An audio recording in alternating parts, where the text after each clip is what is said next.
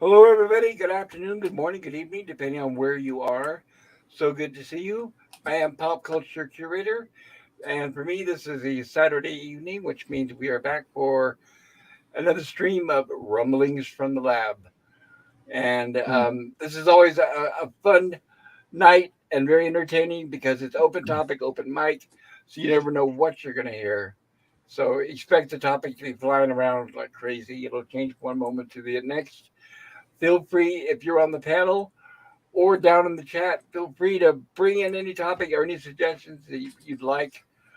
I also put it. I did drop the link in the chat if you want to join us up on the panel. Feel free to do so. And I also put links on Twitter. So hopefully that's enough shout outs, I guess, as they call it. But the first thing I want to say is hello and big greetings to my fellow panelists. Mr. John Gill, how are you doing tonight? Somebody in your chat is complaining about being backstage and not being allowed in. Wait a minute. There That's we go. PvP. PvP. There he Sorry, Oh, is. sorry, PvP. I didn't hear the beep because of the music. thank you. I was wondering if I hit on a link that was messed up or something, but it's all good then. Oh, All right. that's what PvP stands for. Okay. Yes, Pleasant Valley Picker CA. That's the name of his Oh, channel. So, John, how are you doing tonight? And thank you for bringing that to my attention, by the way. and yeah, it's yeah. First time we talked tonight. Yeah, we just spent the last like 2.5 hours together on my stream. Um, how am I doing tonight? The same as the last 2.5 hours that we were on my stream. Well, then I hope that's a good thing then. Yeah, pretty Well, much. well, I'm glad you're here. Thank you for joining us. I really appreciate your presence. And hello to Stone Racket. How are you doing tonight, Stone Racket? Oh, doing pretty good here. I was just watching a past stream on Jill's channel for the Star Trek episode "The Devil in the Dark." Oh yeah, her favorite. Yeah, I started watching it, but it was getting pretty late, so I last night, and so I continued just a little while ago. I still got about an hour left in it, but yeah, I was enjoying that. But my goodness, Jill called the Horta space lasagna. Yes, she did. It does look like that. Yeah, it's Soup either and cheese, right? pizza or lasagna. Yes, exactly. Yes, I completely agree. That was a good episode, and yes, our TOS streams our TOS streams tend to run a little long, 3 or 4 Yeah, hours. So yeah, I can see why it takes a little while to get through it. yeah. I watch. In fact, I've been watching some of your past Lost in Space, and then I mix it in with some of the past Star Trek streams from Jill's channel. So oh, thank you. I appreciate that, sir. trying to catch up. I know that's going to take a while. We've been streaming now for over a year together, Oh yeah. but it's great because she's an amazing and fantastic co-host. So I love having Jill on there. Well, so are you. You know. Hey. Oh well, I try to pitch in when I can. Yeah, you do a great job, and I love your channel and your Lost in Space retrospective. Thank you. John Enjoy. Stoner, that's the new one. What was that? I got a new nickname in the chat.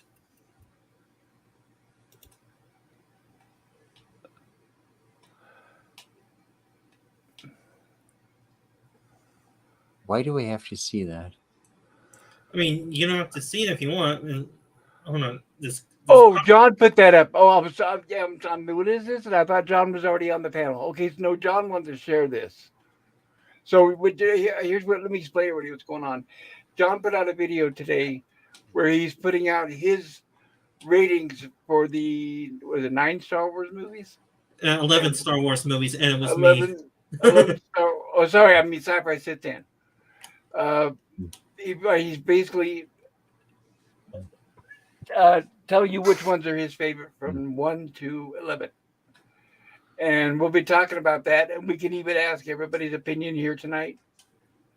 of what you guys think about the Star Wars movie. If you're fans, where you rank them, and then a little later on, we'll be dropping the link to his video so that you can check it out. Because I want to give credit where credit is due, and it's his idea. He came up with it. I'm going to remove this from the screen for now, but we will be returning to it, Dan. All right, that's why I just want to give you the link in case you want to show them what my favorite movies are, though. Oh, absolutely. That's why don't click unshare or whatever. Leave it on, and then I'm going to save it here where it says add to stage, and then we'll bring it up here in a little bit after we say hello to everybody. Okay, so it's your turn. Back to Sci-Fi Sit Dan. How are you doing tonight? Pretty good. I just finished my live stream about 20 minutes ago. Oh, I'm sorry, I missed it. I was busy on John's stream. So, but I'm gonna try to get everybody's. So I'll be bouncing back and forth. I promise. That's all right. I mean, I was able to talk to Val Mike to entertain myself with him. Oh, Val Mike, I hear he's a nice guy. I haven't met him yet myself. Oh, he was in my chat to keep me company. Oh, okay, gotcha. I'm sorry. I didn't know I would have been there too. I've got notifications set for both you and John Gill.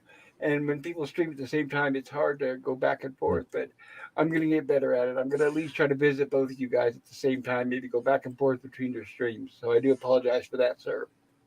Does John Gill usually stream around the same time I do, or does he? Does he schedule? Is his schedule flexible? No, my schedule is Saturday night midnight, which is 6 p.m. Eastern time, 5 p.m. The what's it called? Central time. And it's 4 Pacific time. No, Pacific time would be 3. It would be 4 Mountain time. Well, my math was off then. Yeah. I guess it's PvP's turn then, if he wants to go. Absolutely, PvP. How are you doing, sir? What are you up to tonight? Well, I'm here with you guys on the Rumblings, so I guess that's pretty much what I'm doing tonight, at least for the next few hours. Yeah, just not doing a whole heck of a lot, actually.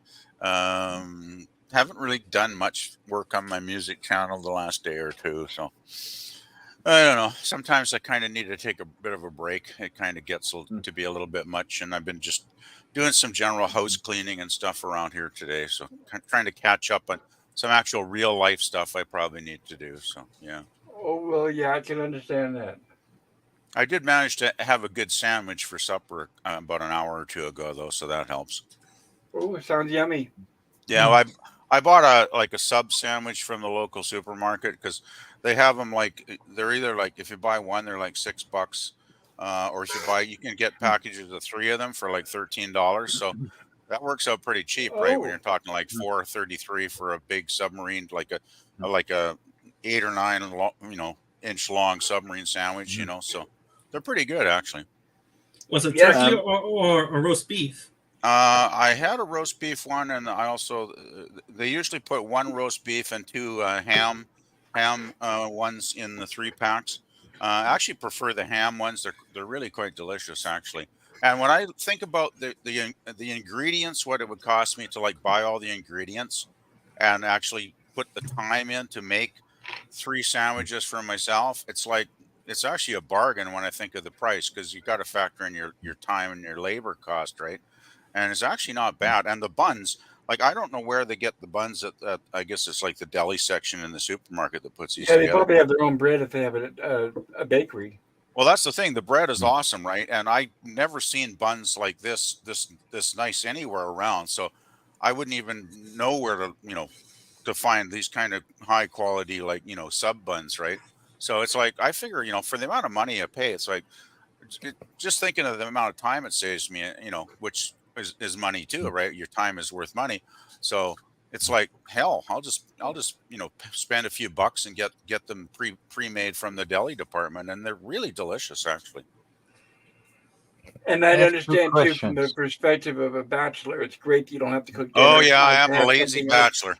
Yep. I'll tell you, it's nice to have something already made. You just grab it and eat it. Damn right. Well, the thing is, if I didn't buy that, a couple days ago and put it in the fridge to have it over the weekend, I might not have even bothered getting around to eating today. So, because I'm bad at that, right? I mean, you know what Oops, that's all excuse about, me. right, Pop? Oh Sometimes you yes. just forget to have you forget to have supper because you just get doing other stuff. Well, like for me, sometimes these these streams will go really late. Oh Like yeah, sometimes for me, like 11 to midnight, and then by the time it streams, I'm like, oh, do I feel like cooking something? Oh, probably not. And I'll yeah, just say, oh, I'll just crash and eat something tomorrow. yeah. Dude, I it's remember 3 a.m. here. what was that one you went? I think it was like midnight Pacific that one time, like maybe a month or two ago, Pop. It was I like a think so. six hour marathon, I think, if I Well, believe it remember or not, correctly. I know that. Yeah, I know this is gonna sound foolish, but I'm gonna have to start making longer streams, unfortunately, or Oh, fortunately, depending on your perspective. I don't mean that as a threat, anyone. is there a particular reason? I'm curious now. And Watch hours Yes, probably.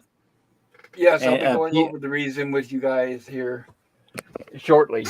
And by the way, if you're out there listening out there in the Ethernet, and if you can hear me, good luck, Gorilla. I know you were having issues earlier, and I know you weren't able to make Uh, your stream, and I'm sorry to hear that. But I is hope you could join us if you're out there. is Gorilla having internet problems again? Like he seems like he's had a lot of those the last Well, month I or know so. he had the problem with his Walton stream, but I know he had to cancel tonight's review for some reason. So I wish him the best because whenever I Uh, have a stream, he is sorely missed. yeah, Gorilla's always a lot of fun to have on the panel. Yeah, it's PvP, PvP. You were talking about the timer streams. You know Jedi Bill, right? And he I streams I know of him. I like haven't. he streams into like the latest. I mean, he's from Arizona or Texas, I think. I yes. think he's from Arizona. And he streams into like it's gotta be like I don't know 5 a.m. there, and over here it's like already early in the morning. 1 or 2 in the Streams morning. forever. Yeah, he do streams that are like 12 hours. So I've seen 24, 36. Yeah, I can't manage a 12-hour stream. I mean, Well, there's no way I see can the stay up till 5 a.m. yeah, That would just the thing burn me out. is when he was doing it. Okay, I don't think he's done it recently, and he's not the only one. Other people have done it too. But Oh the hell yeah, reason why he did it originally was he was trying to get up those watch hours so he can get monetized. that makes Yeah. sense. I suppose. Yeah, yeah, I can Yeah, understand that. but like me, I never really concerned myself. I never counted how many hours. I just did my thing, like just the way I enjoy it. And but when of course, I've always had bad luck. When I got to the point and I reached the point where I should have gotten monetization, YouTube found a reason not to monetize me. So I'm like, okay, forget it. So I kind of tried to dispute it, and it's been going back and forth. And they told me to try to dispute it again in February, which we are now in February. And I'll go over with you guys like a little bit about what's going on with that process Yeah, here I'd Yeah, like to hear. in a little bit. Yeah, an I've update would had be channels nice. banned, deleted, and all that crap. It'd be nice to get an update. I'm looking forward to what you have to say tonight, then, Pop, because I am. I remember a few months ago when you first were trying to get monetized, and you kept getting some strange message from YouTube that was kind of actually quite confusing Yeah. when you read it out. Because I wasn't exactly sure what the hell they were talking about, and I Yeah, remember when we, same here. Yeah, I didn't yeah, understand either. and then I mean Jill got monetized, and I remember Jill I think might have been on a stream when we were discussing it, and she couldn't figure out or understand why you wouldn't Yeah, have got monetized either, right? It was a mystery to her. everybody got monetized except me. Seems weird, yeah. Well, like I said, Can I've I always had ask? bad luck. Can I ask one question just really quickly? Of course. Because other people on YouTube already know I have that strange fascination of different English accents. I just want to know which states you're all from, that I can sort of sort it out in my head. I am from the Pacific Southwest, California. Yeah, you do sound familiar. Oh, well, good to see you again. And I'm from Iowa, so I have Iowa. Iowa, right smack dab in the center of the United States. Never And, talked to anybody from Iowa before. Yeah, I have what they call a Midland accent. So I don't know. I don't know how I sound to I have a others, good but I have a good friend from Chicago, but yeah, that's he pretty sounds a little close. different. Yeah, that's pretty close. Illinois is just east Yeah. of. I'm pretty close to the Illinois border with along Iowa there. So yeah. How about you, Yeah. PvP? Explain your accent and why do you sound the way you do? Oh, aren't you going to Sith Dan first? Isn't it his turn? Oh, that's No, right. no, we're going I gotta like get these you're on things. the bottom left. Yeah, the problem is I keep doing things clockwise, and then I try to change that up so it's not Oh, boring. I But then can I I forget can go. again. I can go now if you like. I mean, whatever. Sure, It's your channel, Pop. So it's up to you. but I But did It not was yeah, forget. I did one not row forget this after time. another. I'll go then if that's cool. He's from Ontario. No, I'm not. I have been to Ontario. I wasn't actually too impressed with it, and I'm glad I actually don't live in Ontario. No offense to anybody that lives there, but I'm out in the westernmost province of British Columbia, which is on the BC, yeah. Pacific Ocean. I'm about 4.5 miles east from Vancouver.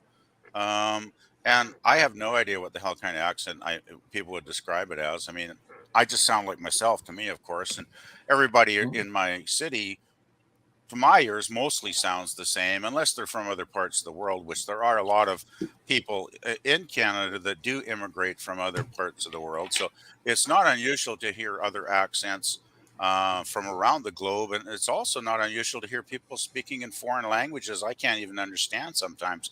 But the amazing thing is everybody seems to get along, and it's generally quite a laid back and peaceful here, Very and cool. people just seem to get along with each other, which is nice. One question. Do you say out? I don't get that about a boot. They go About. boot. It's like, no, I say about, not a boot. And there's a big difference. About. Really, if you want to really piss a Canadian off, just tell them that they say a boot, because that will No, get it's about. about. Yes, About.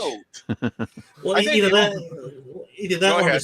either that, or mistaken for American. Then they get pissed off that way. Oh, I know. It's pretty, yeah. People get pretty sensitive about their language and their accents, right? I mean, which I can totally understand because, I mean, I remember I got in an argument one time with somebody from the US. It wasn't like a verbal argument, it was just like a text argument back and forth and some comments that I'd left on a stream. And they kept insisting, oh, you say a boot. And I say, no, I've never heard anybody pronounce it that way in my entire No, life, and me I've been neither. around for a while. And they kept insisting back and forth. So after about a dozen times, I just said, fuck this, and I just left. I never went back.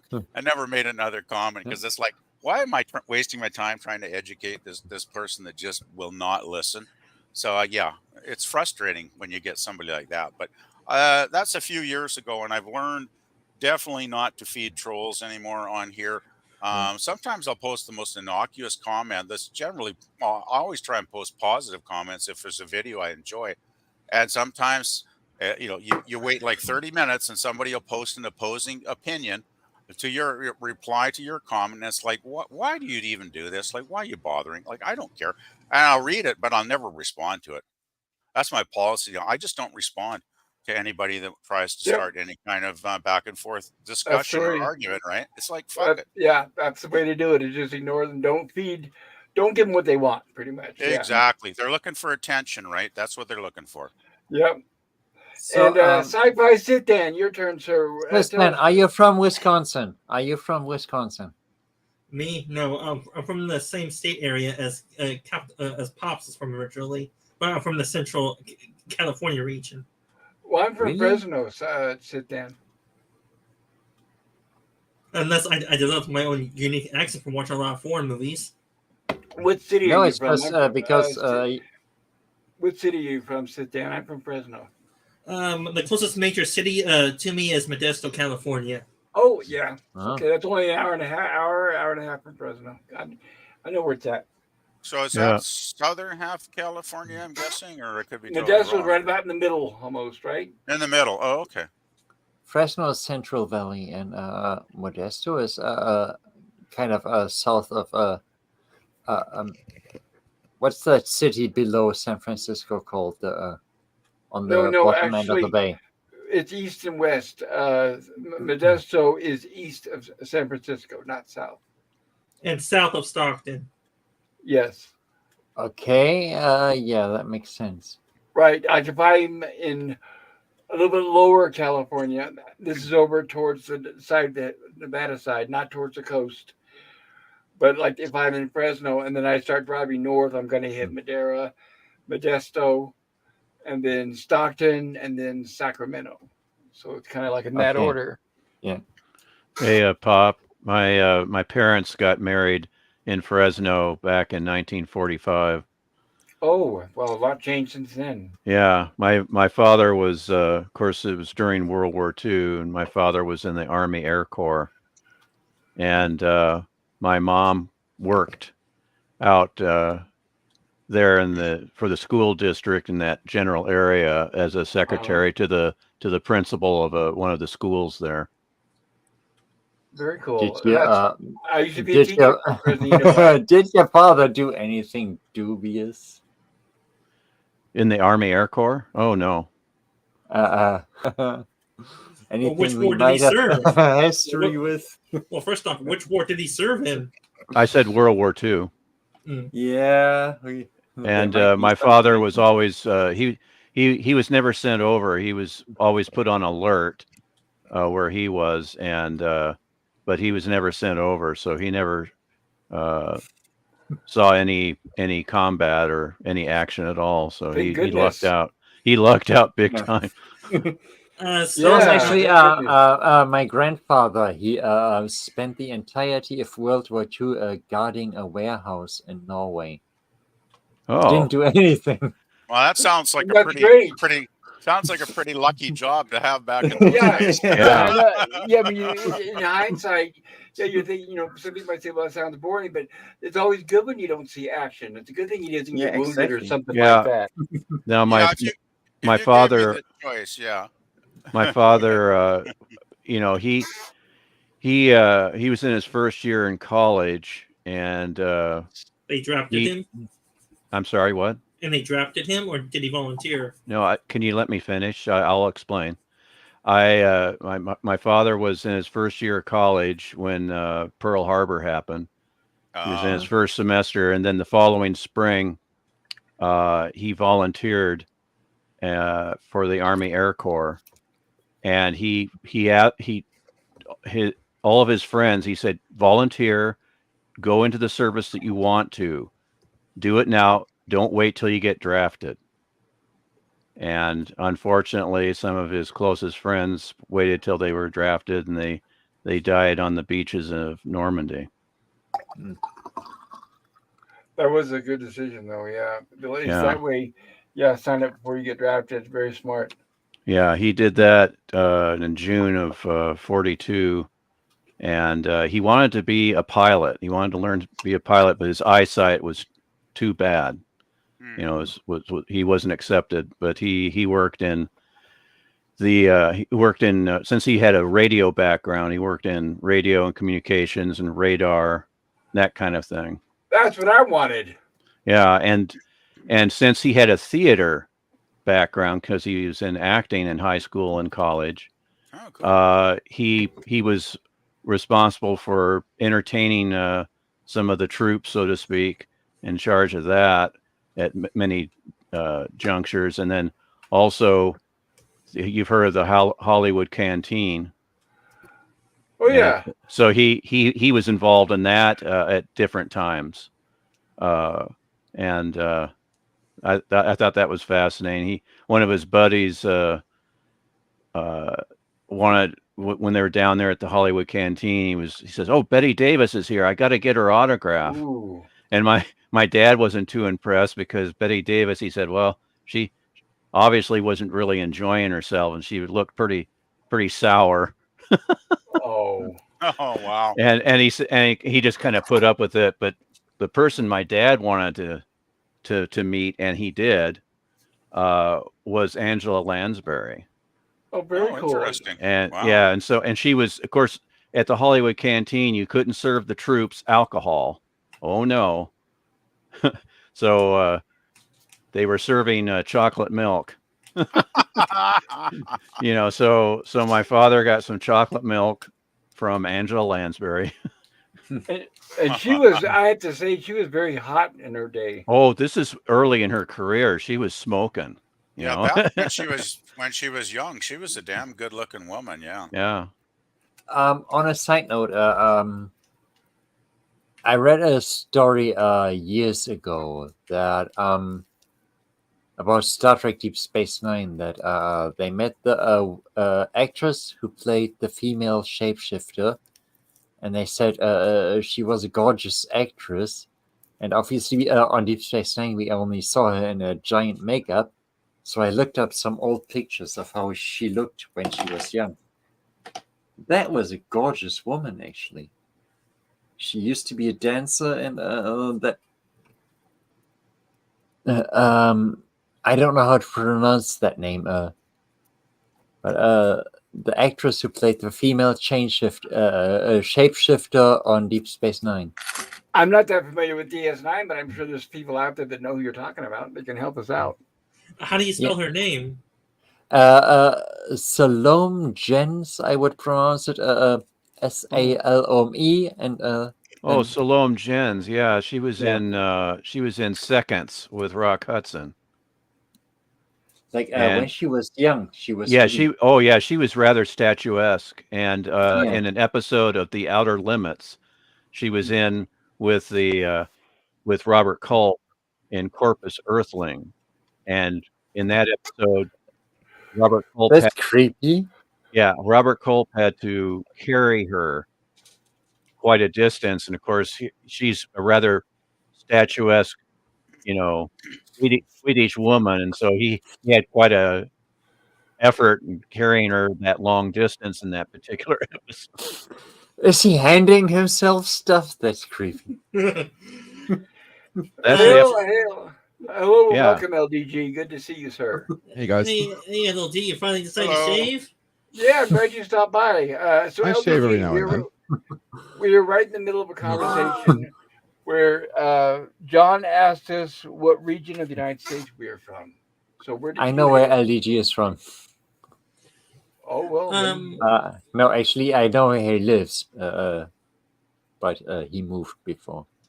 oh, what state I was born in, or where I'm from? Which state were you born in, or where did you grow up? I was born in New York. I was raised in New Hampshire and Florida. Very cool. So he's Yes, a New sir. Yorker at heart. He's a New Yorker at heart. If that, Guess that you is could where say it that. came from. If All you right, think where I'm you're going from to- owns you, yeah. I'm going to. I feel really bad, and I need to apologize, everybody. I have not addressed the chat yet, and it's already been 30 minutes, and I'm really, really sorry. Gorillas here. But I'm going to say hello and shout out to everybody. I usually try to read all the chats. No disrespect to anybody. You could Stone ignore Rocket. mine, Pop. Stone Racket was the first one here saying, "Yay, I'm first once again." And he also says, "Greetings, pop culture. Let's talk about things and stuff." Absolutely. And thank you for coming early, Stone Racket. I appreciate no that. problem. And Skip Pleasance. Okay. And John Gill says, "I'm trying to make hand signals." Okay, that was before I get. That was when PvP was trying to get in. Yeah, I Thank you. think I thanked you, John, in the chat. I believe, if I remember correctly, because nobody was noticing I was even there for a while. I was like, oh, did I get a bad link or what? I was kind of wondering what was going on, but Yeah, and there I got the nickname John Stoner. I still want to hear the backstory on that. John Well, I Stoner. can tell you, he just forgot a comma. It's supposed to be John, comma Stoner. I don't know why they call me Stoner. Yeah. John Stoner. It's Stone Racket, so call me Stone for short if you have to, but not Stoner. Whoa, the color. Oh, I I do never not saw the smoke. R. I do not smoke the devil's lettuce. Gap After Dark I says, just "Hey bought Pops, regular John's lettuce. PvP and Sith Dan. Good to see you, Gap. Hope you're doing well." Gap I says got hello all. John Gill says John and Taylor Swift. Greater than Disney Star Wars is waving hello, Taylor Swift. So good to see you. And I'm sorry I'm reading these so late, everybody. Like I said, I do apologize. Taylor Swift says hello all. Gap Hello. After Dark says Taylor. And Gap says, I'm from Pluto. I don't have an accent.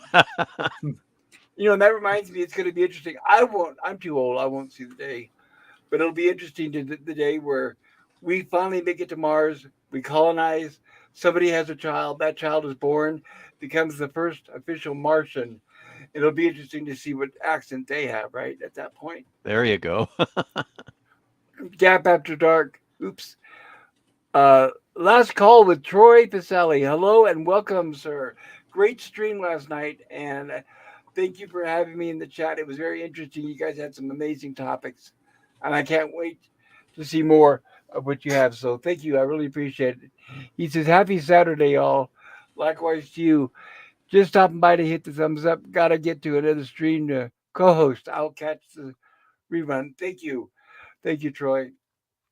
And yes, everybody, if you get a chance, if you like my stream, consider hitting the like button. And Gap Hey, I After won Dark $100 says, bucks. all right, see, there's $100. somebody with good luck. Nice. See, I don't have good luck, but LDG does. Took $40 to get it, but $60 still. Is that a Yeah, that's scratch not off? bad. Mm-hmm. Yeah, I don't have any luck. I've tried, but I can't win anything. The odds could be 1-1, and I'm going to lose. Gap After Dark says, "Hey Troy," and Gap After Dark says, "Hey Troy." Oh, I guess he's correcting the spelling. And Troy says, "Hey there, Gap After Dark. Lemon Pie. Hello, Lemon Pie. Good Hey, to see Lemon. you. Hey, dudes. Can't stay long. I'll be back later if you're on a while. All right, Lemon Pie. Well, we'll be sticking around as long as we can." Lemon Pie says, "Chocolate milk from Angela Lansbury. I didn't know this would be X-rated." Yeah, just tell her, pour it on her body, and then come and bring it. Gap After Well, Dark says, "Hey, Lemon Pie, LDG." And Lou. there's my good Umbrella. friend, Gorilla's Random Thoughts. Gorilla says, "Hey." And Gap says, "Hey, Gorilla." And hello, Edge of Time. Good to see you. Edge of Time says, "Greetings from the Edge of Time." And Gap After Dark says, "Hey, Edge." LDG says, "Hi, guys." And Gap After Dark says, "The pickles. The pickles." My favorite are dill, I have to say. Taylor Swift, greater than Disney, Star Wars, and MCU says, "Did you get that dollar I sent this week?" Yes, I did, by the way. I checked after the stream because I wasn't sure how to do it, and I did get that. So thank you very much, Taylor Swift. That was very, very kind of you. Yeah, and even though I'm not monetized, I do have a link to my Patreon. So if you people have too much money and want to give it to random people, I mean, come on, I deserve money. Well, that's always a good reason, right? I don't know for what, but give it to me. will you accept catnip? Yes. Okay. John, is it on your YouTube channel, or do you have to post a link in the It's chat? it's under all my YouTube videos, my Patreon. I have like I disabled everything except for the $1 subscription. Everybody else has like they're acting like OnlyFans, so you should give them like $50 subscription. I'm like, what the fuck? I'm not worth Ooh. that kind of shit. I'm not like a porn star. Yeah, it's Fucking definitely more than like I that. can afford. I mean, $1 is more than enough for me, and I can use it to no, buy like a package of Smoke. sliced meat or whatever. Okay, not anymore nowadays, but I could have used it like that 2 years ago. Yeah, Patreon's Yeah, quite a big deal, though, isn't it? Like, so many channels that have a link to their Patreon, and they'll like put a condensed version of a video up on their channel for us, cheap buggers on YouTube that want to watch it for free, and then of course they'll have the link to the Patreon page, and it'll be like $1, $5, $10, whatever. A lot of people have those different levels, right? Mm. And it's like I've never gotten around to like, paying anybody to watch anything on Patreon, because usually I'm quite happy to watch the condensed version on here. You know what you get in return for subscribing to my Patreon? The same thing that war is good for. Absolutely nothing. Well, at least you're honest, John. I say it openly. You don't get Seriously, though, some anything. of these people, like, I think the worst ones are some of the reaction music and movie reaction channels, and they'll watch a movie or they'll listen to a song or whatever the hell they'll do, and they'll go for the full version. Go to my Patreon page Yeah, and subscribe. that's actually something that Salty Tracker put me on with his their special Patreon or whatever the support salty whatever.com. If you subscribe and pay money, you get extra content. Oh yeah. I don't give a fuck. Yeah, well, the thing is, most of the times the condensed, if they do a movie watch, say, and it'll be the condensed version, and they'll say we watched the entire film on Patreon, but at the end of the video, they have no intelligent comments to make about the damn movie anyway. They just sound like drooling idiots most of the time. At least a lot of the ones I've watched, sadly. And it's like, why would I pay money to watch the full movie, which I've already seen anyway, just to hear your dumbass comments at the end of the video? It's like, I'm not paying money for that, guys. And see, that's And why that's why when I cover stuff like Gilligan's Island, Lost in Space, and horror and sci-fi, we try to add as much as we can to it, rather than just have you watching us watch a movie, because that is very boring, and I've seen channels like that. So Yeah. I usually try to dig up as much like behind the scenes info, trivia, and things like that I can. Try to make it Right. new, for everybody. And I know it's not easy. We're going to be, hopefully, if everything works out right, when we're done with Gilligan's Island, I'm considering covering Night Gallery. And if I do, there's an amazing book that really has a lot of detail behind the scene information. And if I can get my hands on that book, I'll do the Night Gallery and reviews. It depends if I can get that book. It's not easy. Oh, really? Pop, I need to ask you something, even though I'm still here, so it's kind of half answered. But because after I said I don't give a fuck, because I'm new here, I never asked you on your policy on swearing, because I know Americans are sensitive about that. I do that beep beep beep thing, and kind of like. Well, the way it is on my streams, when I cover TV shows and movies, for example, okay, Monday and Wednesdays I do Lost in Space. Those I usually restrict the language to rated G. It would be like what you would hear on television in the 1960s when those shows aired. And the reason why I do that is because sometimes I might have kids coming on watching them, and I'm hoping to turn those young kids on to the new generation to those older shows, because I think they're more amazing than what they make now. If I do the horror sci-fi stream on Tuesday nights, I allow shit and fuck here and there, because the movies are usually rated R, and the content's different than Gilligan's Island or Lost in Space. When I do Rumblings from the Lab, it's pretty much open. I have to be careful that people don't insult each other, call each other names, and there's not much like if somebody says, "Oh, I had a terrible fucking day," it's like, okay, that's understandable. There's no problem with that. But what I do is I've got hello, Daniel, welcome. Hi, Daniel. I want to make sure Daniel again. I just want to make sure. Now, everybody, what I'm about ready to do is not common. I'm just using this as an example, so there's a disclaimer. But I don't want people to come on and say, "Oh, fuck this, fuck that, fuck," where "fuck" is every other word, because that's not really necessary, and you're not really making a point. Yeah. What the fuck? Yeah.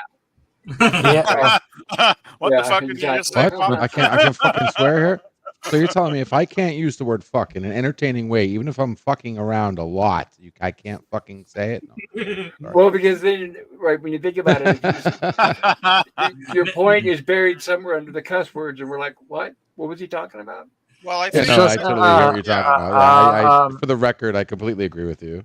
It Yeah, just you got it reminds right, me of it reminds me of the story I told many times, that I used to here in Germany all the movies are dubbed in German, and I watched one of my favorite movies used to be Event Horizon, and it was super light. And then we watched it in the original, and we thought like the main guy, Lawrence Fishburne, was like, fuck, fucking, fuck, fuck, fucking, fucking, fuck. What? Yeah. He doesn't talk like that in the German dub version. So it got lost in translation, is what you're saying, John? They removed a lot of fucks. Oh So- gosh. Now, So did what they is the just German- remove it, or did they remove it, or did they replace it with a word like fun, fun, fun, fun? No, they just made him talk very politely. Yeah, because it's funny sometimes when they dub over movies, they'll dub it with words where they look the same coming out of the mouth, but they're completely different Yeah. words, and sometimes it's hilarious. Well, yeah, the worst was I think like back in 70s and 80s TV, they'd overdub a movie that was like R-rated or whatever, and they'd well, of course they instead of the curse words, you'd hear something ridiculous that coming out of the actor's mouth looked similar, but it was just ridiculous. It was like, oh fudge that, oh fudge this. It's like, Yes. what the hell are you talking about? Yes. Yeah, I just recently rewatched Galaxy Quest, where you Oh, I can like that show. exactly see the Screw lip that. movement. Screw that. Yeah, and I remember seeing that on the big screen, and where her mouth was like 20 feet wide, and it was very obvious. It's like, come on, guys. I actually the other day I read that the director asked her to dub it as badly as possible so that people really notice what what she's actually saying. Well, good for the director, I say. And it's a great movie. Oh, it's So, a yeah. wonderful movie. I mean, it's the best satire of Star Trek I've ever seen because not only is Hey, it yeah. completely, it's not Sorry. only a complete great satire on Star Trek, which is very accurate, I think, in a lot of ways to the Star Trek world and the fans, but it's also a really affectionate homage to the franchise. Like it really gets why people love that show so much. It totally gets it, and it's just a great fun film on its own. Even if you'd never seen Star Trek, you could probably still enjoy it, right? Yep, It's I got a agree. good story, good cast, good special effects. I mean, everything about that movie is a lot of fun, really. Yeah, I've watched it probably like 8 times by now. It's Well, the last decent Star Trek movie we've had. Yeah, That's what I was really. going to say. It's the closest to TOS movies, too. Yeah. It Because is. at that point, Yeah. when it came out, they'd already stopped making the TOS movies, and all we have are the TNG movies. And I remember talking to my friend saying that's the last good Star Trek movie we're ever going to see. And I've been yet to prove wrong. It really is an homage to TOS, definitely. Yeah, after First Contact It and, is. and Galaxy Quest, the next gen movies after that were terrible. Well, that's if you Yeah. like First Contact, which I personally did not. I enjoyed Yeah, First Contact, but that was the only one of the next gen movies. I thought the rest of them were pretty much garbage. I didn't Yeah. like First Contact because of the way they portrayed Zephyr Cochrane. That was my one. Yeah, I agree with you there, Stone. Yeah. That was my one big criticism. I did not like the portrayal either because it was so different than the TV episode, right? So yeah, I Yeah. 100% agree with you on that. Other than that, though, I did enjoy a lot of the film. I kind of like finally seeing Picard like grow a pair and actually turn into a little more like Kirk and be a bit of an action hero for once. Because usually he he was just already- damn diplomatic. It got boring, right? Yeah. We already did that in Starship Mine. Don't say that to the Picard fans. They're gonna. Oh my god, they're gonna riot. Well, I don't really care Well, too much. I, about well, Picard fans. well, PvP. I will make it worse by saying that type of Picard mode. I hated that because it was so damn boring to me. I hated that mode of him. Well, I guess we have different opinions. I mean, I thought Picard was kind of fun in that film because he kind of wasn't like his usual reserved self that he is in so much of the series. And don't get me wrong, I mean, there's a lot of Next Generation episodes I really like. There's some really good episodes in that series, but I just think Picard sometimes he just could have loosened up a bit, if you know what I mean, if that makes any sense. Like he was kind of like really stiff, My personal opinion as a longtime Star Trek fan of most of the Star Trek shows, I don't want any of the captains to be like each other. I want all of them to have their own very distinct personalities. The one thing I like about Picard is that he is not Kirk, and the one thing I like about Cisco is that he's not Picard or Kirk. Oh yeah, I agree with that. Yeah, I'm just saying for me, Picard. I mean, don't get me wrong. Like I said, I think there's some excellent episodes in Next Generation, and there's episodes where I think Picard, is fantastic as a character. It's just like I grew up watching Kirk because I started seeing 1969 when it went into syndication on my local channel was when I started seeing TOS. I grew up, watching Kirk, and he's always going to be my favorite captain. It's just probably because that was my introduction to the show. But I mean, I like Picard. I think Cisco is my second favorite. I think Cisco was an awesome captain because he had some balls too, right? Because he could really get nitty gritty when he had to. And even Janeway, I don't mind. Yeah, I mean, the whole thing about the criticisms about Picard not being like Kirk. I mean, nowadays in the secret hideout era, we know what Star Trek turns into if we recycle everything from the past. That's why I like that TNG didn't try to recycle TOS. Let TOS be TOS, let TNG be TNG, separate them, make them they definitely different. are separate, yeah. Yeah.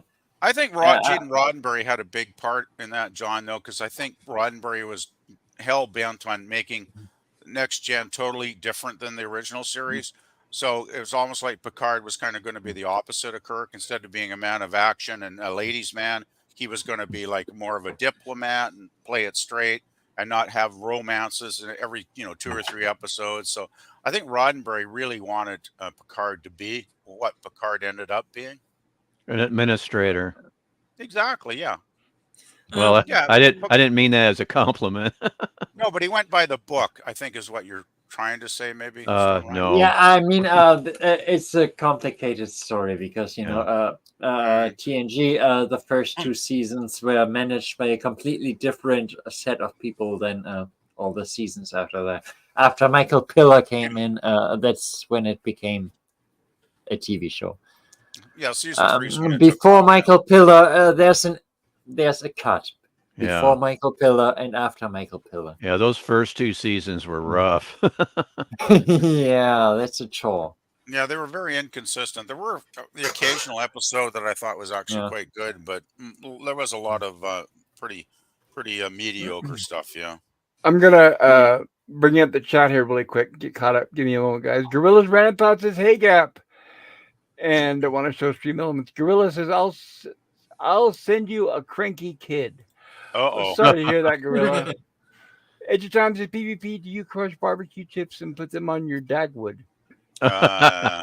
No, I'm not quite sure. You could take that several ways, but no, I don't. No, PvP. I my potato chips, put them on my sandwiches. It's really good. It adds texture. Is it? PvP. Who the hell wants to do anything with their dad's wood? PvP. Really? Okay. PvP, please. I'm here. Yeah, I just wanted to say, you know what a Dagwood sandwich is, right? Oh, I know. I was just making the double. Blondie. Yes, I know. Dagwood. Yes, I've seen the comic. Do you guys remember the tall, super tall sandwiches he would always make? Oh yeah. Okay. Oh yeah. Do you remember the movies of Blondie? Yep. I saw those. They were like kind of like syndicated. Yeah, there was in the 40s. I've seen a few of those, and then there was a Blondie show. They weren't bad actually. But that's in my distant past, so I don't have very clear memories of those. I haven't probably seen them in like over 40 years, so yeah. Well, the best thing about the Blondie movies is that's how we got Blondie Street on the Warner Brother backlot, and that's how we got the Bewitched house, the Partridge Family house. All those famous houses that were used for movies and TV shows were all because they built them for Blondie. Oh, really? There you go. Wow, I never knew that. That's cool, Pop. Yeah, I Dream of Jeannie house, all of those. The Kravitz house. They were all reused over and over for different shows. Leave It to Beaver, all of that. Okay, Edge of Time says, "Hail Gap." Gorilla says, "War is good for population control." Yeah, you're right about that. I can think of better ways, but... Yeah, unfortunately, yes. let's just say, experimenting with diseases. Sci-Fi Nation says gorilla random thoughts war and There's no vampires sci-fi are. nation. And Daniel says hi. And Gap After Dark says hey Daniel. And hello Ola Greg, welcome, good to see you. Ola Greg says hello everyone. And Edge of Time says episode 42, Life, the Universe, and Everything. Oh yeah, there you go. Gap After Dark says hey Greg. And Ola Greg says hi Gap. Everybody's saying hello to each other, which is cool. Edge of Time says hi Greg. Ola Greg says hello Edge. Ola Greg says cheers. And LDG says sup Edge. And Edge of Time says hail LDG. Ola Greg says Khan is a superior starship captain. Sci-Fi Sit Dan says Ola Greg, he just couldn't do 3D thinking. That's And right. Ola Greg says it was an off day, Sci-Fi. And Ola Greg says the starship captains of Kirk's time were a peculiar bunch. Yeah, I guess some of them had some nefarious reasons. I guess they weren't all good, I suppose, right? It seems like with TOS, a lot of times they were bad guys for some reason, or they were off the deep end. Yeah, they're always screwing up, and Kirk had to go in and save the day. Yeah, when you think Um, about it, at the end of the 5 year mission, now remember, guys, at the beginning of the 5 year mission, there were supposedly 12 uh, Constitution class ships. And by the end of the 5 year mission, what was left? Like two or three, maybe at the most? Most of them were destroyed, right? There's like half of them were destroyed in one way or another. Uh huh. I have a statement / question for you Star Trek fans on the panel. I read a comment on one of the YouTube videos about old Star Trek movies about there are different types of captains. You bring Captain Kirk to a battle, Janeway to the battlefield, Cisco to plan a war, or then Picard to negotiate a war. Like, if you were to do those type of captains, how would you describe them? What? You were just read random. No, I think what he means is what scenario do you think fit each captain best? Yeah, like I could see Captain Picard as the negotiator, the main diplomat to end the war. I could see him doing that. It'd be very boring for me to watch him do that. Well, I was going to say, and that works only if you have the bad guys who are willing to be suckered or fall for it. Because you have to remember the plots were always written so that he conveniently talked his way out of everything. That doesn't happen in real life at all. So that's one of the reasons why I'm just not a fan of Picard or the way his character was written, because that's not how. That is a cop out. That's a total cop out.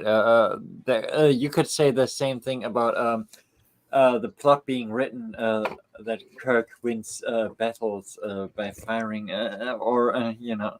Yeah, but well, Or, I'm just saying it's more. Or Cisco winning wars by having a Actually, fleet. Or, no, that's that's a actually cop out. no, that's actually apples and oranges. That's actually completely something. Yeah, completely it different. is, but it's a cop out. That's the thing. Of course, always the plot is always written that the captain wins. Well, in if the you end. like that, that's fine. I don't like that. That's fine. I agree Yeah, with but that's disagree. the problem. If you make these comparisons, you're actually making the apples and oranges comparisons. That, of course, I mean, Kirk always won every scenario as well. What reason did the First Federation have to fall for the Carbonite maneuver? Because the script said so. Yeah, but Well, my point is, if you Well, you could have, say that about every TV episode. Yeah, exactly. yeah, That's a total yeah, but cop that's out. not my point. My point is that because of the way the Next Generation cast were portrayed, in my opinion, I thought they were a bunch of cowards, and they're always talking their way out of it. And and I didn't How like does that. that I know make some you people do like that, cowardly? which is fine. Yeah, Uh, that reminds me of a joke, Pop, hey, comparing shit, fuck. Sorry, Go ahead, excuse me. go ahead, You may have to Somak. mute. comparing TOS to TNG. In TNG, when the Enterprise encounters a new life form, the TNG crew all discuss their feelings. In TOS, when they encounter a new life form, Kirk beams down and kicks its ass. Well, at least he goes, maybe beams down and tries to understand what they're about before he kicks their Yeah, ass. Right? I wouldn't say they were. No, I wouldn't- that's just a joke. I mean, it's an Oh, I oversimplification, know. but you Well, know, it's not too far from reality in some episodes, actually. I mean, yeah, but No. Well, what I was trying to say before this exploded into a full debate was which scenario describes each captain. Like from what I said before, I see Picard as the diplomat and a negotiator.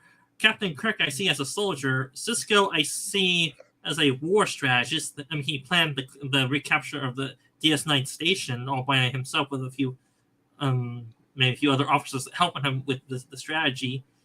That's how I see those three captains. How do you see the other captains ranking, like in certain scenarios? Who are you Janeway's at? a psychopath. To all the Star Trek fans, how would you describe each captain in each scenario? Well, then we Janeway, you better do the say- suicide mission. And what do you think about the other captains, LDG? Where do you see Cisco as a war strategist or what? I don't know if I'd call him a war strategist. I mean, I don't know. I watch him for what it is, but Well, I the mean, thing Cisco did some horrible shit. So thing with Cisco too, he was considered to be like a deity almost, right? For the Bajorans. he They was kind of played like thought a him- fiddle. He was played So- like a fiddle in frickin' that one episode with Garrick, for God's sakes. Well, Pale yeah, Moonlight. that's one He aspect wasn't I never exactly- really liked. I never really liked that aspect about Deep Space Nine, actually. Oh, I 'Cause I mean, love Deep Space Nine. Don't get me wrong. I'm Oh, I just love saying, Deep it's trying to Space place the Nine. captain. It's like, But the religious Yeah. stuff, I thought, often bogged the series down. At least to me, it did. I don't know. It seems like this I is like a difficult. It seems like this is a difficult question / statement for you guys to answer together. Well, I think everybody has a different opinion. That's probably why. And I mean, look at Picard. I really mean, thought about it. this is Picard the second tucktail- time she did it on Picard live stream. tuck-tailed and ran Fuck. against that one alien who killed the Hoosnock. Yes. What did Picard Oh. do? Did Picard frickin' say, "Hey, listen, you got to answer for your crimes"? No, he said, "Yeah, I'm getting the fuck out of here." And, he was a while, coward in that and while episode. we're at it, have torpedoes fire. That's another I thing. do they like remember to that do. one. Yeah, yeah. I mean, he didn't do LTG, anything. He ran. What was Picard going to do? Seriously, against the dog? Well, again, it's up to the writers. If they wanted Picard to do something, the writers will make him do it. I mean, don't give me He a said, hypothetical when it comes down to the fact that the writer's always going to write an answer for it. Yeah, and the answer was there is no trial to. If he was such a great negotiator, he would have negotiated his ass to answer for his crimes But how? by talking. Yeah, by talking to him. Yeah. But then when words fail, you gotta have the muscle to back it up, though. The whole point of Picard was he had the right words. But not the muscle to deal with it. Yes, I agree with that. No muscle. No testosterone. No, I agree. Well, the point is that you gotta have force to back up your statement. If not, then it's just empty words for no reason. Dude, the guy has Q in his back pocket, for God's sakes. He could have easily got Q up here and said, "Hey, listen, I need your help with this guy so I don't get erased from history." Well, that's No, another Q thing. wasn't on a speed dial. But Picard stood up What? to Are you Q kidding on- me? Of course he had He him wasn't on on a speed dial. What are you speed talking dial. about? Q showed up when Q wanted to show up. Not when Dude, Picard when wanted Picard to was show up. supposed to die, Q was there. I mean, Q's watching everything. He's listening. Yeah, he could just say, but "Hey, when- Q, I need to talk to when- you." when And Q would did pop up Picard- immediately. When did Picard ever call Q? Just because he didn't doesn't mean it's not part of the. What's your point? I just told you my point. When did Picard ever call Q? He doesn't have to. He didn't do it as far as I can tell, but. I always thought Q was basically always watching over Picard anyway, just because he Well, could. okay. You know what? You want me to answer that question? During All Good Things, he was calling Q, and Q showed up. During Tapestry, he was calling Q. He showed up. Because he already that's a knew he technical was answer. there. But Q's omnipotent. He knows. He always knows He knows everything. And the thing is, Picard stood up to Q many times, and he wasn't afraid to do so. So why didn't he tell the who we were talking about earlier that he'd committed a terrible crime and he should, you know, have consequences for what he actually did? Picard should have at least said something. Why should he have to if Q knows everything? I wasn't talking Why about didn't Q. why Anyway, you and LDG, why you guys, didn't you why guys can didn't have Q this. do it by himself?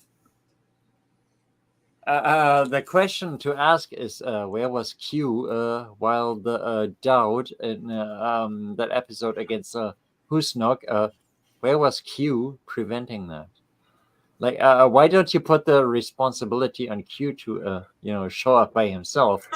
And Q doesn't. this Q guy doesn't is this Q guy doesn't is give a wiping shit. out. Q doesn't give a shit about looking after people. He doesn't give a Yeah. shit about the universe Yeah, but in when general. Picard asks, he has to give a shit. Well, in Why? theory, the Q are there to maintain the cosmic order of the galaxy and of the universe. But Q isn't. He's mainly a troublemaker. He is. Q's a megalomaniac, basically. He only cares about his own thoughts, I think. His own ego, Then yeah. where Yeah, were his the ego. other Q? Where were the other That's how he Q? came off, but I think there was a deeper thing there that we didn't know about. But that was all destroyed with New Trek, so never mind. I don't personally acknowledge that as anything that matters.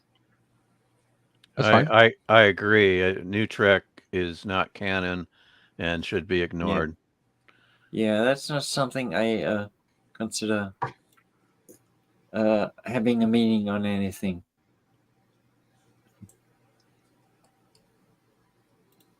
Well, I want your guys' opinion on this. I'm going to share this and tell me what you think.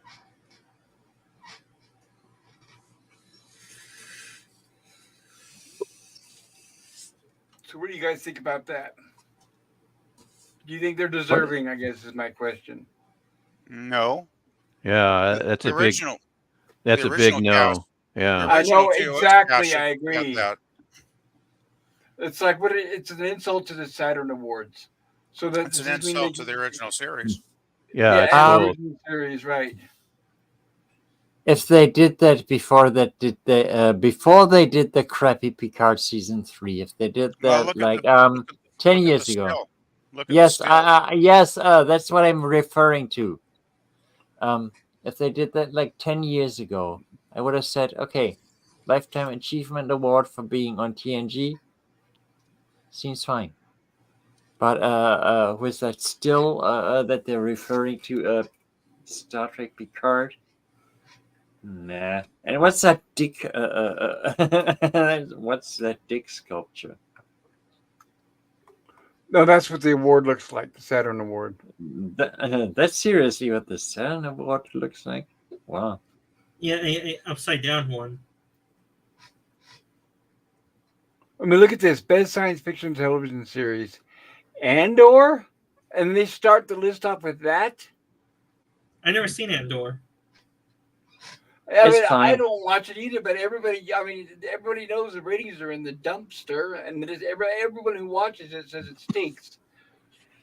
And Star Trek is at the bottom of this list. I never Yeah. saw it before ever.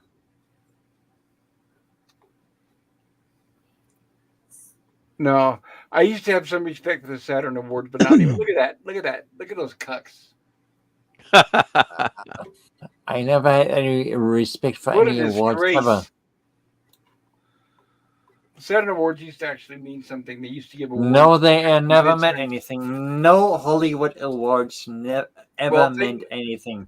Well, I appreciate you talking over and interrupting me, but everyone has Yes, a right to their own opinion. I'll do it a lot more. No, you won't. Not on my channel. You could do it on somebody else's channel with somebody else, but I don't allow anyone disrespecting anybody. You just said you appreciate it. We appreciate discussion, not endless back and forth arguments. Right. Nobody talks over anybody or shouts down their opinion. Everybody's allowed an opinion here. Fair and square. Okay, can someone explain to me in simple terms what is the Saturn Award for? Because I don't think this is in most of that at all. I believe it's a science fiction award of some type, though, I'm not an expert on what it actually stands for, but I think it's for TV shows, but not the. I know we have the Annie, but, Hugo Award, which is more generalized. I think that goes into literature as well as other media, but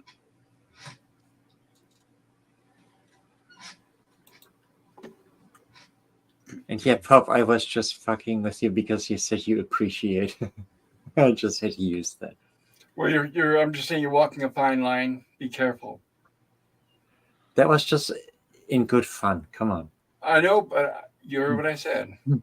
Yeah, I I know. am very, very strict when it comes to people bullying others, and I have zero tolerance for it. I'm just saying, a joke can be a joke, but Yeah. I'm just telling you be very careful because I don't Yeah. laugh at stuff like that. I don't consider that funny. No, that was just the me taking the I appreciate it literally. It was Okay. just supposed to be a joke. Don't press your luck, John. Don't press your luck. Yeah. You're already on thin ice as is, so don't press your luck. I wouldn't say that. I just let everybody know that we don't tolerate that here. Everybody's fair and equal opinion. Nobody talks over and interrupts other people, and you don't criticize people that you don't know. Simple as that. Yeah. Very simple rule. If everybody lived by those rules, we'd all get along much better. oh, wouldn't the world be a much Absolutely. better place? I have I'm the here same to have- rule. The only reason I'm here on a Saturday night is to hang out with a lot of interesting, intelligent, fun folks.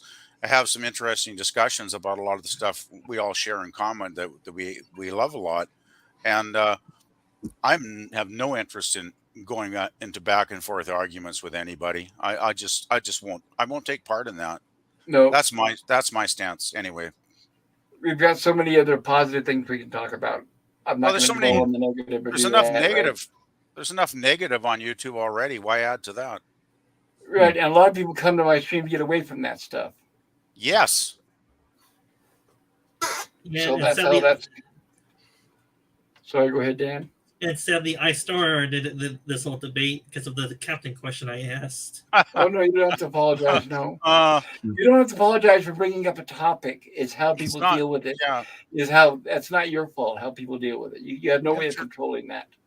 Introducing a topic's not the problem, Dan. It's where it goes from there. Yeah. Yeah.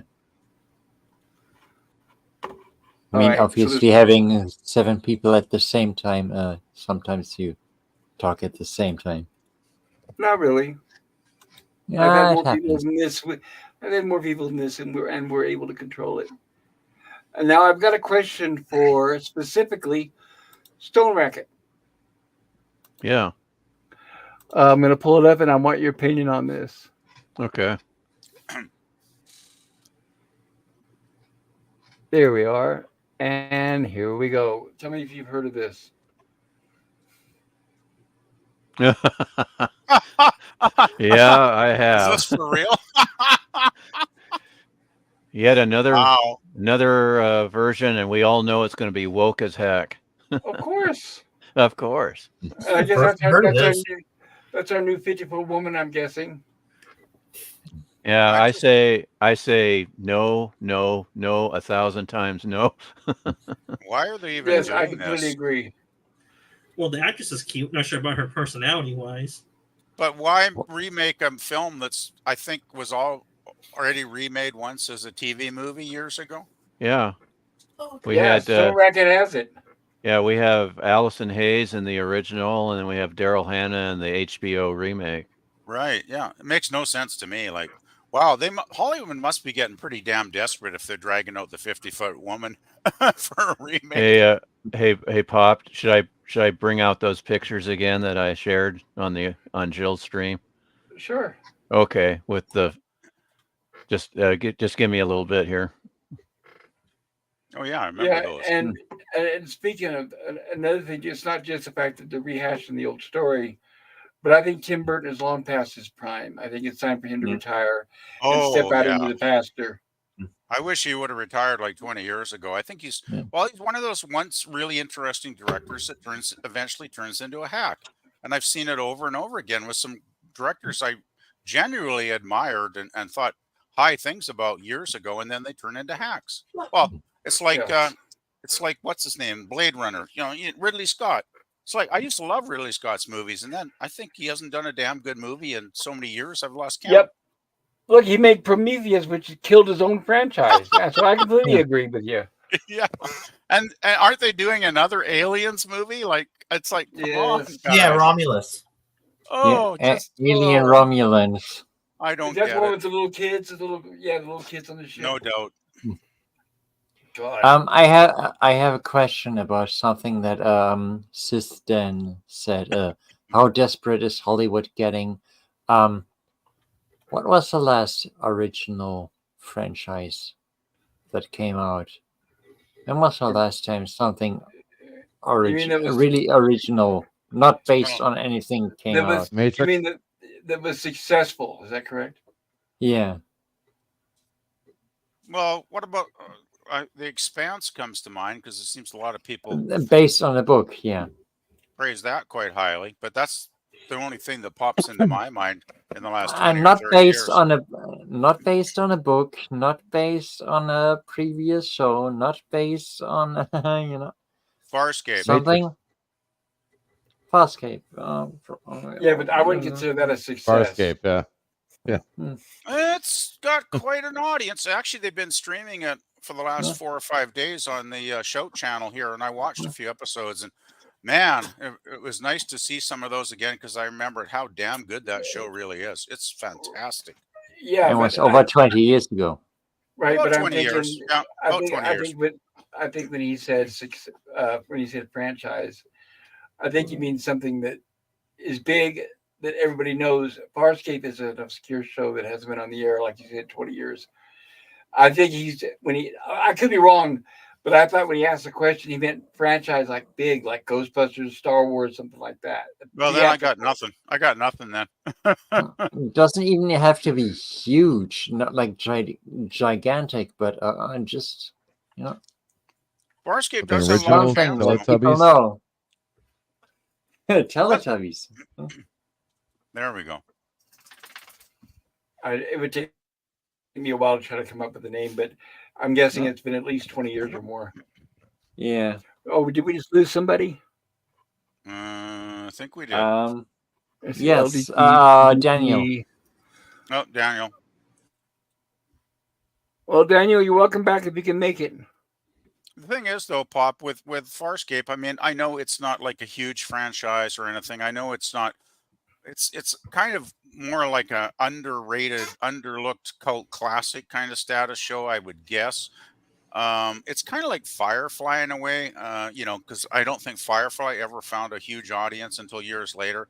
I think the same things happen with Farscape, though. I think as the last 20 years have gone by, more and more people have discovered it, and they've become, fans. And I do remember when they had that cliffhanger at the end of season 4, which was just devastating. And the fans were so angry.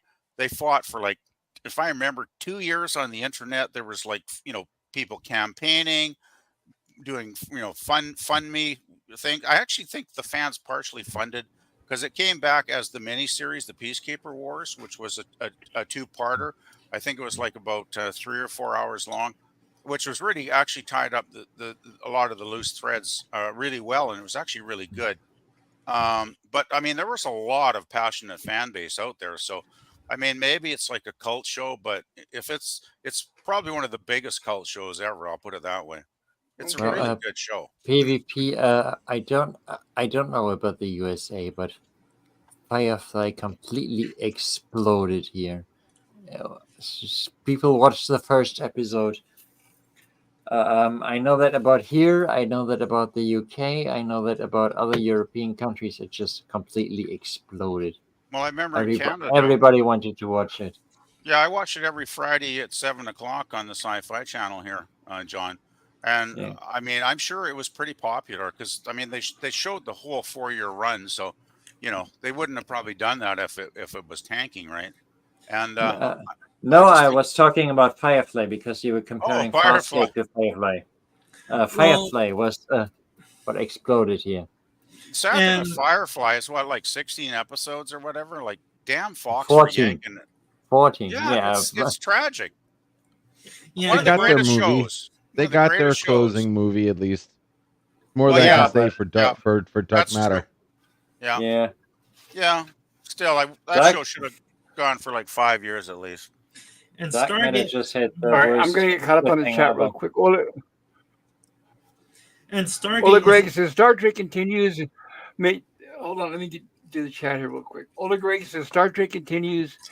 Made the loss of the Constitution class starships a part of the storyline. It worked well. Yes, I like Star Trek Continues, so I agree, Ola Yep. Greg. Ola Greg says I highly recommend Star Trek Continues. Yes, Yeah. It is excellent. it is, and their dedication to the original series is amazing. Yeah. And it proves that Paramount can never do that ever again. Hmm. Taylor Swift, Indeed. I think those are laughing. I'm not sure. I'm sorry. No, those are chocolate chip cookies. Yeah, they're Oh, cookies. even better. And Taylor Swift says, LOL, wow, with flames. And Oleg Greg says, poker versus chess, the core of my maneuver was a great way to introduce characteristics to the crew. That is true. Yep. And Taylor Swift says, Stone Rocket just made TNG sound like it's Discovery. LOL. Well, it is in some. I'm sorry, I don't mean to upset people, but I think it's similar, but not completely. Ola Greg says Kirk was a diplomat first and a soldier second. Thank you, Ola Greg. I Yeah. agree. Yeah, Orler Greg, yeah, to point blank to get down to brass tacks. That's exactly right. I agree. Edge of I Time was just, says I was just Ricardo being silly. Oh, sorry. No, that's fine. Edge of Time says Ricardo Montalban had difficulty getting work after Star Trek 2. When did we do Fantasy Island? At the same time, he was doing it at the same time. I hadn't heard he had difficulty getting work. Because I remember It was Fantasy Naked Island. Gun. Naked Fantasy Gun Island is, was on forever. Yeah, he did one of the Naked Gun movies. yeah, the first. I think he Well, probably did okay. Ola Greg says, I didn't like the religious aspect of DS9 either.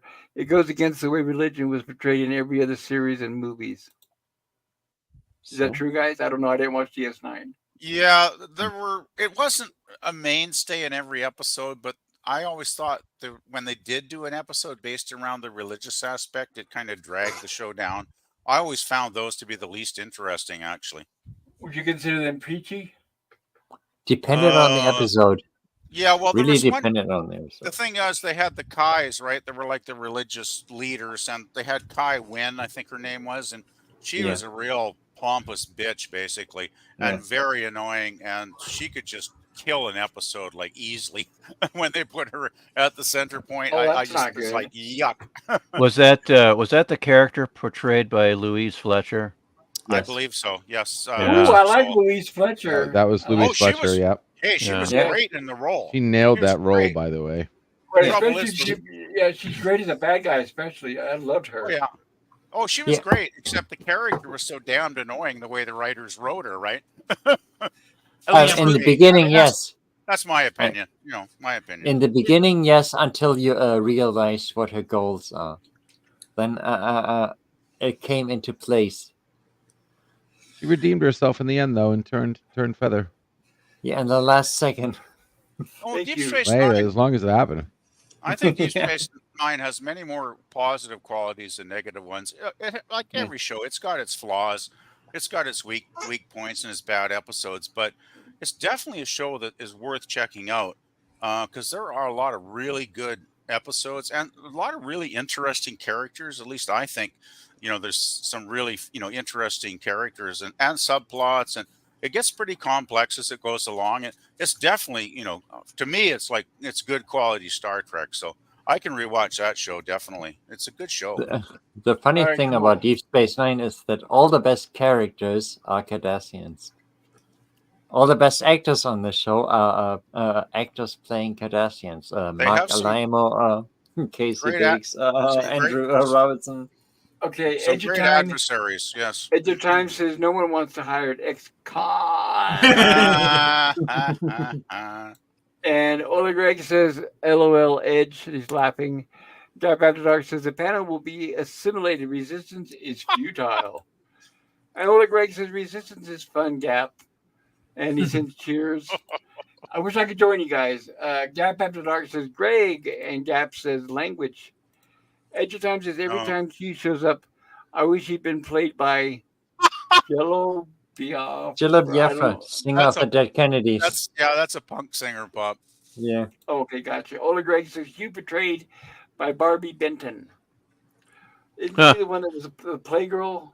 I mean, Yeah, she was Playboy. she was a playmate. Yeah. She She was was pretty hot. cute in her day. Oh, she was damn hot. I think she's one of the few that married Hugh Hefner, right? She was don't his remember. girlfriend. I don't know if they got married. I may be mistaken. I could be as well. Yeah. Edge of Time says nice participation trophy. Yeah, pretty much is what it was. Ola Greg says, okay, I now need an actual alcoholic drink. 12-year-old scotch. Ooh, that sounds yummy. Well, it is Saturday night, so what the hell? Ola Greg says Anson Mount was really good in Hell on Wheels and is the best part of Strange New Worlds. That's Got fine. caught I'm not on gonna. Strange I'm New not. Worlds. I have not seen Hell on Wheels, and I'm not gonna watch Strange New Worlds to find out. Yeah, don't. Just by the pictures and what I've heard and what they've done to the character, no. Edge of Time says his hair should have had its own show. That's one of the points. That pompadour looks ridiculous on him. And Ola Greg says cheers and Gap After Dark. And how can people watch it when we already know the fate of what's going to happen to Pike? Why do they have to keep going back to the past? It just My guess is, Pop, they'd never actually gone back and watched TOS, so they have no idea no, about Pike's fate. they don't. And Gap says cheers, Greg. Gap says set Pacers to stun. Yes, I agree. Ola Greg says Farscape was quirky, but I liked it. Ola Greg says Pacers are set, Gap. Where do I aim? At the panel, says Gap After Dark. Oh no! Ola Not Greg me, says please. I'm not a Photon hardcore Trekkie fan. torpedo. Photon torpedo's armed. Chekhov voice.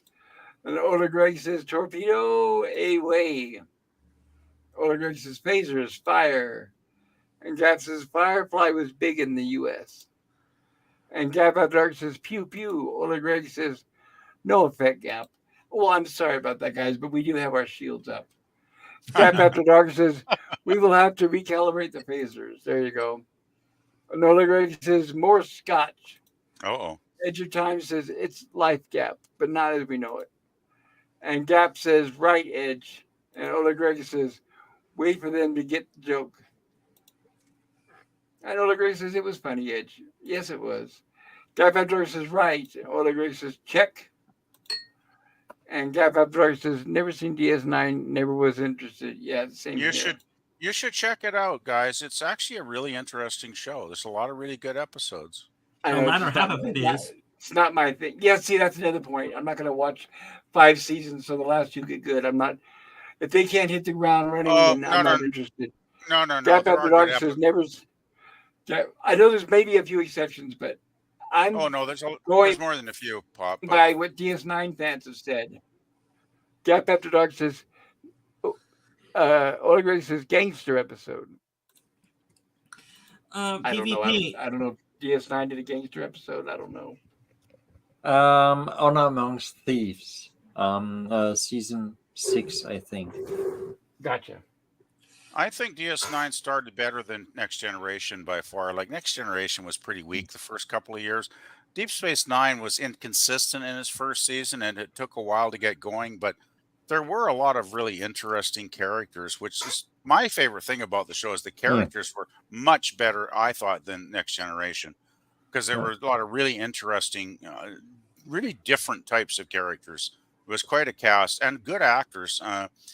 And they did have, like any show, they when they're finding their legs in the first season, of course they're going to be inconsistent. But once they got the show going and the writers figured out what the show could actually be about, I think it got to be a really very entertaining show. And when people won't give something a chance, like even watch half a dozen and see if you might enjoy it, like give it a chance, and then if you think it sucks, then don't watch the rest. But I always try and well, other than the filth new Star Trek, which well, actually even that I gave a chance. I watched the first half of season 3 of Picard, and I gave up at that point because I just thought it was garbage. But I even watched the first few episodes of Discovery and gave it a chance, and then I decided, nope, this is not my Star Trek, and I was done. But I just think, be open minded, give stuff a chance, watch a few episodes. At least that's my opinion. Anyway,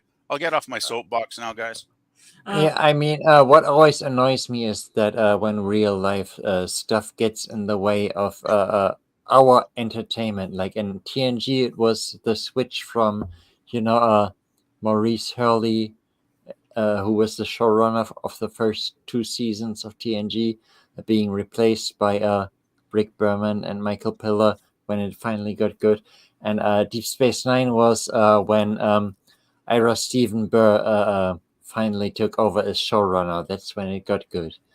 That was like real life stuff that affected the show, which of course Well, us as fans, we we don't want to know about that real life stuff. We want to know about the fictional world, but it has such an impact. it is, yeah, exactly, John. I agree 100%. It's about the quality of the Mm. people and the quality Yeah, of their thoughts and ideas that are producing anything. It's like yeah. you guys probably have heard about Gene Roddenberry's Andromeda that was on like I 20 years have. ago. I have. Yeah, And I seen the first 2 seasons. I I've love seen the the first season. I've seen the pilot and never seen anything The after first that. season was really excellent, at least to me. I really loved the first season, and I remember back then I was hanging out in a lot of the early back to 2000s chat rooms where people would basically text each other and talk about the You show. mean bulletin boards? Bulletin board, that's the word I was looking for. Yeah, Thank you, John. And it was a buzz. I mean, there was a huge buzz about that show when it first started, and there were fan sites, on the web going up, yeah, right, left, and center. People were so enthusiastic. It was like everybody was buzzing about, hey, this is the best Gene Roddenberry we've had in years, and people were really excited. And yeah, they had Robert Hewitt Wolf as the showrunner on the first season, and he had a Deep Space Nine connection, if I yeah. do remember correctly. And he No, was he a was one of the showrunners on Deep Space yeah, Nine. and he was a good writer. He was a good writer, and he was a very excellent showrunner, I thought. And of course, the production company at the end of season 1 decides like, oh, screw this guy, we'll just can his ass and fire him, and we'll just take over and run it from now on. And when season 2 started, I could just get the feeling after a few episodes this thing was going down the tank. And by halfway through season 2, they made so many changes, negative changes to me, that I just about halfway through season 2, I was just like, this is not the same show. This is turning into crap. There were some good episodes after that, because I did end up struggling to watch all 5 seasons just to see if they ever might get it back to something decent. And there were some I remember there was an episode with Tony Todd, and we all know how good an actor Tony Todd is, which was Yeah, actually really awesome. But generally it ranged from mediocrity to downright crap. And season 5, guys, if you've never seen season 5 of Andromeda, don't bother, because it's so bloody awful. It's actually kind of mind-boggling. But I thought season 1, when Robert Hewitt Wolf was running it, it was really top sci-fi for me, and I just feel sad the way that show ended up. Can I backtrack this conversation a little bit? When PvP, when you said that Farscape was underrated, I would say that Stargate is in the same vein as Farscape when it comes Really? to popularity. You think Farscape, or please, you think Stargate is Stargate? underrated? Yeah, Stargate. No, Yes. Stargate is no. huge. Stargate is huge. In the USA, at least. I mean, in Here in Germany, Canada, well, it's actually filmed in Canada. I don't know if you guys know that. yeah, It's actually filmed in my province here, about 5 hours away from where I live. And Stargate was huge here. yeah, Dan, in the I don't know. USA too. I know it was huge in the USA. In Germany, it was in a terrible time slot. That's why I only watched all of it like a few years ago. And it's obviously one of the best franchises ever made. How many years did the first Stargate series go, guys? 10 Like years for 10 I- seasons. 11. Okay, so I don't think that's a failure then, right? I mean, somebody's got to be watching something that goes 11 seasons. Well, Uh, it was actually 10 seasons and 2 movies.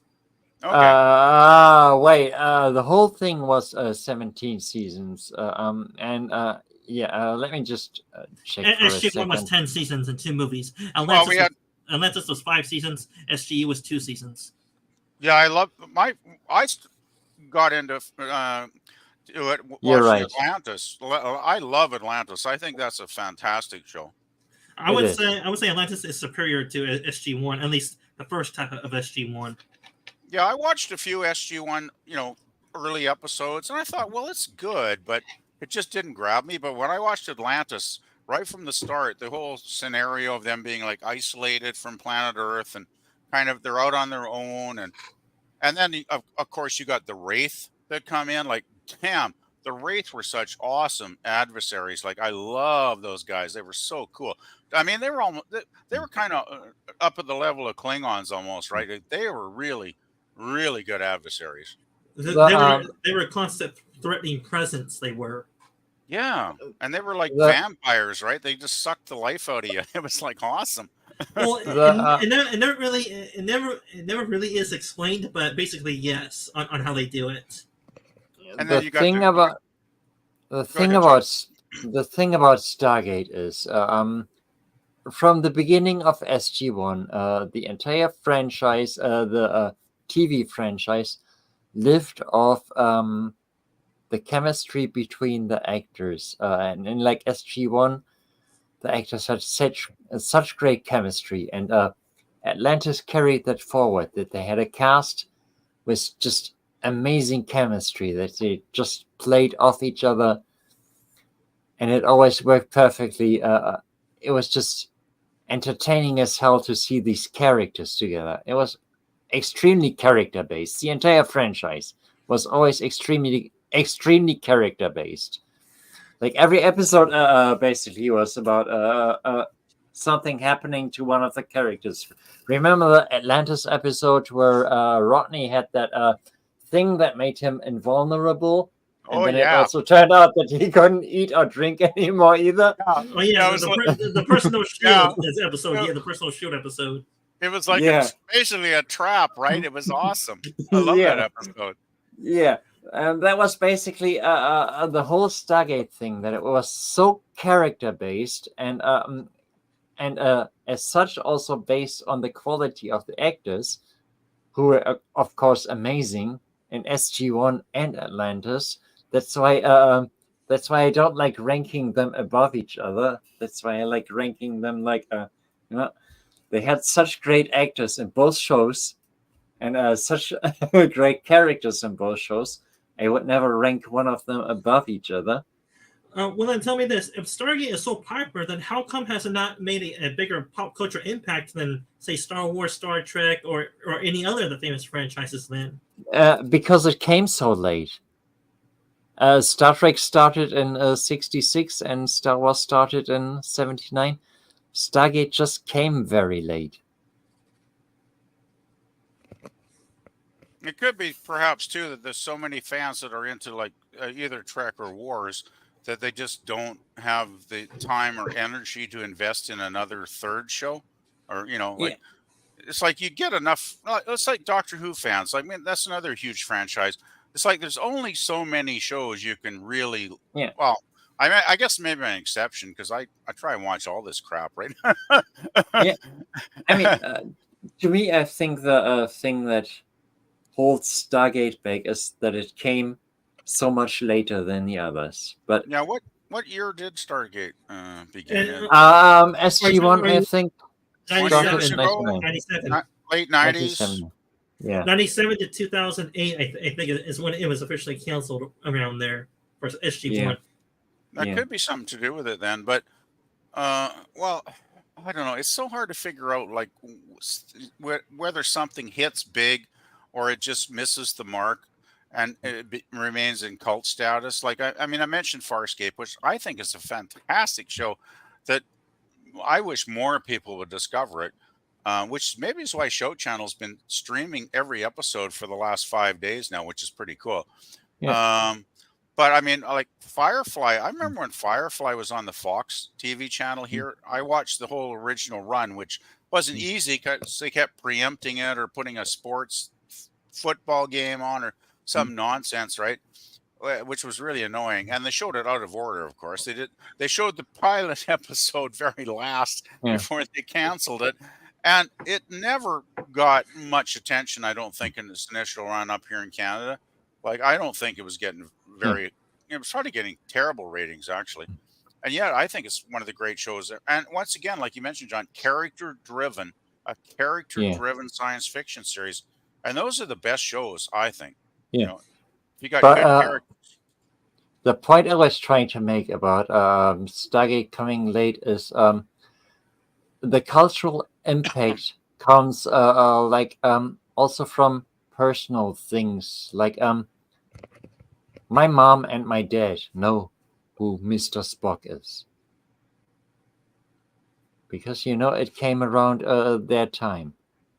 My mom and my dad are not going to know who Teal'c from SG-1 is because he came in 1979. So then, So that makes a difference on a cultural level. so then, because it has a personal impact. so then, what is the time gap for it to sort of make a presence? Then 50 years roughly when the show actually ended. Then I'd say like I don't know 30. I can't really put. That would take like some kind of scientific study, I guess. But my old parents know who Mr. Spock is and who Captain Kirk is, even though they're not fans at all. They like their crime shows or whatever they're into. They don't like sci-fi at all. I mean, Star Trek's been around since '66, so And that does they explain. know who Darth Vader is and who Luke Skywalker is. I think it depends on your age, right? When you discover this stuff, John, because I mean, if you're older, you might not be as open-minded to discovering new things. Just like a lot of us don't like the new Star Trek stuff because it just doesn't do it for us because it's so different than what we grew up on that we basically just say no, this is not my kind of Star Trek, and we don't watch it. I mean, and I think that's a good point. I mean, don't forget too, John. Back in the '60s, we had the baby boomers, right? There were millions of us, like the biggest generation in history, probably. Millions and millions of kids were born after the war ended because all those horny soldiers came home and started making families, right? So that was also a ripe ground for developing entertainment and media because there was an audience of millions of kids, millions of young people that were hungry for stuff like Star Trek, Lost in Space, you name it, right? Yeah. No, my point wasn't really about when you like stuff because No, I just thought I'd add something there. Yeah. Well, my point is that I'm a huge Stargate fan as well. I'm a huge Stargate fan, Star Wars fan, and I take it that all of us here on the panel are all Whovian fans as well, right? I like the early Who. I got it. Sorry, PvP didn't mean to interrupt you. Okay. The original Doctor Who didn't ever air in Germany. Only when the reboot started. With Christopher Ecclestone. And since I'm probably am the youngest panel member on this panel, I would say that my favorite era, since I'm the youngest, is David Tennant for me anyway. Since I'm the youngest. How young are you? Well, Tennant was the second. Well, he was the second of the rebooted Doctors. Well, how young are you? After Eccleston. I sort of watched Doctor Who online. I was born in '96, so I'm gonna be 28 this year. Okay. You're the same. You're the same birth year as Neurotic's son.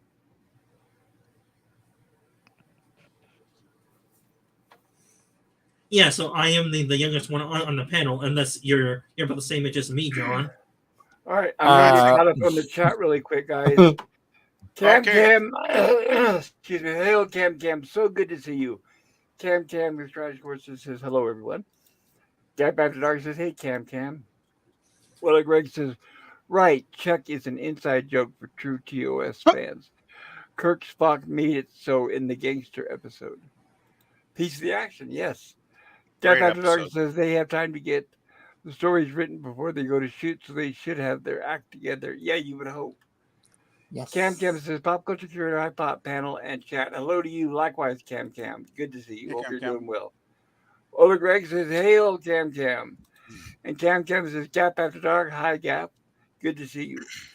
Ola Greg says, can recalibrate your phaser. Ola Greg says, well, correct himself, he meant Cam. And Ola Greg, Cam Cam says, Ola Greg, hi Greg. And Ola Greg says, freaking autocorrect kills half of my jokes. Yeah, sorry about that. I Then use your That's understand. why computer. I turned it off months ago. I just got fed up with it. Damn It's Microsoft. terrible. Use your computer, not your phone. Gap, so, well, if he's able to. Gap After Dark says, likewise, Cam Cam. And Gap says, Andromeda sucked. I After Gap season After two, Dark it says, did. After season 2, it did. season two and onward, I would agree. Season one was great. Gap After Dark says, in my opinion. Cam Cam says, stop by on a smoke break. Have a good one, anybody. All right, well, take care, everybody. What am I saying? Night Cam John Cam. Gill says, Gap, I agree. And John Gill says, anything with Kevin Sorbo will always suck. He was actually And good in season one. Ola Greg says, DS9 was a ripoff of B5. Probably why it was pretty good with problems. Yeah. In fact, that's another topic is the creator of B5 says that they stole DS9 from him. Well, which one came first? No, he did that back in the day. That's a complicated story that would demand an entire live stream That's dedicated to it. Yeah, that's a very old controversy, actually, Pop. Mm. It's like Yeah. DS9 and Babylon 5. That's a big controversy. There's a big story. We Yeah. can't do that in like 1 minute. I can. What it is the No. writer of BS, if I may be allowed, the writer of BS5 approached the Star Trek writers with an idea, told them about it, and they said, no, thank you, we're not interested.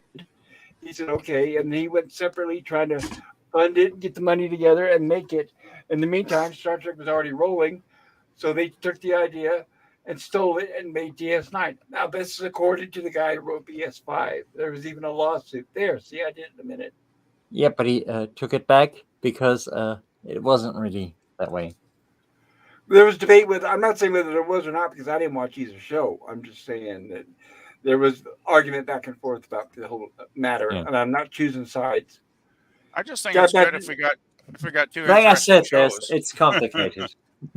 Yeah, Jeff Everett says later, Cam Cam, and Ola Greg says, "Adios, Cam Cam. Enjoy your smoke." And Ola Greg says, "Stargate was huge and popular in Texas." And Gap After Dark says, "Right, Greg." Ola Greg says, "Check Gap." Gap After Dark says, "Firefly was screwed with by Fox. By Fax, they show the episodes out of order. By Fox, I think it's Fox. Sorry." Ola Greg says, "John Gill is the future of the planet in TOS Patterns of Force. Nice that he left the planet to be on your panel." Yes, absolutely. I feel honored. Except now he's not all drugged up, thank goodness. Gap After Dark says, "Greg." And Gap After Dark says, "Stargate has a huge worldwide fan base." Gap After Dark says, "Stargate still trends on Twitter." And Gap After Dark, Gap After Dark says, "I have talked to the producers of Stargate and the co-creator, Brad Wright. Stargate is huge, just not in the way of other franchises." And Ola Greg says, "I have examined the issue and B5 was ripped off." Oh, okay. By Like I you. said, I don't know. I didn't watch either one, so I don't know. And from what I hear from fans and from the clips of the shows on both shows took jabs at each other too. But they also try to make peace by Majel Barrett appearing on Babylon 5, and there was something in return. Anyway, there was one short story I wanted to tell to you, Sis Dan, that recently, a few months ago, I went to the supermarket and bought alcohol, and I was carded, and you just said to me, asking me if I'm younger than you. No, I'm 41. Well, with that beard, you do look older. If you would have shaved, you probably look like 20 years younger. Yeah, when I was went to the store, I actually had recently had my beard shaved off. What's the drinking age? What's the drinking age in Germany? Is it 21 like it is in the U.S.? It's 18. And 18? 18 for hard liquor and 16 for beer. I was buying hard liquor, so it would have been 18. Gotcha. And I don't look like 17, I think. You sure about that? It's Well, 18 here. 18 here in BC, by the way. Yeah, I was looking at her like, can I see your ID? I was like, okay. Well, should you be flattered or embarrassed then? Yes. I just couldn't stop laughing. I was like, okay. I haven't always- been yeah. I haven't That been is- 17 in a long time. That is And- weird when you get ID'd when you're obviously, of age, right? Because I remember Yeah. a couple of buddies and I went on spring break down to San Francisco because we were in art college, nerds, and we wanted to go down and see the San Francisco Art Museum and have a road trip and have a lot of drinks and have a lot of fun listening to music in the car. And we got to the bar because we wanted to go check out a live band on the Saturday night. And we walk up to the bar and this lady's like, I got to see your ID. And I was like 30 at this time, right? I'm like, you're fucking kidding me, right? But no, she wanted the ID. So I whipped it out of the wallet and I said, here you go. And everything was fine after that. But I was like, wow. I mean, I did take it as a compliment, actually, because I didn't think I looked that young. Yeah. I mean, It's pretty wow. funny, though, isn't it? So I take it I'm always the baby on these panels then, huh? That's good. Usually, enjoy your youth. Enjoy your youth while you have it, Dan.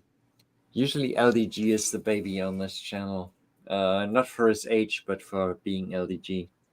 Yeah, Oh, geez. and it's joke mentality too. Oh man. Okay, that probably was a little below the belt, but I think he probably got what I was trying to say. I want to. I don't think I was below the belt. No, please. What's that, Pop?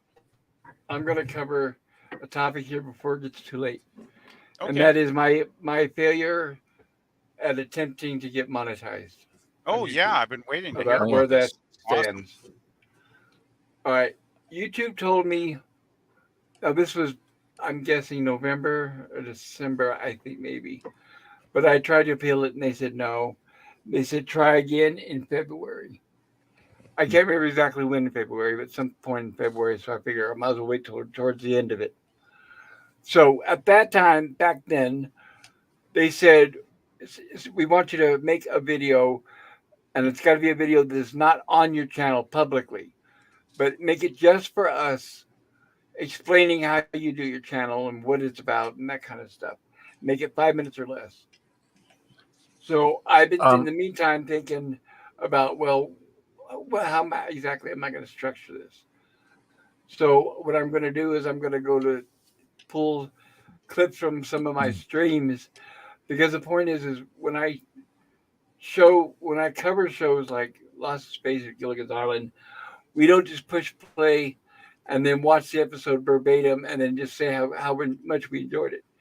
We usually go by frame, pause it, and then we stop and bring up points about the background, about trivia, about production notes, interviews with the cast, things like that. So we try to add more to it than just pushing play on it. And that's what I need to stress to YouTube, because YouTube is in the mindset that all I'm doing is pushing play and replaying content without adding anything new to it, which is, I think, Makes no sense.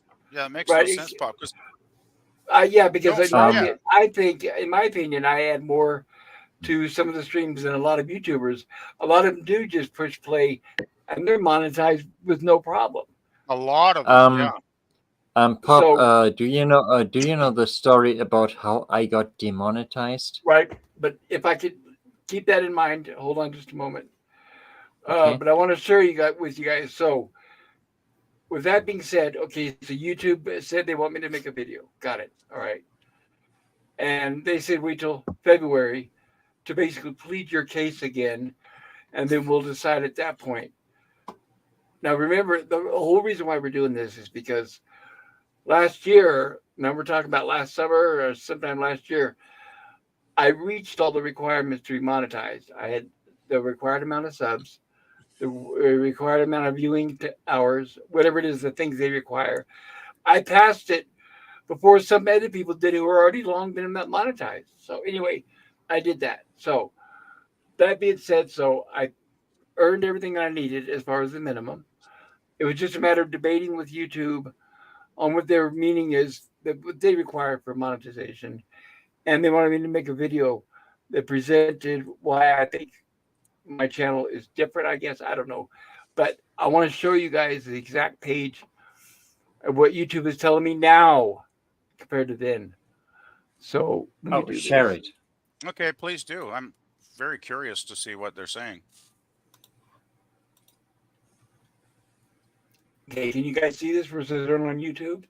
It's loading. Yeah, there's something there.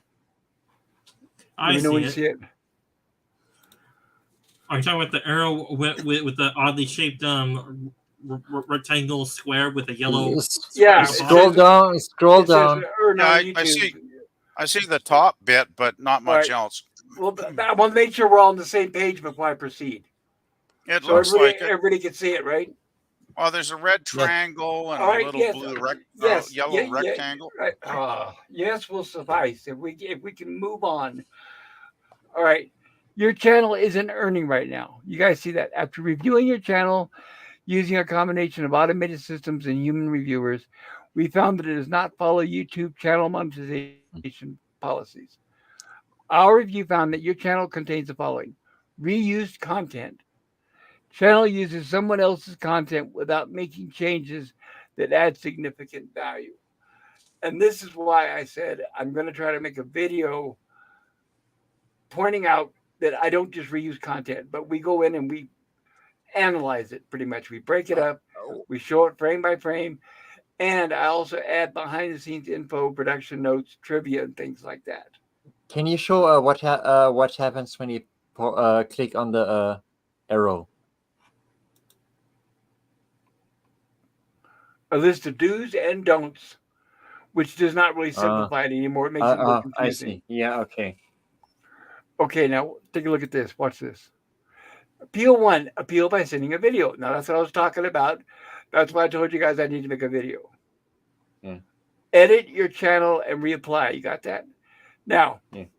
Check out this eligibility. They require 500. I've got 753 subscribers. You got that? Oh, no. 3 video uploads in the last 90 days. It just says 3 here, which means I guess I've met the minimum. Now, look at here's what they've added. This is what I'm going to share with everyone. This is what they've added since December or last time I appealed. Now it says, and one of the following 2,547 public watch hours out of 3,000. So now I'm actually short when before I actually met the minimum. You motherfuckers, you assholes, you fuck you. Does You that make fucking sense? Americans. Don't you love it when no, sorry, but the requirements for me are much higher. Why are they much higher for me? I don't know. What is it for you? I need 1,000 subscribers and 4,000 watch hours. Well, that's how it used to be here, and they changed it about a year and a half ago, 2 years. Well, there's no It's always logic. been like that.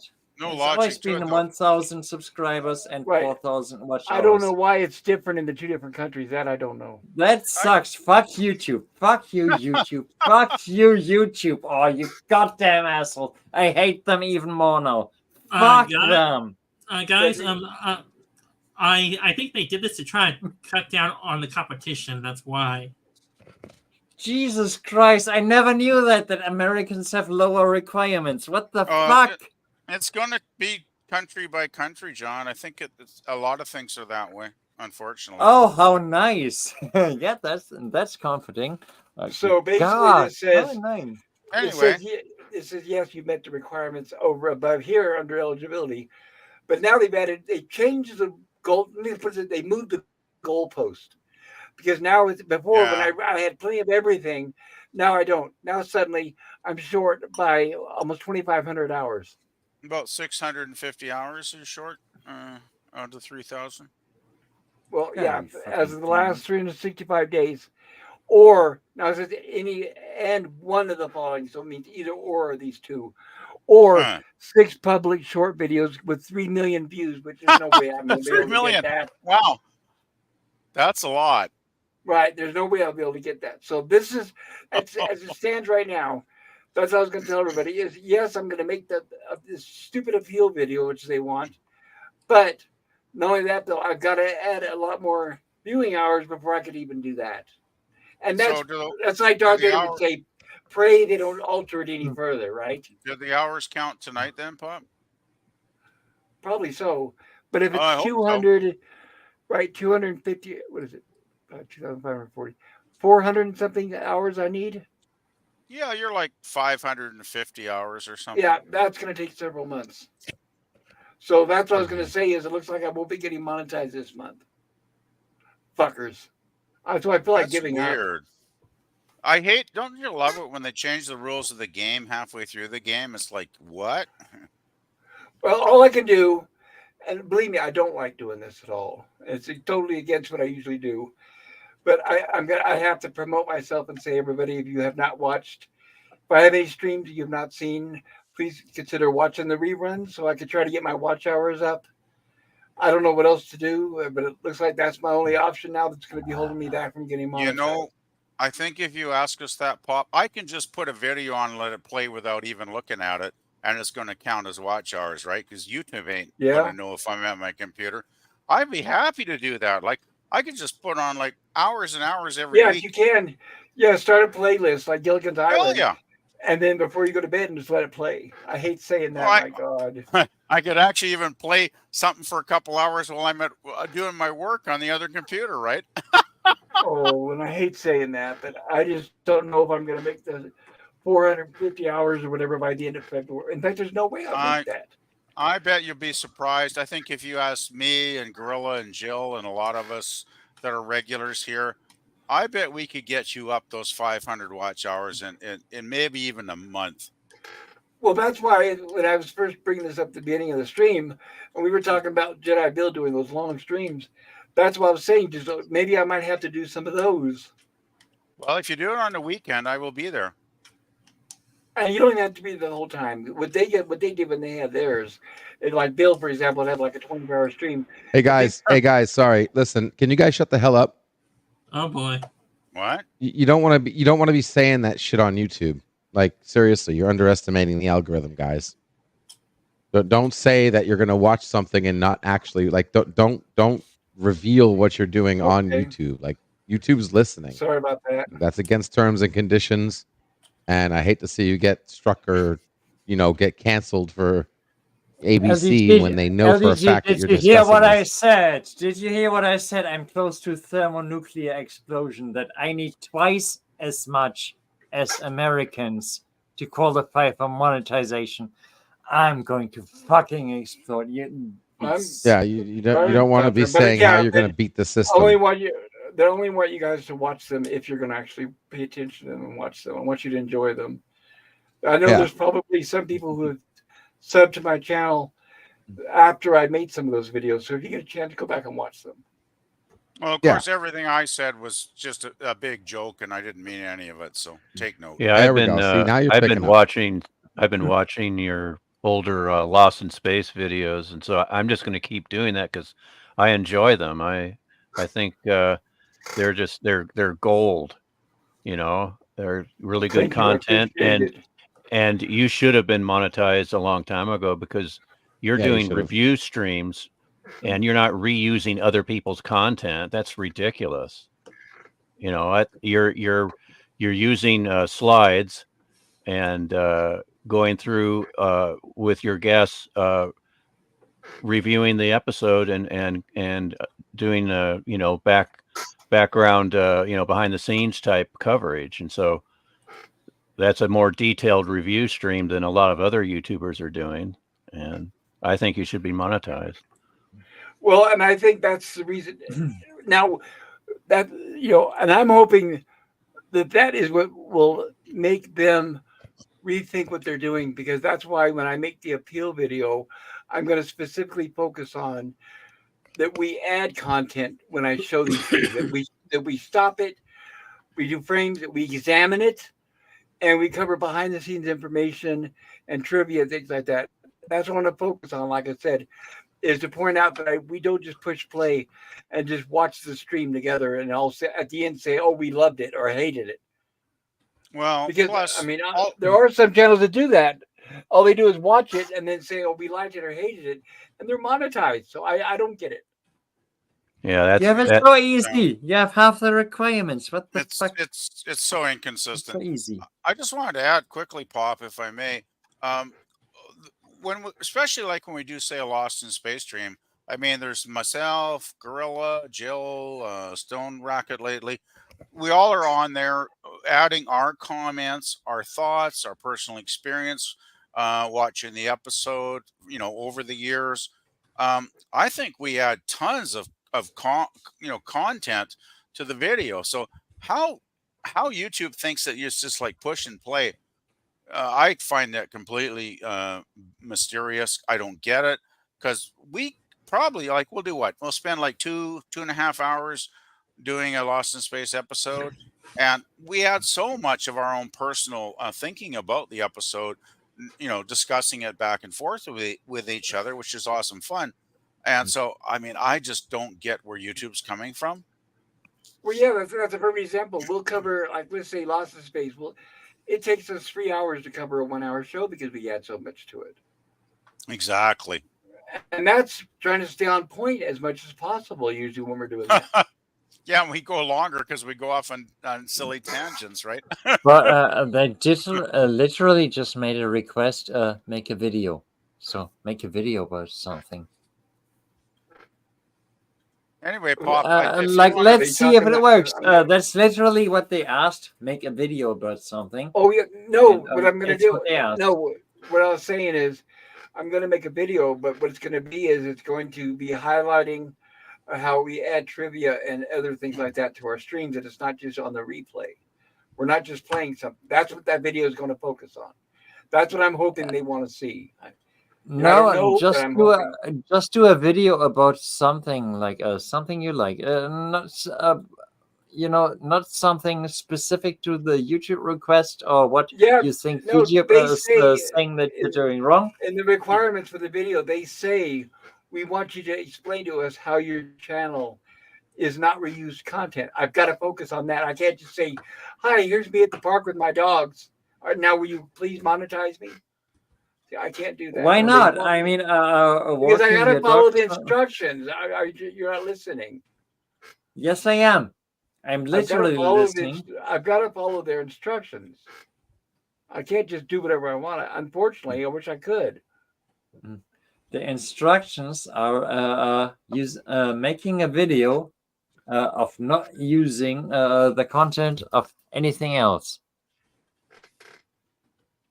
And my interpretation of that is to not even refer to any other content. That's why I talked about what you said about walking your dog. That you don't even talk about a TV show. You talk about the weather.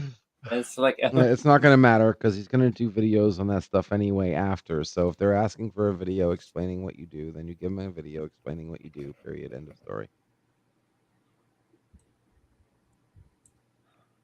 Follow yeah, the instructions. LDG. You got like $62 of better praise money blocked. So What? didn't you hear Okay. that story earlier? What Better No, Prey was I've- saying? No. I mean, You might got have. $62 stuck in the Oh, YouTube you're talking promotion. about the yeah. Oh, Yeah. Pop That's is, something. Pop That's is something going to else. share. Pop is sharing something, guys. This is the instructions on what YouTube wants for the video. I'm going to read it verbatim. What to include: we want to understand how you create your content and get a behind the scenes look at your process. Your video should include the URL of your channel within the first 30 seconds of the video. refer to the AdSense program policies, part of our YouTube monetization policies.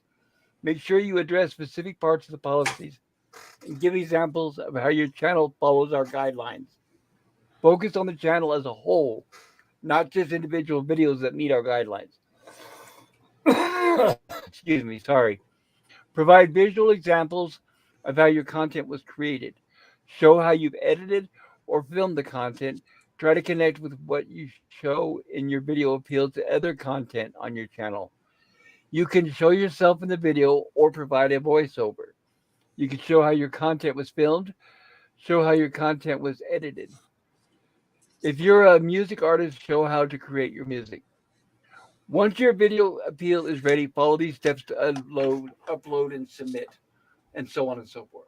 So that's the specific instructions of what to put in my video and what not to put in the video. And I still find that very hard to try to picture what exactly they want. But I've got to try I to find get that really easy to picture. Okay. You put in the URL, and say, "Hi, welcome to Pop Culture Curator. I'm the guy who reviews pop culture stuff. What more do you need? I got to refer to their YouTube guidelines. There's a whole bunch of stuff I got to include. Remember, I got to mention their AdSense programs and monetary processes and all that. I assume you've checked out the AdSense link, Pop. I'm assuming. Yeah, I guess well, they said to refer to it, so I can read it verbatim. The only thing that matters to AdSense is if you say, I have people who watch my channel and they're going to watch ads on my channel, which There it is. Where- Isn't AdSense connected to Google somehow? AdSense is a Google tool. Yes. Yeah. Okay. So you might want to think about that one too, Pop, because maybe that. Yeah, could I be an know. That's aspect. what I'm saying. I have to include that in the video. That's exactly what I was saying. Yeah, definitely. It does. I just think what YouTube has presented to you is definitely a little bit confusing. It's like No, it's really really hard. easy. It's really Well- easy. Remember, it said refer to my channel as a whole, not in specific parts.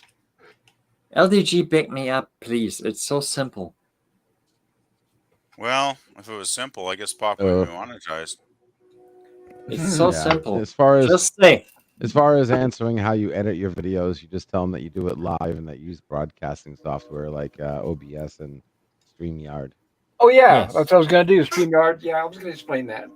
What I'm saying is, what I want to focus on when I show them that is that we add also that I add content instead of just reusing it, because right now they've got the reused label on my channel, and I want to make sure they remove that. So I'm going to say, yeah, I'm going to show them. First, I'll show the channel URL in the first few seconds. That's no problem. All you got to do is show the text on the screen. I don't have to physically say it.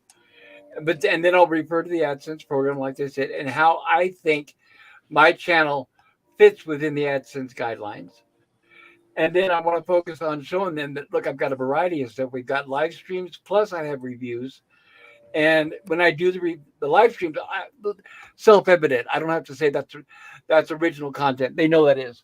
So I'm going to say I have live streams, and then I'm going to say I also do reviews. And then when I do the reviews, that we examine it and we show frames by frames. We don't show the video content itself.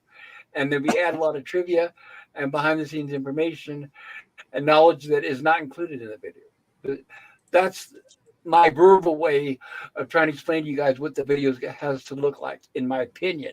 Does that sound right or wrong? that sounds very right. You shouldn't even ask any questions. That sounds like you got to figure it out. That's exactly how I would do it. Right, that's what I'm saying. That's what I was planning on doing. Yeah. I think that's what they want. Yeah, that Yeah, sounds exactly. good. That sounds That good. sounds exactly like the thing you should do. Right, and if I'm telling them, look, I have live streams and I have review videos. They're strictly review videos, and then explain how those are done. That should be enough to be considered covering my channel as a whole. I'm hoping, right? because that's You mostly hope what so. my channel is. Well, I I mean, mean, if that's what your channel is, I mean, if there's nothing more than that, how the hell can you add anything to that, right? Yeah. With the yeah. exception of a few shorts every now and then, obviously I'll throw in a few shorts, like my dog's playing in the yard or something, but Jeez, do that's you not think that could like be it? Journalism.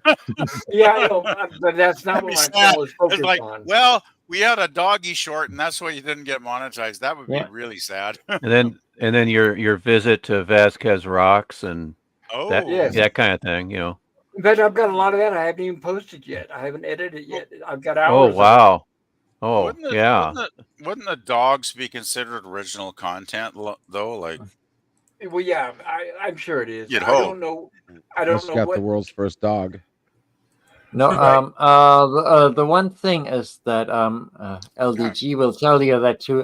They really like if you sound nice and respectful. Like if you talk about your reviews where you do like freeze frames, that that you say like because we respect copyright, we do not show any moving images, and you make it sound like you're like the best person. Like You I make mean, it I want sound to like tell them. I want make to it tell them sound good. everything. Right. I want to tell Make them it sound everything good. that they want to hear. I want to say everything they want to hear, Yeah, like a job, exactly, like I'm going in for a job interview, exactly. Yeah, yeah. that It's and, that like it's and sounds like hope perfect. just hope I it's do it like right. time to pucker up, basically. Oh.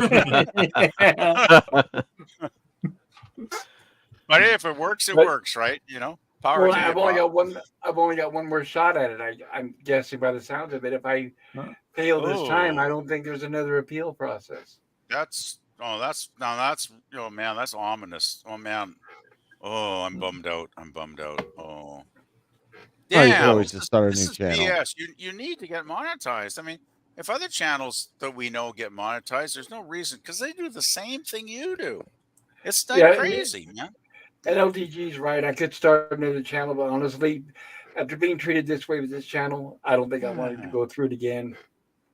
The Yeah, not trouble to is, mention from square one.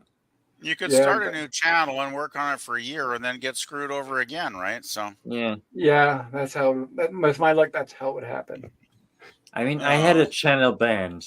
I had to But really? yeah, restart you from wanted to mention square that. one. Go Yeah. ahead. Go ahead, John. Tell us about it.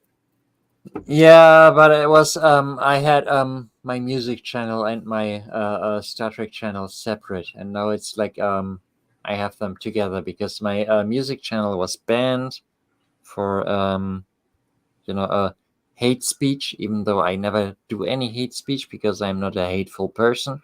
Was it some But of the music you were playing, maybe that they were interpreting as hate speech? yeah, they were, and Oh, I was doing Oh, a I was doing a cover of a song, and the original is still on YouTube a million times. But somehow the cover of it was considered hate speech. go figure, right? Yeah. Yeah, it's the way YouTube works. It doesn't matter about. It doesn't matter what you say. It matters what people report. That could be right. it. Yes. Yes. Yeah, it You doesn't know matter what's what you say. It you know matters what what people report. You know what scares me? I probably got like 30 or 40 hours of songs my cousin and myself recorded like when we were teenagers and in our 20s, like, 40 years ago or whatever. And we're actually pretty good. We were amateurs, of course. We've self-taught, but there's a lot of Yeah. really good music there. But I'm afraid to post it because I'm thinking I could post a couple hours of my music and get some crazy asshole doing a copyright claim on me, even though we're the guys that wrote the damn songs and created them, right? And like, how would you fight it? No, it doesn't work that way. That really doesn't work that way. I know a lot about that kind of stuff. It doesn't work that way.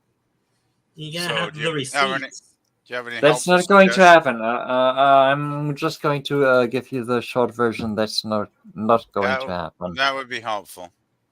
Yeah, that's not going to happen unless it sounds identical to something, like Oh hell literally no. identical. No, our crazy songs don't sound like nothing else. We were basically kind Yeah, of inspired by punk and new wave back then, and yeah. we just had a lot of fun, basically. Unless it sounds literally identical to something, nothing is going to happen to you. Okay, I won't put up the one song where we covered the Rolling Stones then. That would ideally still in the worst case only be copyright claimed and not taken down. Okay, as long as it's not. I have plenty of videos where I have like music of other bands. It's just they get paid for it, and I don't. Like copyright claims are totally fine. But Yeah, it's the strike. It's the 3 strikes and you're dead, right? Yeah. no, copyright claims don't have any strike capability. It's just No, that claims are okay, other but strikes are bad. yeah Yeah. strikes are bad. Okay, I wanted to get caught up on the chat really quick. Oh, please, Pop. Taylor Swift. I think that's the cheeseburgers. Oh, that sounds good. Yeah, Oleg says John Gill is a leader of the planet in Patterns of Force. Nice that he left his planet beyond the panel. Oh, I guess maybe I read that already. Sorry. Maybe he didn't have his glasses on, John, says Gap. Gap says, laughing at Greg. And Oleg Greg says, identification rules require them to card you into your 40s. Oh, okay. That's weird. Gap After Dark says, PvP, you whipped what Oh, out boy. of the parking lot. And Gap After Dark says, makes no sense, Pops. I know. And I keep scratching my head, but we'll see what happens when I appeal again. Ola Greg says, you clearly add information, Pop. Well, thank you. I try to. Ola Greg, that's why I said like Night Gallery. I'd like to be able to cover Night Gallery after Gilligan's Island, but if I can't get my hands on that book, I don't want to be just another person saying, oh, yeah, isn't that cool? Isn't that cool? Is it really that hard to find? It's a rare book. It's very limited editions, and it's over $100 on eBay. Ooh. Ola Greg says, good plan, Pop. Thank you. And hello, Jim. Jim's Landscape. Hello. Good to see you. Hey, Jim says hello. Gap After Dark says, hey, Jim. Gap After Dark says, night. Oh. Ola Greg says, night, Gap. And Jim says, hi, Gap. And Taylor Swift says, Jill would. Yes, she would. Jim's Landscape says, hi, Ola Greg. And Sci-Fi Sith says, hello. I was trying to send you a message through the comments, but it did not work. I was testing that out so you could still work for me. I'm just trying to imagine like Bird of Prey or Orville Nation going through the chat that fast. That was impressive. Well, I don't want you guys to think that I'm just reading off the chat and on to the next one, on to the next one, on to the next one. I do try to respond. So if you guys ask questions, I do usually try to respond to them. When people are saying hello to each other, there's not much I can say. Just read what they say. Yeah, that was impressive speed, though. But I do make attention though, or make it a point of giving attention to every chat, everybody. So I don't think that I'm just looking yours over. Pop is excellent, but I still think Gorilla's our chat master, even though he's absent tonight. It does. And he's also my conscience because he'll remind us to everybody we need to read the chat. It's been a while, guys. Yeah, Gorilla's awesomely cool. Geez, I guess his internet crapped out or something tonight because he's not here. Yeah. Sometimes life gets in the way. I know the feeling. Yes. Pops, can you check your private chat for a second? Why? Dan's got something. Dan's got a post. Yeah, I sent you a message, Pop. Just a friendly reminder and a question at the beginning. Okay, you're talking about the survey, right? Yeah, sort of. The first part of it is, how long are you gonna keep the stream on for? And just so you don't forget about the little thing we put up at the beginning. I had forgotten. Let's go ahead and do the survey now. Let's go ahead and cover that. Yeah, let's do it. Well, before we start this, I want to go over a few details on why the scores are like this. Go for it. Now, for my scores on these videos, I do a scale from 1 to 10. From 1 to 2, the movie is awful. 3 to 4, the movie is bad. 5 to 6, the movie is mediocre. 6 to 7, the movie is good. 9 to 10, the movie is great. There's no early films, though? Like none of the original trilogy or anything? You'll see them in here, and I give my scores for them. Because I The always You Last have like to them. Jedi's be. the worst. Do you I'm a have them in completist. the order? Do you have them Well, in the order they were from released? worst to best. From worst to best. Oh! I get it now. Sorry, Dan. I get it totally. How now. do you get more than one for that? How do you get more than one for that? Well, it's my own opinion too. In my original video, I'm biased as hell to it. I have to say I have But not seen some of these movies. How do you get a 6 out of 10 for Force Awakens? It's mediocre. That's why it's 6 out of 10. Yeah, I haven't. My You're such a question nice person. I haven't my seen question these. is: are these frames? Are they in the order the movies were released, or in the order that you like them? The order that I like them from worst Yeah, to best. Oh, From worst to best. yeah, they should definitely out of order, like release wise. I Yeah. did like Clones. I thought Clones wasn't bad. I really like Rogue One. I would have rated it a bit higher, but that's just me. And so some of the scores may be the same, but we could debate on the scores if you want. Oh, no worries. Yeah. Yeah, Me we too. will have to. We've already seen some. Okay, I heard this one was the Jesus dud. Christ. Oh no. I cannot rate Phantom Menace that high. I actually paid money to see that in the damn theater when it came out, and I was so freaking bored. That was one of the few movies I walked out of, and I almost asked the manager for a refund. Just that's me though. Return of the Jedi, 9 out of 10. Jedi, I Okay. like it, but I wouldn't give it Yeah. that high a rating personally. I would. I liked it. Empire, now Okay. that's a 9 out of 10 for sure.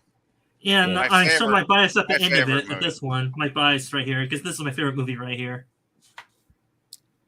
Revenge of the Sith. Yeah, my favorite movie. Well, Why? It's the darkest movie, and it's where the villain wins, and it's dark too.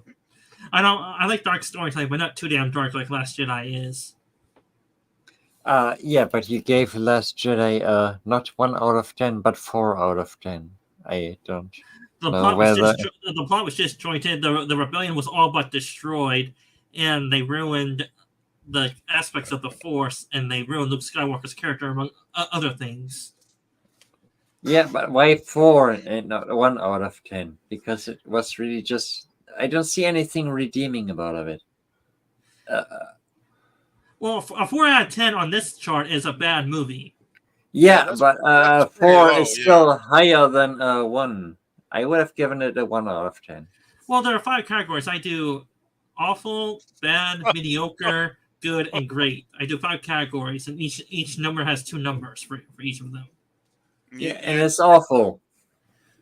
You got to realize, Dan, when you're rating anything where other people have different opinions, you're walking into a minefield. Oh boy! Oh boy! I just give you a little advice there, buddy, but you know what I mean, right? Like it's Yeah, always a bit of but I a would risk. say that The Last Jedi is the worst movie in the franchise. It is. Yeah, I love the first trilogy, and some of the prequels were, I thought, like Clones was pretty entertaining, and I do like oh god, what's the one you rated highly? Revenge of the Rogue Sith. One. Rogue Rogue One. One. I actually Rogue really One. love Rogue One. I thought was really awesome. I really liked that movie. I was surprised. I watched it. I was like, damn, this movie's actually good. But yeah, I have mixed feelings about Star Wars now because as much as I used to love it, like, and I saw the first movie in '77 with my cousin in the theater. Like that's how old I am. When it was actually called Star Wars, right, on the main title, and of course our minds were completely blown, of course. But over the years, I've just kind of lost love for it because it's just been so inconsistent. Anyway, I'll shut the hell up now. Yeah, well, this is a slideshow of the video I did. If you want to go to the original video, it's on my YouTube channel, and you can comment your own version of your list. And Okay, you can do the lower scores if you want. Just be civil about it. Don't be a complete jackass. Well, I hope I'm never a complete jackass, though I'm often a partial jackass. Now, Like 70% jackass. I appreciate your. Dan, I appreciate anybody that takes time to rate anything, though. It's like that's very cool, Dan. Dan, are you able to drop a link in the public chat to your video? Hey, yeah, please do. If you drop a link, I will click on and check it out. Let's see. I gotta make sure I know how to do it correctly. No Oh. hurry. Let's see But if it goes I will through. tell you my ratings for the Star Wars movies. It's a lot shorter and simpler. The first three movies, I would say 10 out of 10. Everything after that, 1 out of 10. Yeah, mine are more complex. Mine are first three movies, 10 out of 10. Prequels, 5 out of 10. Sequels, 1 out of 10. Slightly more complex. That's fine.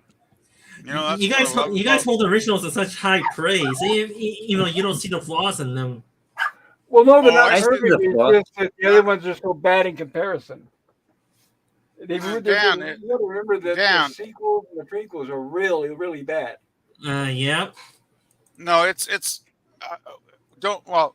never generalize because we might be older Yeah. fans that have seen the stuff earlier than you did, but I never liked the Return of the Jedi. I always thought that was a very flawed. I hate the fucking Ewoks.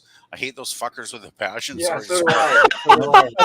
they're just goddamn teddy bears. It's like a marketing play, Yeah. right? They were selling toys Yeah. or whatever I at hated Christmas the time. Ewoks too. Yes. I No. sort of gave the Return of the Jedi that score because I sort of blacked out the Ewok scene. I mainly focused on the action and the Well, story of that movie. Rewatch it and Right, and I suffer. focus on I focus on the resolution between Darth Vader and Luke. Yeah, that's That's- why I that- rate that's why I rate it high as well, because of the resolution between Luke and his father. I gotta Uh, say that last battle with Luke and Darth is absolutely awesome. I gotta Yeah, agree, guys. that makes the movie for me. I admit that it's the Ewoks is a big stumbling block. Is a big problem. But the resolution of Luke and with his father is, eclipses that, for me. But for the original trilogy, I would rate it as high as Pop, and the sequels 0, and the prequels I would say I would give Sith 6, and the other two 3. And Sis Dan, there's just one thing I gotta say about the original trilogy. I gotta be a romantic and say, if you've ever been in love, perfection doesn't mean flawlessness. It just means that you like that you love it. You mean you enjoy Basically. the flaws? It just means that yeah, there were Ewoks and stuff, but But the flaws are still enjoyable. yeah, I would never watch Return of the Jedi and say there's anything bad about it, even though there were Ewoks in it. Yeah, Right, for so me, you the say- first 3. So you say I loved it, warts and all. Yeah, exactly. That is that is the phrase. Yeah. Yeah, I concur. Yeah, Yeah, and the point is, I'm more subjectively when it comes to movies. I'm more subjective. I'm not full of hate or love movies completely. I'm mainly subjective to them. I see both the good and the bad in them. And I try to be. I and get that's what why- you're saying, and Dan. And that's why, well, the reason why Last Jedi is ranked so highly is because, yeah, it's a bad movie of my score, but it still has some good parts. That's why it's not as low as it should be. To me, it has good parts to it. Tell us the good parts. That's hard to come by. That's a bit. Oh. Oh dear. Oh You know what? my! I should get that one a lower score actually. After thinking about it on panel, I should give it a 2 out of 10. Oh my! Yeah, I Awful like movie. that score.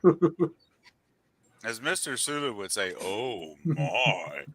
No, that's why I don't say "oh my." I say "oh dear." Oh I probably should. dear." I probably should re-upload the video then. Change it or just leave it the way it is. You do Oh what you do man! what you think's best, Dan. That's Like fine. you know, Once you once you think of the good parts, You know what? you know, No, I can't. That's a terrible movie. Actually, I can't think of any. we are allowed to change our opinions of movies over the years because our opinions can change. Like I remember when as a kid, I thought stuff was fantastic, and then I rewatched it as an adult, and I was like, "What the fuck is this crap?" You know. So your opinion can change. And it's like Star Trek. I remember watching the first episode of TOS I saw was Court Martial, and I thought, "This is Perry Mason in outer space. This is so bloody boring. This show's gonna suck." And then, of course, the next week they showed Arena because my channel showed them all out of order. I was like, yeah, I'm sold. I'm a fan for life. I'm in. Yeah, Kirk battling a Gorn in fist fights. I'm there. I'm there. So your Yeah, opinions do change over the years, right? right. And I 'Cause I agree. love Court Martial. I love Court Martial. Right. I agree. Your opinions can change. Like with the sequels, the Disney sequels. I really loathed them and I hated them when they first came out. Couldn't stomach them. They were like diarrhea. And I would say my opinion has changed. It's gotten worse. There you go. to me, the Force Awakens was like the Just a J.J. re- Abrams, it's a rehashing of the whole- the J.J. Abrams Star Trek movies. The Force Awakens went like in one ear and out the other, and I still consider it completely meaningless. And I don't hate that movie. It just does nothing to me. And then I watched The Last Jedi, and it was just like, the fuck are they doing? Is this a movie? Yeah. It's like the first scene was like Poe, the Guatemalan guy. What was the actor's name? Poe Dameron. Poe Dameron. Yeah.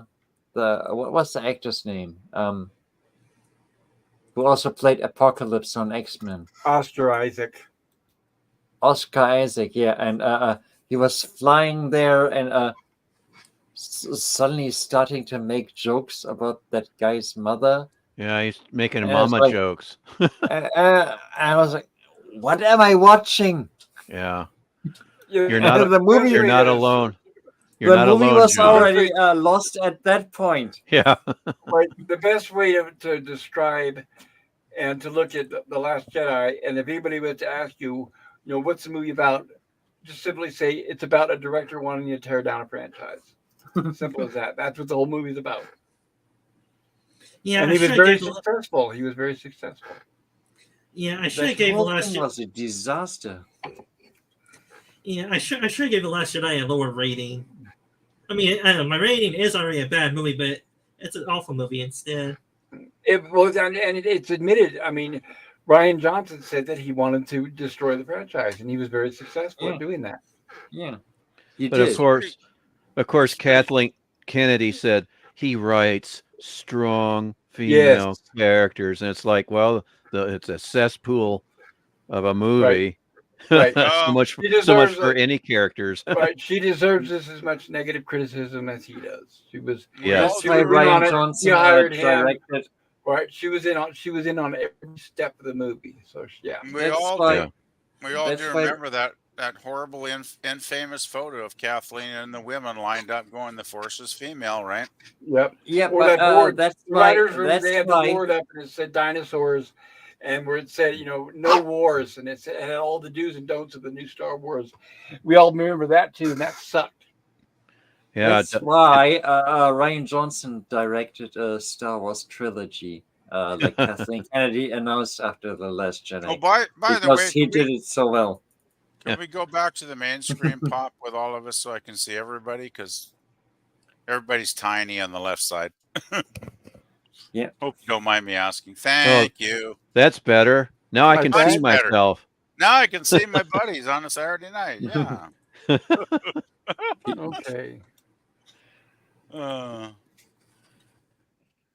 Yeah, when I saw The Force Awakens, it didn't do much for me, but I thought, well, gosh, what a missed opportunity because I liked the actors, but I thought there was so much more that they could do with the characters.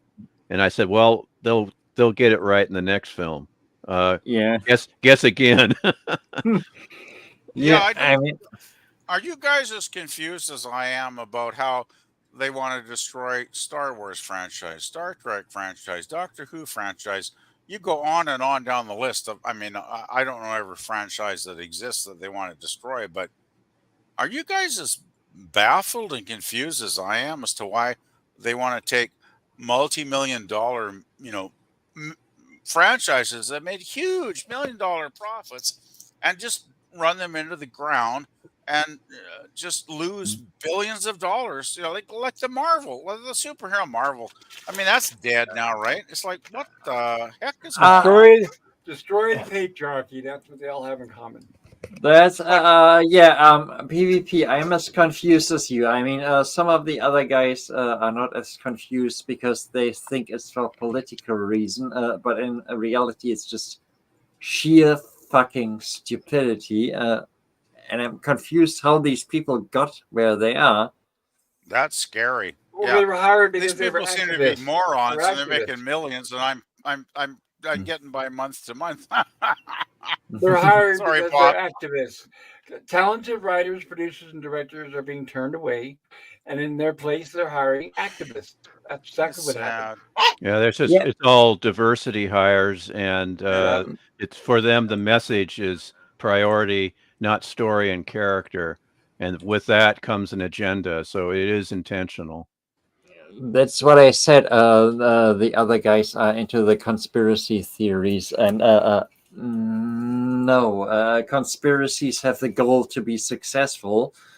So that's not it.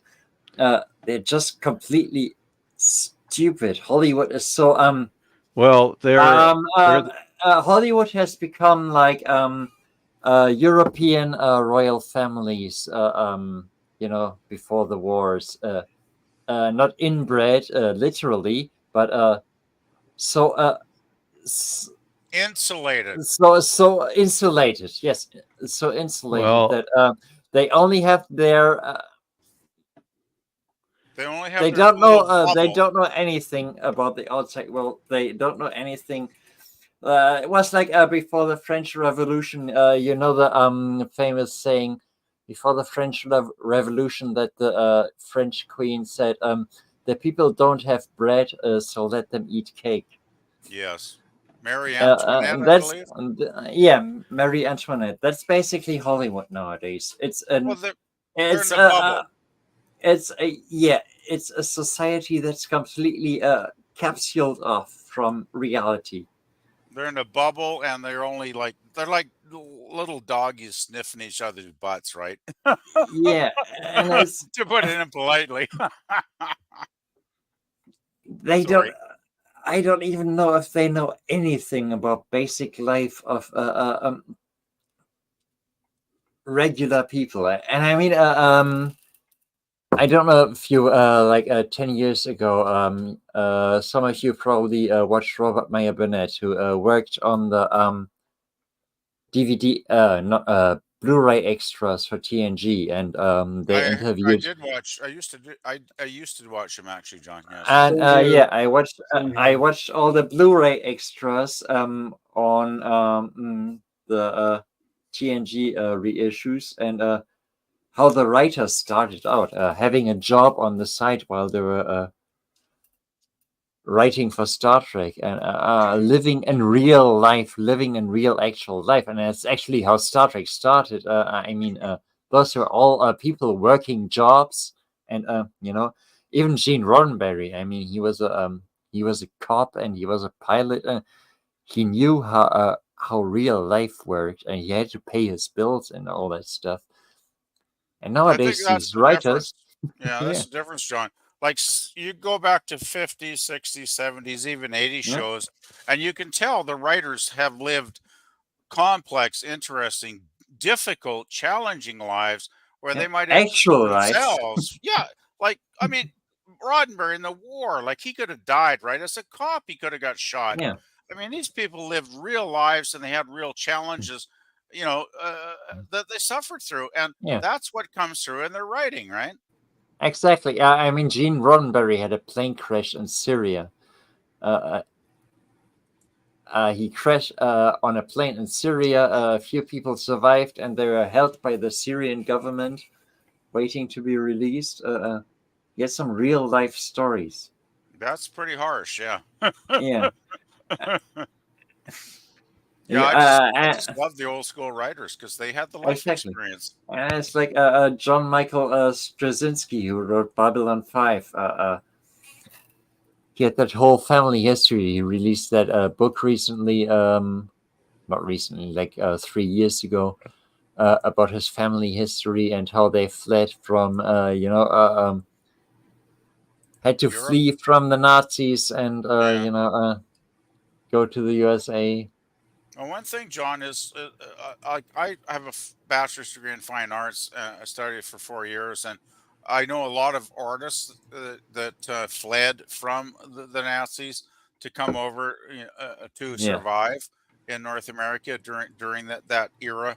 And it actually enriched, of course, our North American culture because they brought their talents and their skills and their intelligence Yeah. and their thoughts here and added so Diminished much. ours.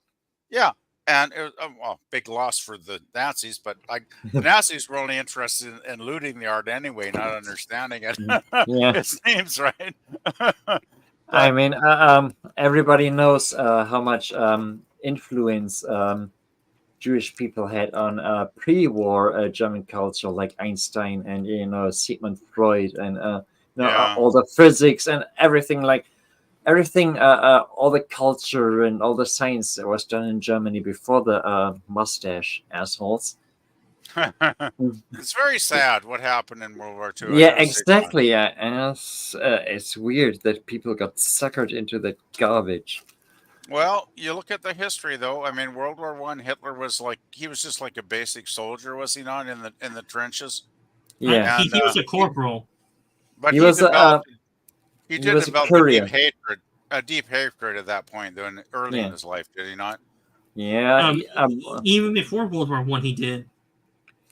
yeah, he was You know what? rejected from the art academy. His father was abusive, and like all the He extreme. had a shit life, who like cares? Yeah, obviously. But you look at his paintings, but when he was trying to be an artist, and they're actually not that bad. I mean, they're very conventional. They're not. There's nothing interesting or exciting about them, Yeah, but they're actually technically quite competent. And yeah. I keep thinking, damn, I just wish they'd let him to the art academy. That's He could have had a that's totally actually different history. that's actually a story I had in mind once. Everybody wants to go back in time and kill Hitler. How about going back in time and accepting Hitler in the art academy? That would be a very fascinating series, Yeah. actually. Hitler's years in the art academy and becoming a successful artist. I would definitely watch that, John. That could be actually really good, And John, and you're delving into alternate history, but then if that happens, then well, you may hate this, but what major events or technologies were a result of World War II that actually had that war had to happen, whether you like it or not? That sorry for interrupting. That was another alternate history story I had. If the Nazis never happened, you had Werner von Braun and Albert Einstein working together.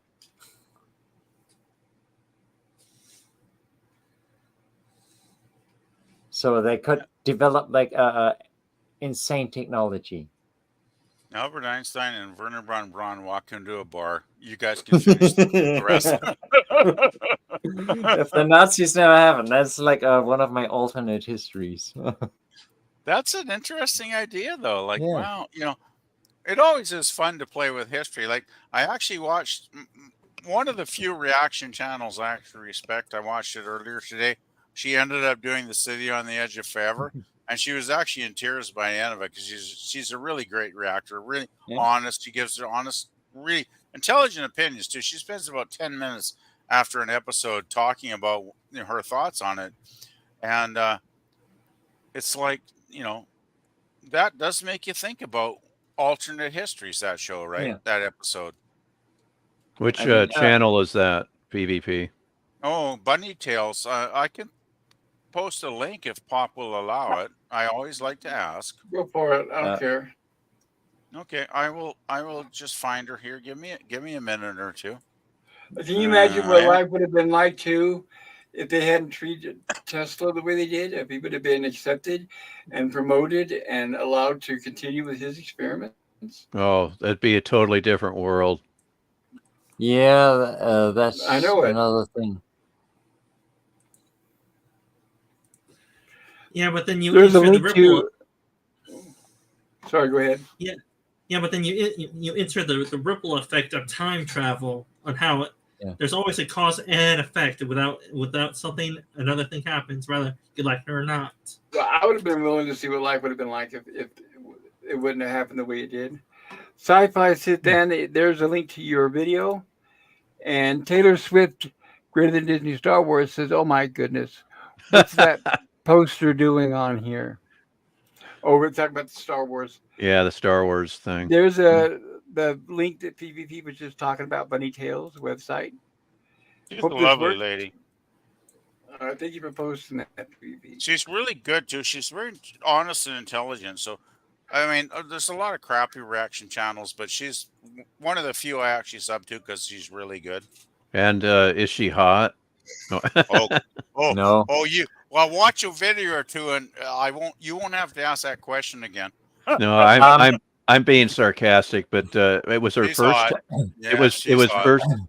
Excuse me. It was her first time watching City on the Edge Forever. Yes, and she was in Okay. tears at the end.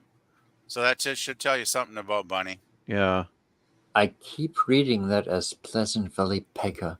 She was really messed up. Actually, it took her like 2 or 3 minutes to actually get over the ending because she was thinking, oh, it's going to work out. Oh, Edith Giller's going to live, and it's like, oh crap, she didn't. She was in tears. She's awesome. That's I not even. highly recommend her. That's not even the darkest of TOS. TOS started with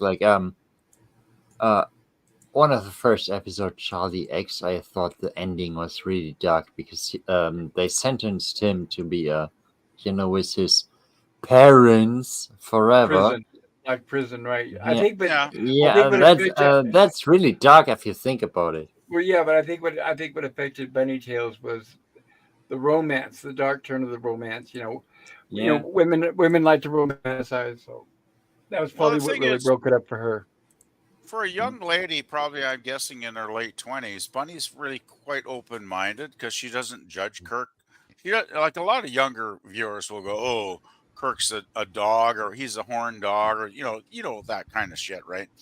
And Correct. she's Okay. So PvP. You're going she to really make. she really likes Kirk though. She gets Kirk. Let's put it that way. So PvP. So you're going to show her Deep Space Nine, the sound of her voice. Huh? What? Who? What? Who? What? The Deep Space Nine episode, the sound of her voice. I know nothing about what you're talking about. Are you The talking- Deep Space Nine episode, called "The Sound of Her Voice." Yeah, he doesn't watch Deep Space Nine. I have He no did- idea what the hell he's talking about, but oh well. Do you mean Babylon 5 or DS9? DS9, the episode, "The Sound of Her Voice." Yeah, I wouldn't know what that means either. What season is it in? I think it's season 6, episode 25. Hmm. I don't know.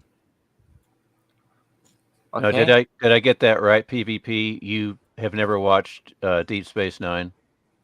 I've watched all of Deep Space Nine. Oh, forgive me. Okay, I misunderstood. I Well, actually that really episode like must it. not be that memorable.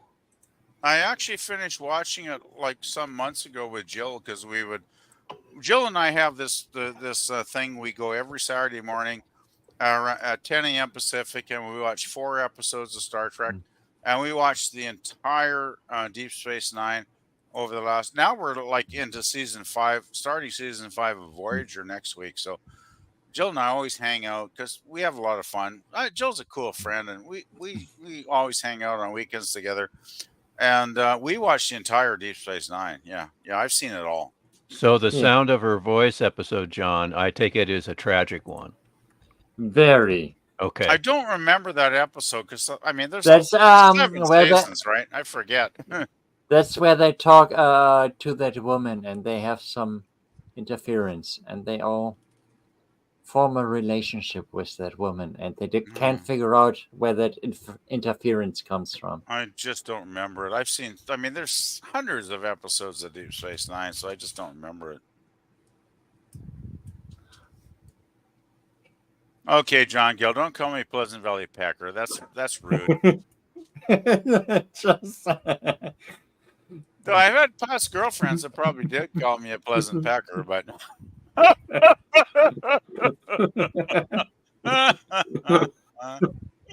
oh man, you guys are too good. You know that? You guys are too much fun. Was LDG always here?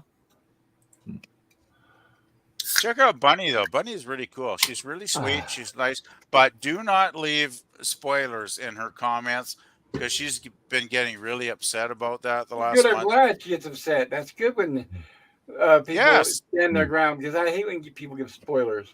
Yeah, no Well, spoilers. She mentioned at the end of the video today she doesn't mind if there's like 1 or 2 spoilers, but like while sitting on the edge of forever, she's like, when I get hundreds of spoilers pouring in week after week to my chat, it's like I can't deal with it because I don't want to ruin the episode. I want to go in fresh, with fresh eyes, knowing nothing about the episode, and you guys are ruining it for me.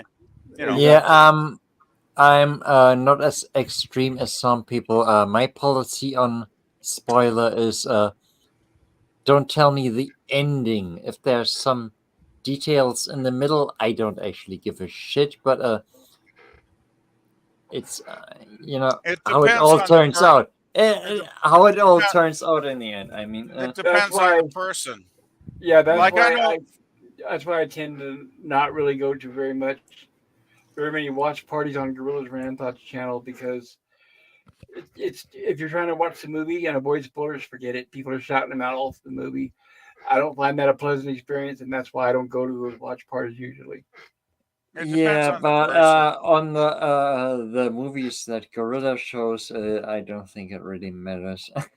But I'm kind of still traumatized by. The problem is while they're saying the spoilers, they're drowning out the movie. So anybody who's never seen it before, you're hearing spoilers and not the movie. So I don't know, but in my opinion, it's not very. When I go to watch parties, I don't talk. I just shut up and listen because I know there's people that are watching that have never seen it before. But that's me. That's my opinion. No, sorry. I think, Pop, watch parties are generally watch parties because people have seen the film before and they're just there to have fun. So I hope. Well, if Gorilla has seen the movie before, sure, but I'm talking about where he has not or somebody has not. Well, often though, Gorilla, even though he hasn't seen the film, he has a great time watching it because we can tell him, information that he has no knowledge of, and it adds to it. He's told me. I've asked him. I said, Gorilla, how can you watch these when you haven't seen them and people are shouting out spoilers? And he says, well, he's gotten used to it. I don't know if that's good or not. I'll always tell people to watch the film before any stream, but people don't always listen, right, Pop? I mean, if Gorilla wants to watch the film, watch party is different. Watch party is for everybody to watch at the same time. Well, the thing is, I gave Gorilla a link like a week ago, and if he didn't watch it, that's his choice, right? Yeah, but what I'm saying is when they do a watch party, you're talking about like reviewing the movie after the fact, like I do on my Tuesday streams. His watch party is where everybody's watching at the same time and reacting at the same time. I just think if people haven't seen the film, they just shouldn't join.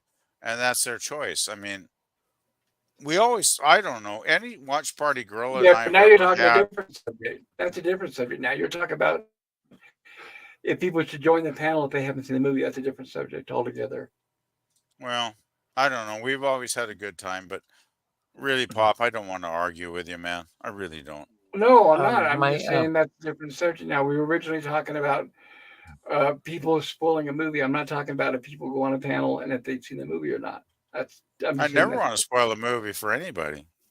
um, let me just explain my policy on spoilers. Let me just use like Oh, a it's like special. Jill doesn't mind Let me spoilers just hold at on. all, Let but she's John let me watching it let closely. John finish. what Let John finish. Go ahead, John. like for example, Back to the Future. One half spoiler would be that Marty McFly goes back to the past. But the real spoiler would be that he makes it back to the future, so to speak.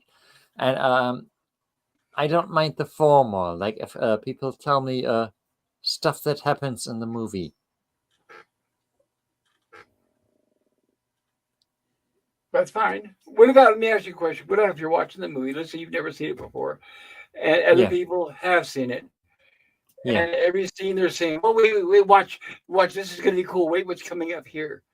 Watch what's going to happen in this next scene." You don't think that kind of? I mean, what does that do for you? I mean, you don't care. Or... Yeah, it's annoying, but yeah. As long as it's vague enough, but they give a hint, it's fine with me. But I just think it's going to spoil any surprise. If it's something that you as a viewer would normally be surprised about, it's going to kind of spoil it, right? Like watching a horror movie and they say, wait, the killer's right behind the door. And you don't know because you haven't seen the movie yet. I definitely would not say that. I would say, just wait. Just there's something that's gonna happen in that room. Would you consider that a spoiler? I don't know. I don't do it. If I was watching a horror movie, for example, right now with you guys, and I know some of you have not seen it, I wouldn't be saying anything. I'd be quiet. You guys would be like, where's Pops? Is he still here? Yeah, I would like to have a watch party with you, Pop, because we would both just watch the movie and then talk about it after the movie. After. Right after. Well, then in that case, then I'll be the spoiler talker in that chat and that panel probably. Yeah, like I did a watch party, whatever happened to Baby Jane, with one of my good friends here on YouTube, Mad Scientist. But I didn't want a watch party where people talk over it because he had never seen it. And that's a movie where I think people should see it spoiler free. So I didn't send out invites. It was just a private one with me and him, and he enjoyed himself. And we talked about it after. Yeah, that would be great. I'm still not entirely sure how the Cosme thing ended up being legal on YouTube. It's not. It's overseas. Yeah, but if you put the link in the chat and pin the link on the chat, YouTube is going to see it. I mean, it's freaking Google. Google knows when you go to the bathroom. People, I know, but people have been doing it, so I don't know how or why they get away with it. Yeah, I mean that's like the people that sail the high seas. Those websites are still out there. Yeah. Yeah, you don't need to tell me. I mean, I'm not going to pay for Disney Plus shows. Even if I wanted to watch them, I wouldn't pay for them. But there's not one channel that I'd want to even see for free. Yeah, but you can pay me to watch any of their stuff. I have Marvel's Echo and still haven't seen it because who gives a fuck at this point? I gave up after WandaVision. I just said I've had enough. I got halfway through the first season of WandaVision, and I was done with the MCU altogether. And I have to say this about Echo: it's very exclusionary because it doesn't have a club-footed Croatian. It has everybody else, but it doesn't have a club-footed Croatian. So but there's a Croatian on The Walking Dead, Dead City. On what? I'm sorry. He What creations on Walking Dead, Dead City. One of the main is that? A characters show? was a I've heard of creation. Walking Dead, I've heard of Walking Dead, but I'm not familiar with the Dead City. It's one of the billion Walking Dead sequels that nobody cares about. Spin-offs. Yeah, Another spin-offs. spin-off. Oh, jeez. This one was Jeffrey Dean Morgan, but nobody cares because it's The Walking Dead. Well, I died. watched him when he was Like- on. I watched him when he was on Walking Dead, and he was a big disappointment. I was not a fan of the. I don't know if it was the actor necessarily or the character or both, but I didn't like him. Definitely not the actor. I like the actor a lot, but the character was just. I think the big problem was that they dragged it out so long and long did. and long. It was like 3 seasons of the Negan storyline. It was like, Yeah, come yeah. on, just get That's one of the somewhere. that's one of the reasons why I stopped watching that show. Yeah, it just took forever, endlessly. Even George Romero. That's why he turned down directing an episode. He said he's not going to do soap operas. You guys are talking about The Walking Dead, I'm guessing. Yes. Yeah. Oh, You the know, it Negan wasn't- storyline. It wasn't bad in the early seasons. It was kind of interesting. I watched it up till the end of season 5, and then I began watching it in season 6. And halfway through season 6, it just got so stupid. I couldn't believe they were having characters do things that were so dumb and out of character that I was just like, this show is just about done for me. And then when Yeah. I saw the first episode of season 7 with Negan and his baseball bat, when he, well, spoiler alert, when he killed Glenn, it was like, I am fucking done. I just Yeah. that was it. Never watched it again. Never It will. did have. Well, that maybe scene did have- maybe it- my old age I'll watch it, but fuck that show. Yeah, but speaking as a makeup fan, it had great makeup in that scene. The special effects of the makeup were outstanding. Well, that yeah, I did mean it look was pretty always cool. well done, but the writing just got bad, right, Pop? Like that's Well, what yeah, killed it for me. I didn't watch it. I didn't because the writing. I had already tuned out. I watched an episode for the gore. Well, Yeah, good for you. I mean, I had a completely different Okay. trajectory. That when it first came out, I watched the first 2.5 seasons, and the governor storyline pissed me off because it was so boring. So I stopped watching it, and then I watched it again from the beginning a few years later, and then I got to that Negan storyline, and it was even more boring. I thought Negan was like he was supposed to be the big bad, big ultimate bad, and I just found him so fucking boring. He was just I mean, like the some actor is lunatic great, but doing the scenery. I was yeah. like, fuck this guy. He's boring. Yeah, but Yes, also it seemed like somebody they could have easily overpowered, and they didn't try. yeah. I mean, that's the thing about designing villains, that they made him out to be the super mastermind, but Jeffrey Dean Morgan playing Negan, he's basically just some biker dude. He can fight, but he's basically just some biker dude and not some all-powerful mastermind. I don't think he's a very good actor either, because I remember the fans after the premiere of season 7, they were just attacking the show. Like people were so pissed off, right, when they killed Glenn. And then he launches out and attacks the fans, like saying the fans are idiots or whatever. It's like, well, that's the way to really build your career there, buddy. Attack the fan base, that you should be embracing. But that has nothing to do with acting. I mean, no, but look at the person on ratings. screen. Look at the ratings from this first episode of season 7 through the next 3 or 4 or 5. The ratings plummet. I think they lost probably half of their audience. Yeah, but that season. right, but I think what John's saying is that the fans were reacting to the character the way it was written. I don't think they necessarily meant the actor Jeffrey Yeah. Dean Morgan. I think that's what John's trying to say. Is that right, John? Oh, I agree. I agree. Yeah. I'm not trying to crap on the actor, but I just don't think he's that good an actor. Personally, that's my I opinion. I think he has a very iconic voice, but I mean, he was the comedian on Watchmen, and he has that really deep, gravelly voice. He has a good voice, but I think Well, the fans were mostly that Glenn was the biggest fan favorite of the entire show, and didn't he they have to die? sacrificed him. Didn't his character die in the comic book? I mean, isn't that why he had to die? Oh, he did. He did. Yes. They changed so many things from the comic books. They did change a So he lot in the didn't die show, in the though. comic Yeah. book. So he didn't die in the comic book. I thought he did. No, I he think died in he died did. in the comic books, but they for example when in the later seasons the Whisperers came, they were going to kill the Mexican chick, and but she survived in the TV show, and it's like they have no problem changing it from the comic books. They made plenty of changes, so he didn't have to die because they already made plenty of changes, and they kept making plenty of changes.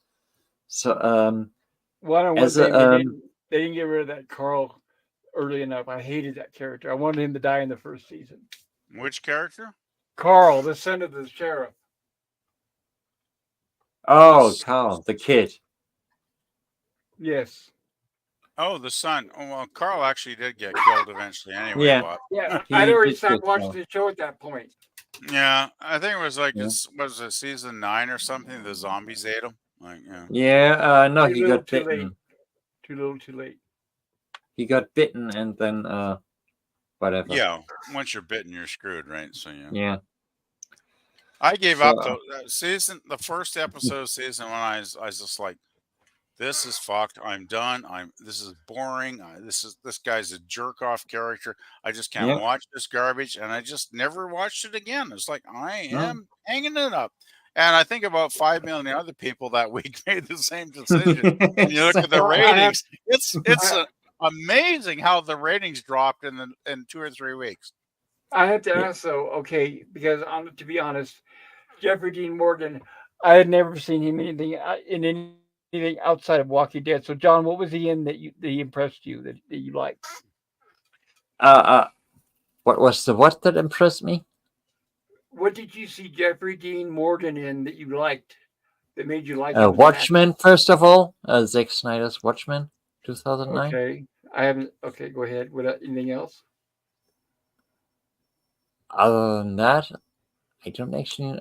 He was in Sliders, actually. The Really? series? I don't remember Yeah. him in Sliders. Wow, that's A regular or ancient. like in one episode or what? Yes, in one episode he played a biker kid in Sliders, and he was already being Jeffrey Dean Oh. Morgan with his deep Oh. voice, and So he was one already episode- he was already the size of a phone booth, and having his deep voice. That's his Is whole. it- That's his Wait. whole thing. Oh, he's a big guy. So that's his previous He's a claim to tall fame? guy. One And he's, episode of Sliders. Okay. Yeah, but he was already a tall, muscular guy with a deep voice. That's like his I didn't thing. notice that he was big. I didn't know. Yeah. Okay. Yes. Well, Arnold Schwarzenegger fits that description perfectly too, but I think he's had a better career. No, Arnold is a smaller guy. Yeah, he's like what 5'8" or something. You have to tell me that. He's not in as big as real he numbers. appears. I've heard. Yeah, Yeah, he's like 5'8", 5'9". yeah, but they do shoot him to make him look bigger, right? Yes. Get out those crates and let's get our hero up on top for the love scene. Yeah. Yeah, Jeffrey Dean Morgan is more like the Van Damme type, or the Dolph Lundgren type, tall and broad shoulders. Okay.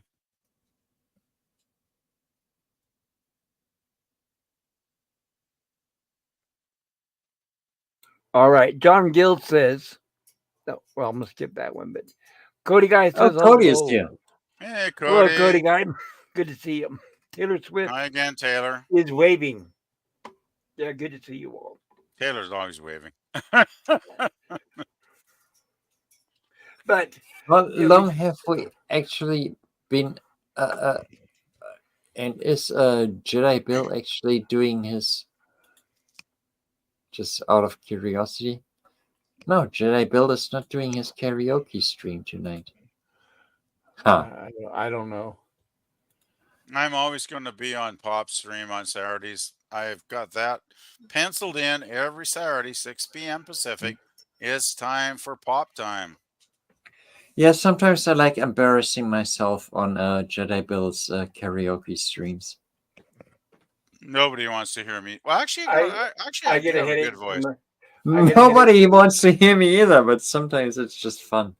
Well, I used to go to them, but they give me a headache because I don't want to insult anybody or give away names, but some people just scream, and when they do, it gives me a headache. I can't do it, especially with my headphones on. And or the religious music when they get on there with the old rugged cross, I'm out permanently, never to return. The problem I have, I've been on there 3 or 4 times. Just I like to give people a chance, and I gotta say the karaoke singing on that is so god awful atrocious. I last maybe 5 minutes and I'm out. It's like, guys, like seriously. I have never been on there I anywhere tried it. near. I have never been on there anywhere near sober. Oh, not even Well, close. It I works. couldn't even go. I couldn't even go in there blind drunk actually because it's just not my thing. Apparently it works for him. He's got like what 2,000-3,000 subs, so somebody likes Yeah. it. Yeah, the it thing does is, work for him. I've actually got a pretty good voice. I actually think I got a decent singing voice. People always told me I have a voice for radio, and I can sing a tune. I can carry a note, but it's like, what's the point, right?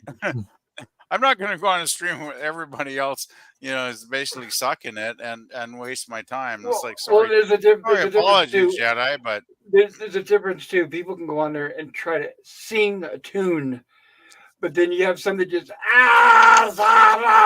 just literally scream. That's And what I I've can't do heard. it. Yep. I can't do it. My ears can't tolerate it. You got to have some. You got to have some inflection. You got to have some qualities in the vocals. You have to carry the tune, hit the notes. Like at least try. Even if you're not a good singer, at least try. That's not the point of karaoke. I'm not the greatest singer. I mean, I have a hard time hitting high notes. Like I'm not Geddy Lee. Let's put it that way. Well, I can't sing at all, but I'm not going to scream it out. Besides, my voice can't handle it anyway. Anyway, are we actually talking about anything interesting here? Geddy Lee. Oh, you listen to Rush. You've heard of Rush, right? Oh, I love Rush. One of Canada's greatest, probably Canada's greatest. I want to hear from LDG. Nobody wants to hear from LDG. Is he still alive? Like he's been like dormant. He might be asleep. It's like past midnight for him. I think. No. If he was asleep, you would hear him snoring or moaning in his sleep. I think the Borg Collective got him actually a while ago. And it looks like his lights are all turned off, so I think he's asleep. Yeah, I think he's napping. Yeah, he's out. CIA took him. But I appreciate him leaving the thing on. Maybe that counts for me as watch hours. I don't know. It could be. Maybe he's just listening to when we make a mistake and he says, "Shut the hell up. Don't let YouTube know that." Yeah, that's true. I do appreciate him making that comment though. Like I felt like a fool after I was like, "Oh shit, I shouldn't have said that." He's our voice of common sense. I felt bad. Because the last thing I want to do is damage a friend's stream, like by opening my big stupid mouth, which I often do. Hey, Pop. Yes, have sir. you? Have you done anything through Cosme yourself? When I first started my channel, I did a few watch parties in the Ray Bradbury Theater, and then I discontinued it. There was no views, no subs. Yeah. Was that the TV series? Yes. Nobody was showing up for it. So I have the DVD I've never opened on my shelf. That was a great show. It is. It's a great show. That's why I was going to do a watch party of it. But, you only get 1 or 2 people a week. It's like I wasn't getting any views. And, they say that you've got to watch the algorithm or it'll drag your channel down. So that's why I changed the format and did start doing the reviews and the live stream.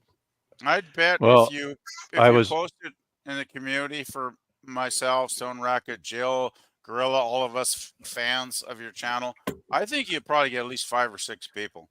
well. What I meant was, uh, isn't there a way of doing that outside of YouTube or anything with your channel where it's just us going to uh, the Cosme website itself, or does it have to be through your channel? I'm a little confused.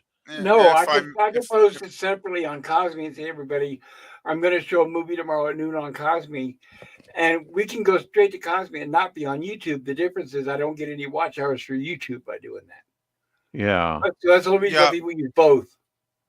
I was actually Could you repeat that? You wanted to do both? Is that what you said? No, I'm saying that's why people do both. They go through YouTube to get to Cosme, so Oh, they're okay. still getting those watch hours on their channel. Okay. well, Because Gorilla. I was wondering, there is a movie that if I have, let's see, what are those? Trying to think what those files are called when you convert it to for your iPhone. It's a MP4 or MP3. yeah, MV4. Uh-huh. And if I have something in that format, is there a way that because I've never done Cosme, I don't know what I'm doing. But if I have the copy of a particular film on my computer in that format, can I have a watch party and show it on Cosme? Yes, I- you would play it through your VLC player. Yeah, I have And then you VLC, but of course I'm on a Mac and I'm Yeah, running right. an all older. All right.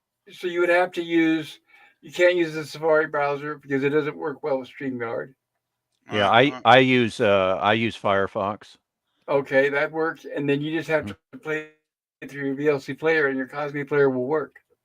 I'd be so But here's how happy it to works. share. I'd be so happy to share my knowledge if you guys wish. Yeah, so I need to get an account on Cosme, and You don't then actually. Probably okay, stream. I go on, like I was on with Jill like 2.5 hours today watching Voyager episodes this morning, and I never signed up for an account, but Jill has one, so I Yeah, but guess if if you're gonna, you want to stream something, you have to. yes, if you're gonna, but it's probably very simple from what Jill's told me. It Anyway, is. my point is Jill and I do our Star Trek watch parties Saturday mornings, and then Sundays we do our Man from Uncle and Avengers watch parties in the morning, and she doesn't connect it at all to YouTube because we just watch it for fun, right? But yeah, I'm sure if you wanted to connect it, like Gorilla, I mean, Gorilla and I just watched the Creeping Terror, Carpet Monster the other night, and Gorilla was totally streaming that to his YouTube channel. So you can basically go either way. You just have to figure out, the oh God, I can't say that word. intricacies. Yes, of what you want to do, and it's all good, right? So Right, but either way, there is a difference. I'm going to be practical. Cosme sure. is not reliable all the time. There's going to be many times when you're going to want to do a stream, and it'll be like watching a slideshow for some people. For some, it might play fine. For others, they're going to say it's lagging, or the sound is out of sync, or it's like watching a slideshow. So Okay. if you It if you depends want to on have the source. a live stream because you want someone to enjoy that movie uninterrupted, then honestly, your best bet, what I do is I do it in the backstage of StreamYard. Like right now, we're broadcasting live. So what I would do is, like, let's say I have a great movie I want to share with you, but I want to make sure that it plays perfect. I want to make sure there's no slideshow. I want to make sure the sound's in sync. What I do is I end the stream. That way we are still talking to each other in the back room. Then I will play it right here through StreamYard. And it'll play perfectly without issue, and everybody will enjoy it. But Oh, that's because I don't care about watch hours. See, okay. honestly, that's preferable. If you want someone to enjoy the experience, I would skip the Cosme altogether. I mean, it works for Okay. some people, yes, but it's not very practical if you want someone to really enjoy themselves and get immersed into the movie because it lags a lot. Sometimes it'll stop it, it'll go buffering. Sometimes you got to go and look for another server. I mean, there's issues. It I get. depends. I guess It we're de- boring, John. it depends on the source. It's Bob, 6 a.m., man. I've gone to Gorilla's Oh, streams where sometimes it's fantastically smooth, and other times it does stutter, and he has to look for another source. yeah. Absolutely, 100% true what you said.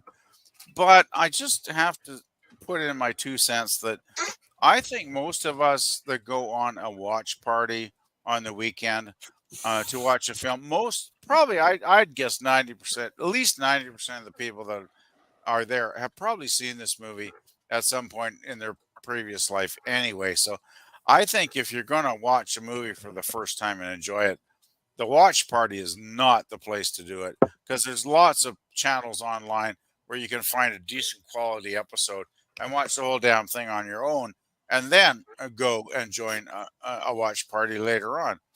So yeah, I don't think people go to a watch party to like experience the film for the first time. At least I hope the hell Well, they no, don't. that Well, you're missing. it depends Well, on the platform. When we're all making we're what all we're talking we're all about, no, what I'm saying is sometimes people want to have a watch party where they do experience it for the first time. And I'm just saying it's better to do that on StreamYard than it is Yeah. Cosme. What oh I yeah. was Oh what yeah. I was stressing was No, StreamYard works too, yeah. yeah. What I was stressing was sharing a film with someone that hasn't seen it. A film that's not available Right. online, as far as I know. I can almost guarantee it's not available, but I have it on my system, and I was just kind of curious about how best to share that, and I think it would be StreamYard. So Well, the question is, do you care about the watch hours? If you do, you do it on Cosme. If you don't, you do it on StreamYard. yeah, I don't have a channel. I have no interest in watch hours. Then I would Uh, recommend StreamYard. mhm. John, if we're boring you, you can mute. It's not very polite. I'm not just joking. I'm not saying that to No, laugh. no, he's That's tired, maybe. it's Hey, very John. I'm rude. not doing. I'm Very not doing rude. that intentionally. John, Well, if John, you're I'm gonna, telling you, did you hear what I just said, John? Yes, Repeat back what I just said, please. I know I can mute. That just came out. That was not intentional. I'm sorry. I waited till you did it about 3 or 4 times, and I finally spoke up. well, it's like Gorilla says, If be you're a gorilla. bored, mute the mic, But if you're please. going to be a Don't stubborn I'm not gorilla, mute. bored. It But just comes so fast. when you do it over people talking, it's another issue. Is what I'm saying. If I can finish. It's that loud. Oh John, yeah. you interrupted when Yeah, people were it was. talking, It was. and Yes. John, you know Yeah. that. That's why you do it. No, I'm sorry. I don't. I have no idea about the volume of my own output. Do you You're hear you're the volume of your output? you're I'm gonna fairly mute. loud, John. Huh? If you want to take a nap, just mute for a while and take a nap, man. We don't care. No, I just thought that I'm You're so you're far away from the microphone. no, your You didn't volume hear. is quite good. Believe us. Okay. Yeah, I'm sorry. I didn't know You're that was 5 by 5, as they say. okay. I didn't know that my yawning was audible on the stream. I'm sorry. I apologize. So No That- worries. so Pop, this is a silly question, but Uh-oh. through StreamYard, I would share my screen, and instead of having my picture viewer, I would have VLC going, and it would run smooth, showing a particular video. Then Right. You'd have StreamYard running. You would hit present and then video file. You would not say share screen. You would say video file. video file, right? Then you just select whatever movie it is, and then it will begin playing. And then you both will be, or all of you or whoever will be watching it in sync. You don't have a play or a stop button. Just make sure the volume is cranked all the way up so everybody can hear it. Okay, yeah, that sounds good. Well, I'll have to do that sometime. It works if you don't want to be interrupted. Like I said, if you don't want to where the movie keeps stopping and buffering, or it plays out Yeah. of sync, or any of that stuff. Yeah, I Yeah. might actually try that too, the first stream or two, because oh man, I want to do a live stream really bad, but it's just real life always keeps getting in the way, and then when I do have time, I just end up doing other stuff, and I'm quite frustrated actually. I mean, I hate to ask anybody for help, but any of you guys would offer help. I mean, just send me a tweet on Twitter. You know what I mean, though, right? If you What do time? ever What want to times are help, you? The hello. thing is, PvP. The thing is, I started a stream tonight, and I just messaged like 2 people, and in the beginning I was pretty much alone. But the 2 people you message 2 more people, and they message 2 more people. It kind of comes together. Oh yeah, I get what you're saying. And PvP You is just tell 2 friends, and I tell 2 friends, and they tell two Yeah, friends. exactly. Yeah, I Especially get if what you you're tell saying. LDG. If you Yeah, tell LDG, that's going to spread yeah. I like think wildfire. LGJ is the guy. One guy I got to talk to. I think Pop and Jill would be probably a big tech help too, because they're kind of like knowledgeable about this stuff. So yeah, I well. don't Just like to. start and I don't like to bug them though. Like I hate to take up people's time because I know they're all so busy with their lives, and I just hate to like go help me, help me, help me. I hate to do that. it's Well, not PvP. about that. It's LDG loves doing that stuff. Okay, well I got to make a note of that then. Yeah. Yeah, I really should do that. Thanks, John. Well, PvP. What's about the setup you having trouble with? I'm just I don't know where to begin, Dan. I just don't. It's like I remember like 6 months ago I was having problems getting into logging into some accounts, and I know I wrote it down, but I'm so disorganized. Let's put it this way: I'm the kind of guy that will make a note on a piece of paper, and then a week later I'll put the piece of paper somewhere, and I don't remember where I put it, and it's like, oh shit. And I'm just one of those very disorganized kind of people, which is weird because when I'm working, I'm very organized because I have to be with my job. But when I finish my work week and I start hanging out, it's just like I just forget about anything and I just start relaxing and my brain turns into jello. And I don't know if you guys have ever been there, but yeah. Do you have a active YouTube account, and do you know the password of it at least? That's the problem. That's why I never log out because I remember one time I logged out and LDG had to help me get back in here because I couldn't remember the damn password. And I probably got it written. I want to say I got it written down somewhere, but I have no idea where the hell I put the damn piece of paper. So Well, that's why I never log out. my point is that I use Google Mail for my YouTube account, and I forgot my password too, but it's on automatic mode. But anyway, my point is, you do have StreamYards, correct, right? Or have you not got it yet? I have been on StreamYards many times with my friends here. Yes. Well, you could try to schedule your first live stream by going to your upload or schedule on StreamYards. Then you can set up like the way I do it on my StreamYards. I've been doing it for about 3 weeks. So I usually go to the start live stream setting. I type in the settings and the title of the video I want. Then there's an option to do live stream today, or you can schedule a date by going to the live stream later button. Then you can schedule the live stream later. Like the way I usually do it, after I do my live stream today, I'm probably going after this live stream is over. I'm going to use that site to schedule my next live stream next Saturday from 4 to 7 Pacific time. That's a good idea. Yeah, I know. Do you not have to on YouTube ask YouTube for like a live stream permission too, like 2 days before? Yeah. StreamYard it's like a middleman. You have to have a YouTube account, and then you have to do StreamYards directly into your YouTube account.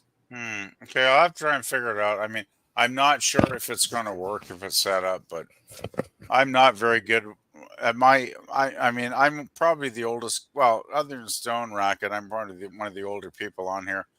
and I do get a bit muddled up with technology, even though I'm pretty good because I got my first computer like 25 years ago in my 40s. But most of you guys probably, a lot of you guys were probably like kids when you grew up with this stuff, right? And I Well, was we're not a kid, so I do find it a bit daunting. Earlier, Pop was telling me how old he was. How old is Stone Racket? How old are you? I'm 64. I'm 65. Oh Huh. boy. Well, I'm a dinosaur. I admit it. I admit it. Well, compared to Pop, are you younger or older than Pop though? I Pop think was Pop's 60 something in his, too. I think Pop's in his 50s somewhere. No, he said he was 60 something too. I don't remember the exact number. Well, I'll let Pop just decide. If Well, he my wants to son. join us, he's I muted. don't know why age matters, but I'm not in my 60s. Age should not Uh, matter. I agree. Well, no, you well, were born in the 60s. I'm sorry about that. You were I'm born always looking for 61, those right? hot. I'm always looking for those hot 30-something ladies, but I don't find them. Sorry about the confusion. Pop, I asked Pop about his birth year, and that was in the 60s, oops. not his age. I got my first computer in 1995. Wow, you got it a couple years before me, then, Stone. and I and got let my me guess. I got my first computer in 1988, and I was Oh so my much younger than goodness. you. Okay. You want to hear a funny story, guys? I bought my first computer, I think it was 1998 or 99. I take it out of the box, I put it on my desk, I plug in all the cables, I plug it into the wall for the electricity, and I'm sitting there looking at this thing and I'm going, how the fuck do I turn this bloody machine on? I could not. I mean, because it was one of those wonderful computer designs where the power button was not obvious, right? They had blended it into the rest of the front of the damn computer. I'm sitting there like half an hour going, okay, I thought once I plugged it in, it would just start automatically. And it's like, no, that didn't happen. And I'm looking and looking, I'm like, oh shit, how do I turn this bloody machine on?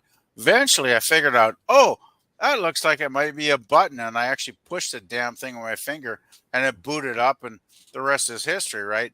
But it's like, Yeah. oh God, talk about being I felt like such a dinosaur. I really did. Yeah, it was like I was like 6 years old, and biologically way too young to have orgasms, but emotionally computer. I was doing everything with it, and just spending every minute of every day with it. That was I think people who grew up with Oh, computers are please. very lucky. Very lucky. that It's was like second nature Oh, to you guys, right? John, please give a PG-13, please. I mean, I still have this amazing machine that, even though compared to LDG's computer, it's crap by now. I bought it 3 years ago. It's crap by now. It's still such a beautiful. My computer! I love it. Well, I PvP, always love. well, PvP, I'm not really that much of a computer savvy guy. I mean, I know the basics on my computer, and I know how to set up a live stream.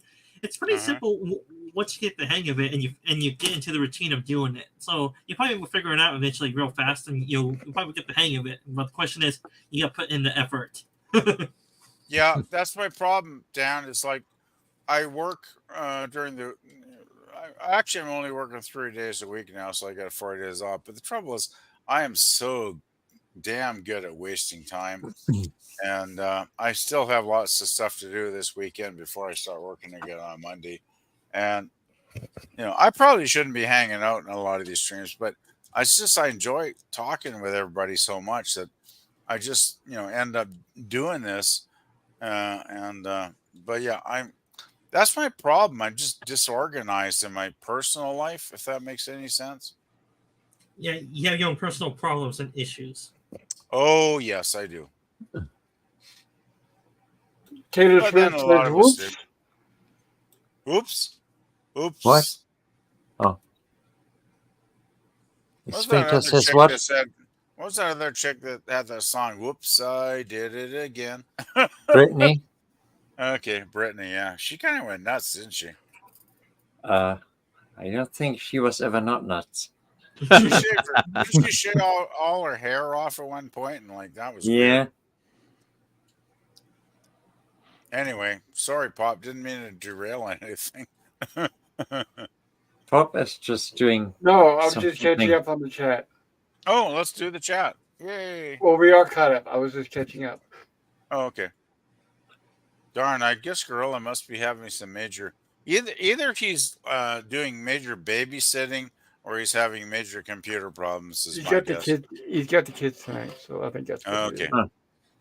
Yeah, I remember we did the Walton stream yesterday, and the kiddo was constantly talking to Gorilla towards the last half hour, asking him questions, and making demands on his time. It was pretty funny. It was actually kind of adorable. I think his daughter, I think she's like 3 or something. He said during the stream, it was pretty. I cute. haven't had a chance to ask him yet because I haven't spoken to him. But you were there, PvP. So what do Oh, you we think? had a great time. What do you think got him copyright stricken? Where they removed the whole program? I'm very confused. Well, my guess, Pop, is I think Gorilla played a few more minutes. Like generally we do stills like you do, right? Just still. But he played like maybe 4 or 5 minutes where he actually played like scenes. Yeah, And I'm thinking that might have been what got his ass into trouble. That's my guess. that's usually the culprit. So that's probably it. The thing is, though, I did check on the your posting channel, and Gorilla said he has put the challenge in, and I gave him the thumbs up. It's like I think he'll probably win. Actually, The maximum is and I know that from talking to Major Grin, who does all these edits. The maximum is 30 seconds. If he below 30 seconds, everything's fine. If Oh you go over, no, we if you go, get stricken for less. I got stricken for 4 seconds on Gilligan's Island. yeah, depends on the source. it also depends on the company a bit, Yes, but usually yes. the general rule is 30 seconds. Gorilla went over that. Like I think Gorilla Yeah. played like maybe 2 minutes of video yesterday. And And some of us, Warner Brothers, he says, generally treats him well, but I guess 2 or 3 minutes is quite a lot. Yeah, it does depend on the company. The general rule is 30 seconds. There are some sorry. Sorry. There are some really hard ass companies that will strike you for like half a second. That sucks. No, Pop. Paramount. Yeah, like Hey, Paramount, Paramount mostly. CBS. Pop. Yeah. Yeah. With the Gilligan's Island, isn't it that crazy station in Louisiana Yes. still? Yes. Yeah, they don't even own the rights to Gilligan's Island. Yeah. They're the ones.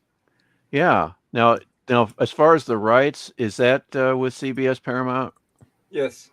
Yeah. And I can tell you this: on my horror sci-fi stream last year, I covered Creep Show. Now, remember, when I covered Creep Show, I showed slides, and when I did show video, it wasn't more than 2 or 3 seconds. They removed the entire stream. Wow. Really? They found that so bad, I didn't even get a warning. They just took down the entire stream, and I lost. And that was was that Paramount or? I don't remember now what it's Creep Show. Okay. That's who owns it. Yeah. That is a policy of YouTube. I never understand. Like Resolute Gem had a stream taken down 2 weeks ago for somebody flashing his junk for 1 second out of a 2-hour stream, which Resolute Gem bears no responsibility for. You're saying YouTube took down his stream? I asked him. He said no. He just deleted the video. The way I heard it, they took down his stream and made it I don't know. unavailable, even though he could have cut out that 1 second. I guess we could always ask Germ for the actual facts, right? I don't know. I know he said he deleted it. I wouldn't blame him if he did, actually. I asked him, and that's how I heard it. That was the point of the guy doing that. Yeah, that was the point of the guy doing that. He wanted to ruin the whole stream. Yeah, but technically, you should just be able to cut out that 1 second and then. I know, but he just thought. I even asked him about that. I said, "Why don't you just cut out that one part?" And he I said that asked it's him so that too. difficult. Well, he told me that it was because it's so time consuming to download the entire video and edit out one part. He thought it was just easier just to delete the whole video. I kind of agree. Like, why waste time trying to edit out a couple That was seconds? that was a great stream, actually. Yeah, I It was was on up that until stream. that point. That was a great stream. We had a lot of fun, and Well, Yeah, I don't I know. just, I'm I, a I just, lot of I, people. A lot of people are bending over backwards to um. I don't understand. I'm confused. I don't understand why people are bending over backwards to forgive that guy who did that. I'm very well, confused. I, He would never be allowed on my channel ever again. I think I know who you're talking we about, Bob, and I won't mention names, but I'm on Yeah. your side, Bob. It's like screw that guy. I don't want to we ever don't we associate don't with him. know we don't know who did that. Yes, we do. And I'm not going to debate it. I'm not going to argue. We know who did it. People want to act like fools. Oh well, it could have been Santa Claus. Yeah, right. We all know who did it. So yeah, but that's an argument for another channel another day. I'm not going to do it on my channel. I'll just say he did it, and I'm not afraid to admit that he did it, and he's not allowed on my channel. It's simple as that. Is it a guy from North London? I don't know where the hell he's from, but I hope he stays there. There is no. He's an alcoholic nothing- and a drunk. He makes a fool of himself constantly online, and he'll do it again. There's nothing to be gained by talking about this shit, is there? No. No. No, Absolutely not. that wasn't actually the goal of Hey guys, let's talk about something fun. You guys got any Yeah. fun It is- stuff you're thinking about? To me, just thinking about that. So yeah, I'd rather not. I was just talking about how easily YouTube takes streams down. Well, something like And, that. Yeah, it's gonna trigger them, all right.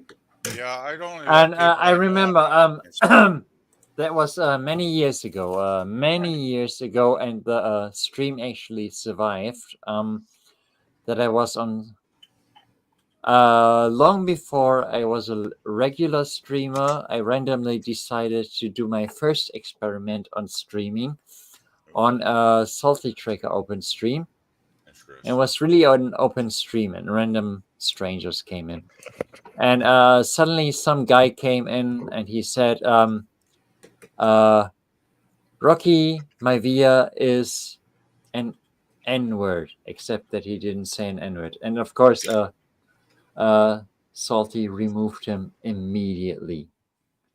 But the stream wasn't taken down.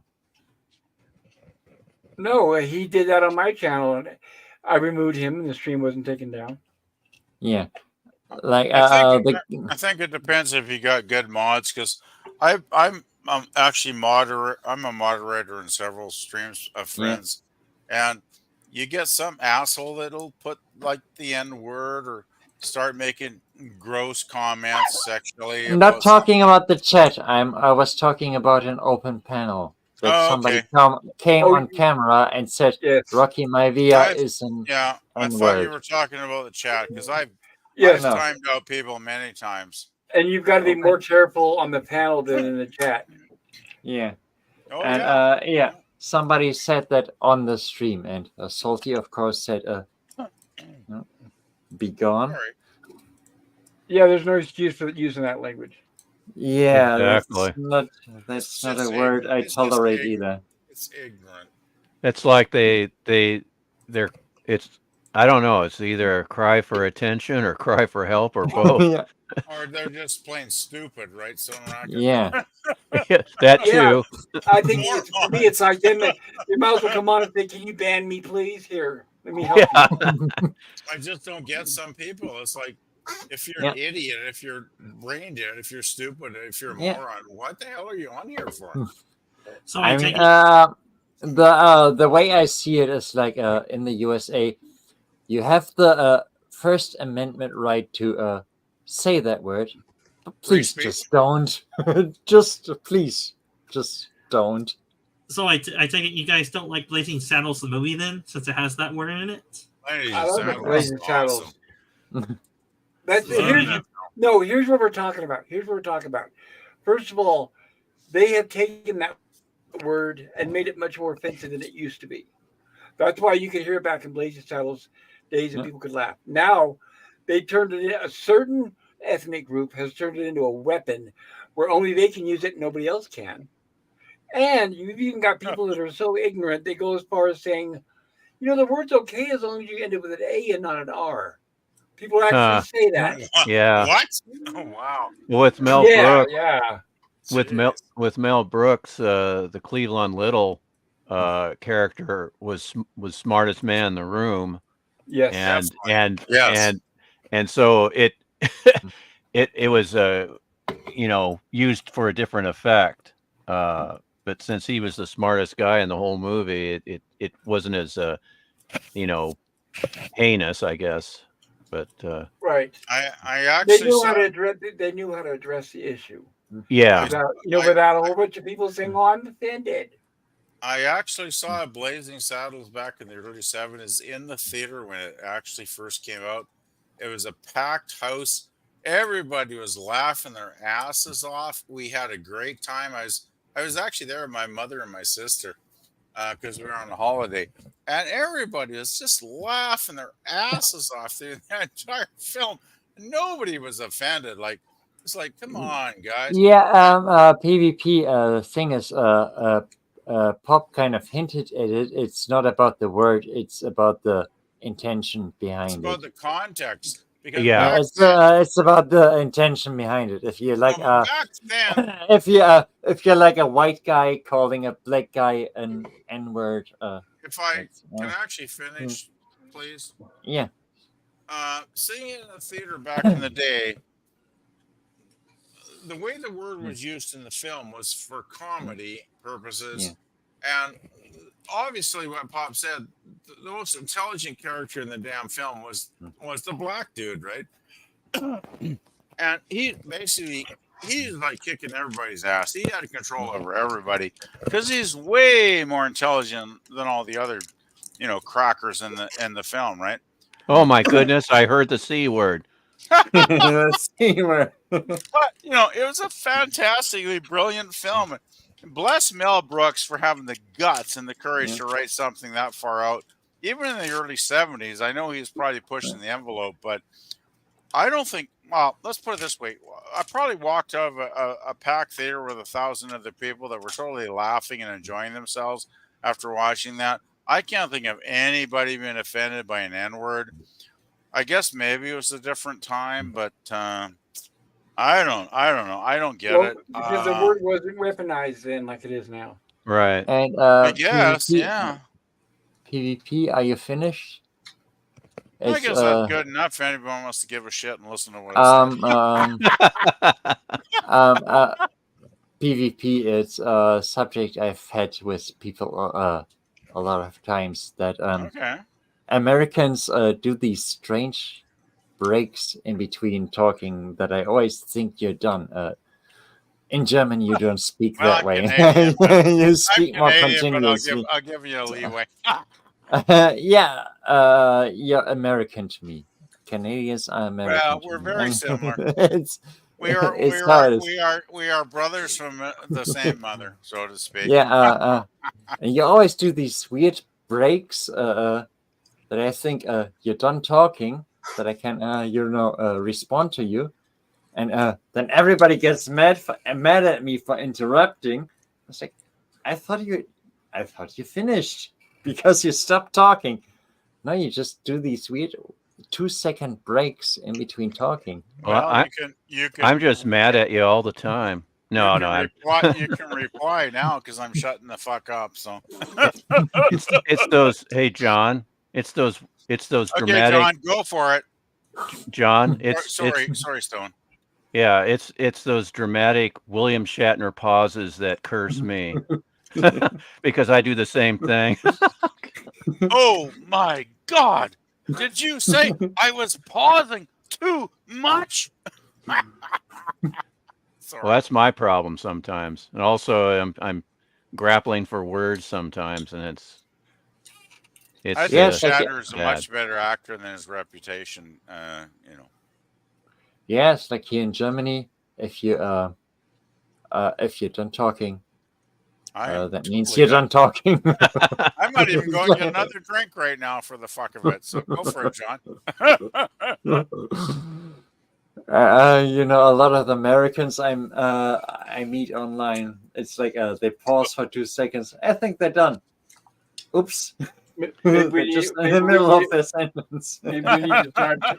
We need to start saying over. Yeah. Yes, Oh, I got that's it. Yeah, what brilliant. you- Great idea. The walkie-talkie Like, talk. over. The walkie-talkie talk, huh? Yes, walkie-talkie time. Yes, you That would guys are help. great. I love you Jo- guys so much. John, Ginger or Marianne? Over.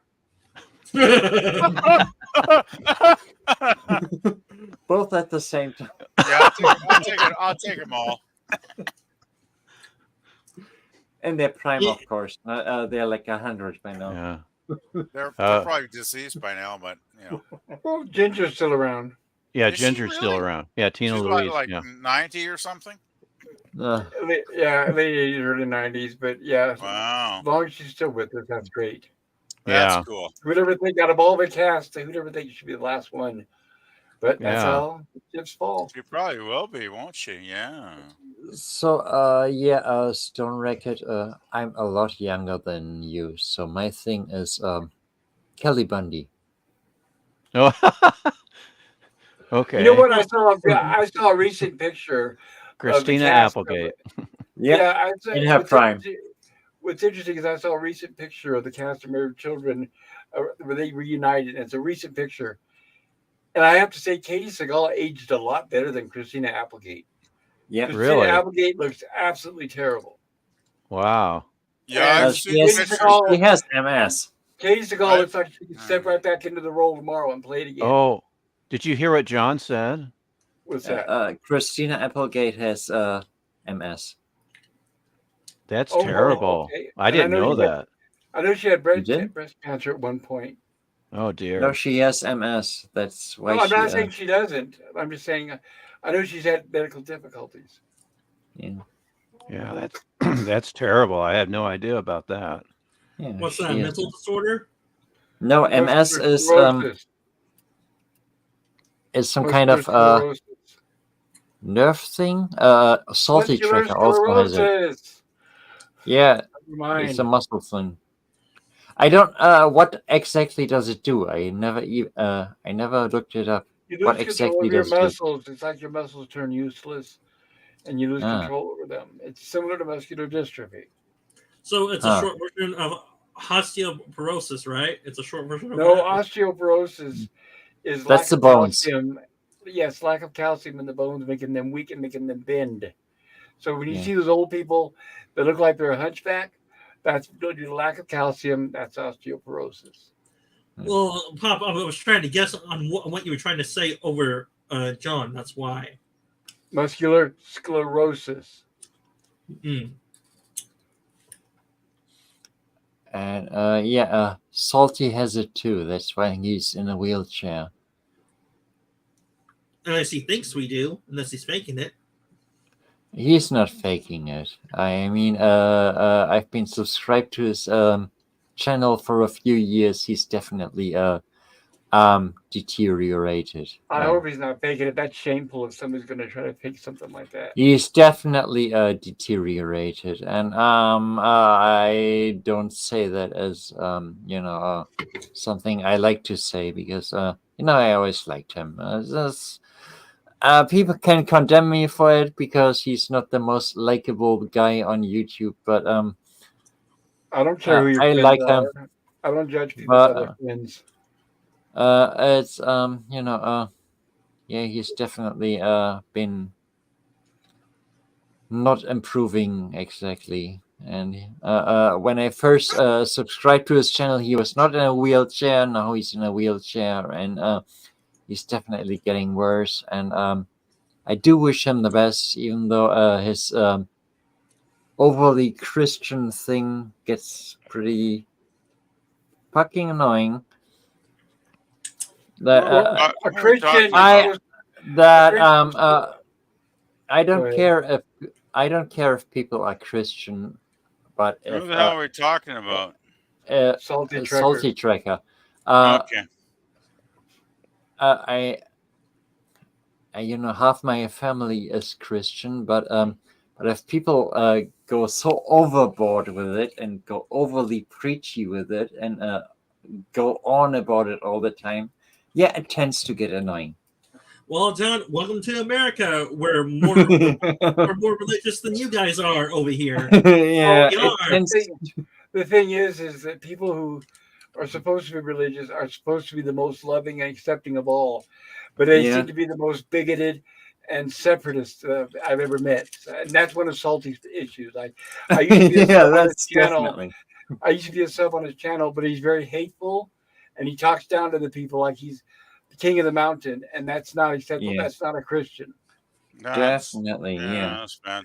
I would say I have been a sub for him for years, and the last time I was on his live stream when I was a little promotion in his chat, he sort of called me out on it, and that was kind of mean of him. There's a lot of it. There's a lot of stories that people could tell you that used to be subs on his channel, where he'll eventually turns on everybody.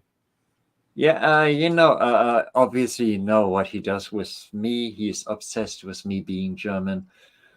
I don't know. Really? Man, and he must love the Deutschland in you then.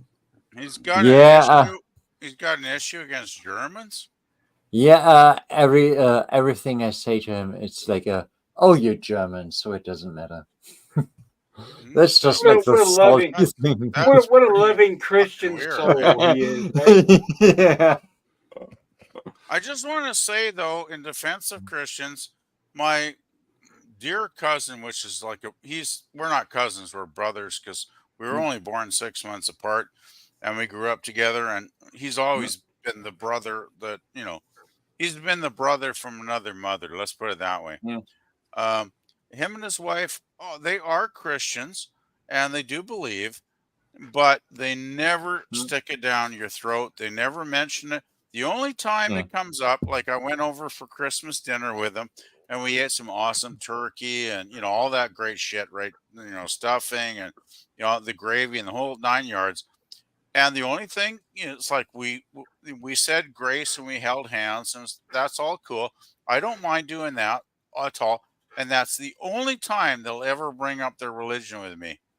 Like, Yeah. they have a very personal viewpoint, and they've even told me it's like we're not trying to push like we're not even, it's a personal thing. It's not even like like a global kind of religious thing for us. It's like it's our personal belief. We don't want to push it on anybody.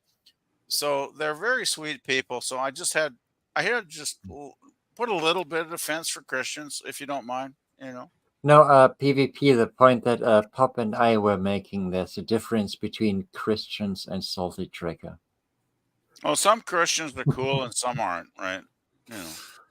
There's Christians and there's salty tracker. Well, there's fanatics, and the fanatics I don't dig. Yeah. Well, I'm hopefully you guys don't think I'm a fanatic, but I'm a evangelical Christian. I have no problem with that. My sister is a religion teacher in school. As I say, a Christian religion teacher in school.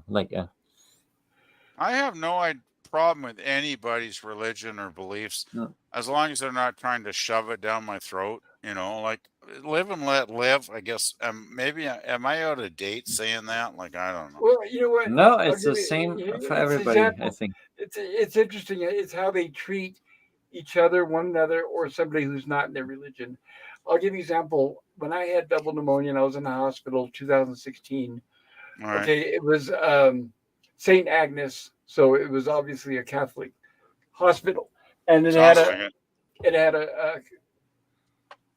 a church or whatever inside the hospital, whatever. I remember passing by it. Anyway, so when it happened a couple times, but I remember the first time I'm there in my room, in my hospital bed, and a preacher walks in, and he's got the full garb, the preacher, the black suit with the white neck, and he's got the Bible in his hand. Oh, And he God. walks in, hello, my son, how are you doing? And I'll say, out of respect, hello, Father. I'm not mentioning what religion I am. I just said, out of total respect, I say, hello, Father. I respond. And he goes, well, it's good to see you. Hope you're doing well. And I say, yeah, the usual beginning conversation. And then immediately he goes right to, can you tell me, son, what religion you are? And I Oh, said, yes, God. Father, I'm a Christian. And as soon as I say Christian, he couldn't get out of that room fast enough. And you know what? And it's funny, he had a Bible in his hand. We both read the same thing, but that didn't matter to him. I am not kidding. As soon as I said Christian, it was about face, and he barely touched the ground getting out of that room. He couldn't get out fast enough. That's And that weird.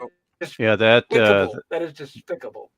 So he, they, if I won't say point blank, but I know where you're coming from and I know what you mean, but that particular denomination believes that all the rest of us Christians are going straight to hell. Yeah, absolutely, exactly. Yeah, and then of course, now remember, part of being religious is not being judgmental. It's like screw the that's weird. hypocrisy. Stone Racket, just read my comment because that's an American thing. I don't understand it at all. I don't know the difference between Protestant, Lutheran, Baptist, Evangelical, Presbyterian, and all that stuff. Oh, I'm officially oh, Protestant. No, that's Those are easy. I'll tell you right now, it's the same difference in very McDonald's and Burger King and In-N-Out Burger. That's the difference. It's the same thing, Yeah, just a there's different brand name. yeah, there's the different denominations. Some of them just real. This is a sweeping generality, but there's the different denominations emphasize particular scripture over others, or sometimes they have their own tenets Yes. that supersede scripture for some strange reason, Right. and that's a oversimplification, but that's the best thing. And right. And then you But have when I say evangelical, I'm not of any particular denomination, though there are those who have said to me that, well, that's a denomination. Were you confirmed at age 14 like I was? No. Okay, what's that's the just a 14 have to do Protestant with it? thing. Yeah, Oh. I originally it was interesting because my father was the one that put his foot down and had us older kids in the family stop going to church. And the church we were going to at that time was the Collegiate Methodist Church. Methodist, that's Yeah, another one. yeah, that's where we started. That's where my mom sent us. And I wasn't old enough to be in the actual church at that time in the 60s. I was in Sunday school, but my father kind of put a stop to that because he was on the road all week and he only came home on weekends. And so he wanted to be the center of attention. And so my mom getting all of his kids ready for church was taking too much, he thought. But the thing is later on, I when I was in 6th grade, we had a African exchange student from Kenya, and he was from the Baptist denomination, but he wasn't afraid of he wasn't ashamed of the gospel, and that's when I became a Christian. Was actually interacting with him, and what was interesting at that time was my older brother and my older sister, within the same time frame, we all became Christians, but we all had our separate story. So but anyway, the church that I went to before it unfortunately fell apart after the elders passed away was simply listed as a Bible teaching church. And so we accepted everybody. They all people were welcome, but when it came to communion, if you they would say, if you're not a believer, just pass the elements by. Communion is a Catholic thing. What are Well, Presbyterians? yeah, communion is a Catholic thing, but but is also is practiced differently from in different churches. With Catholics, it's a whole different ball game with communion because they literalize the elements. Yeah. That's all I want to say. But with what we did in our church, it was do this in. We followed Christ. Do this in remembrance of me.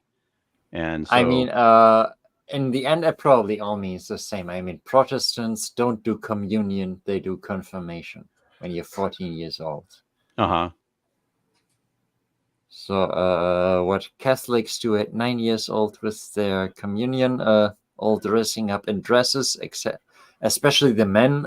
Catholic guys like to dress up in dresses. I Because think they're they have a name for Catholics. that outfit. They're just dresses. They're Catholics. I know, but and I'm not Catholic, but in their defense, they do. I think they have a name for that. Yeah, they're But robes, then, aren't they? Don't you just right? call it But robes? No, I call them dresses because Okay. they look like dresses. But then we also have religions where people are saying, you know what, I can't make any money off that, so I'm going to make my own religion. And I Yeah. just spent a month writing my own Bible. I want you all to read this, and this is the Bible. Ignore Yeah. everything else you've heard. Yeah. Yeah, that's dangerous because it specifically says in scripture that anyone that adds or takes away, there's going to be Yeah. a specific penalty for that. And Yep. there are those that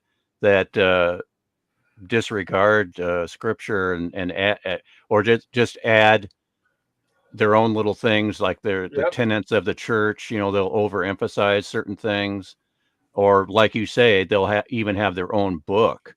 Yeah, they'll create their own book and their own religion. Yeah, it's very And dangerous. those are some of the most richest, most powerful Yeah. religion cults, I'd say, but religion, Yeah, I'll say. yeah, I would call it a Yeah, cult as well. And then the whole thing when yeah. you said make up your own religion, that reminded me of L. Ron Hubbard because that's exactly what he did. Exactly. And he was going Yes. around to his fellow science fiction writers, and he goes, you know what would be a better way of earning money is just making up your own religion. Yeah, And he's right because and he it's came tax up with that, free. and he tried to get like Alfred Bester and some some of the others to go in on this, but it was all a con job from It the is. Well, very beginning. Think about it. It's not stupid because it's tax free, so it's a great way to get rich Right. quickly and easily. Exactly. And Don't forget Joseph Smith and some of the others now. well, yeah, that goes back a ways. But yeah, Yes. I understand. Yeah. That's more a problem of a government than of religion. That we give that tax-free status to Yeah. Yeah, religion. I disagree completely with the tax free status because Yeah. Yeah. if that church is on fire, they're going to call the fire department, which all of the taxpayers pay for. So just keep And that in mind. I mean, in all fairness, with all respect to all Christian people or even Muslim and Jewish people, they can probably afford to pay a bit of taxes. Oh, of So course that they can. all My tax, goodness. yeah, Yeah. What Right. Looking at these Catholic cathedrals, my God, yeah. they're practically Yeah. laden in gold. Yeah. Now, I'm not a fan of this individual, but it reminded me of when Gore Vidal was on, I think it was on Tom Snyder's Tomorrow Show. He said, just for an example, he would agree with you, John, with the tax, and you, Pop, with the tax thing. But what he said was, well, let's say we make a new religion, Turtle Man religion. This is before Ninja Turtles. And he said, basically his point was all these, religions, these made up things get off scot-free because of the tax, the taxation Yeah. thing, Yeah. tax-free status and that thing. And he said, tax the churches because the ones that are the strong established churches, they will be able to survive. It's those, fake, I'll just call them what it is. These fake religions will die by the wayside. They'll just fall away. I agree. I mean, it's not exactly like I mean, I know Americans are a bit more extreme about taxes than people here, but it's not even like it's the majority of your money is like a tiny bit taken away. And if you're a Depends on church which religion. making, Some demand more than others. It depends on which religion. Some demand 50% of all your property. no, I'm just talking about the government taxing a religion. Oh, Because that's what the tax-free status is about. That the Yes. government cannot ask fuck tongue twister. Asking tax from a religion, correct. and I don't agree with the law. Taylor Swift says, LOL. Cody Guy, LOL. Ola Greg says, I am a Lutheran. And Ola Greg says, hey, by the way, guys, we're not trying to offend anybody. So, we're just, Yeah. this is a light conversation. I know they Mhm. say don't talk about religion or politics, but we're not Mhm. trying Yeah, to offend anybody. And this is not targeted towards anyone in particular. yeah, Yeah. definitely. Thanks for saying that, Pop. Yeah.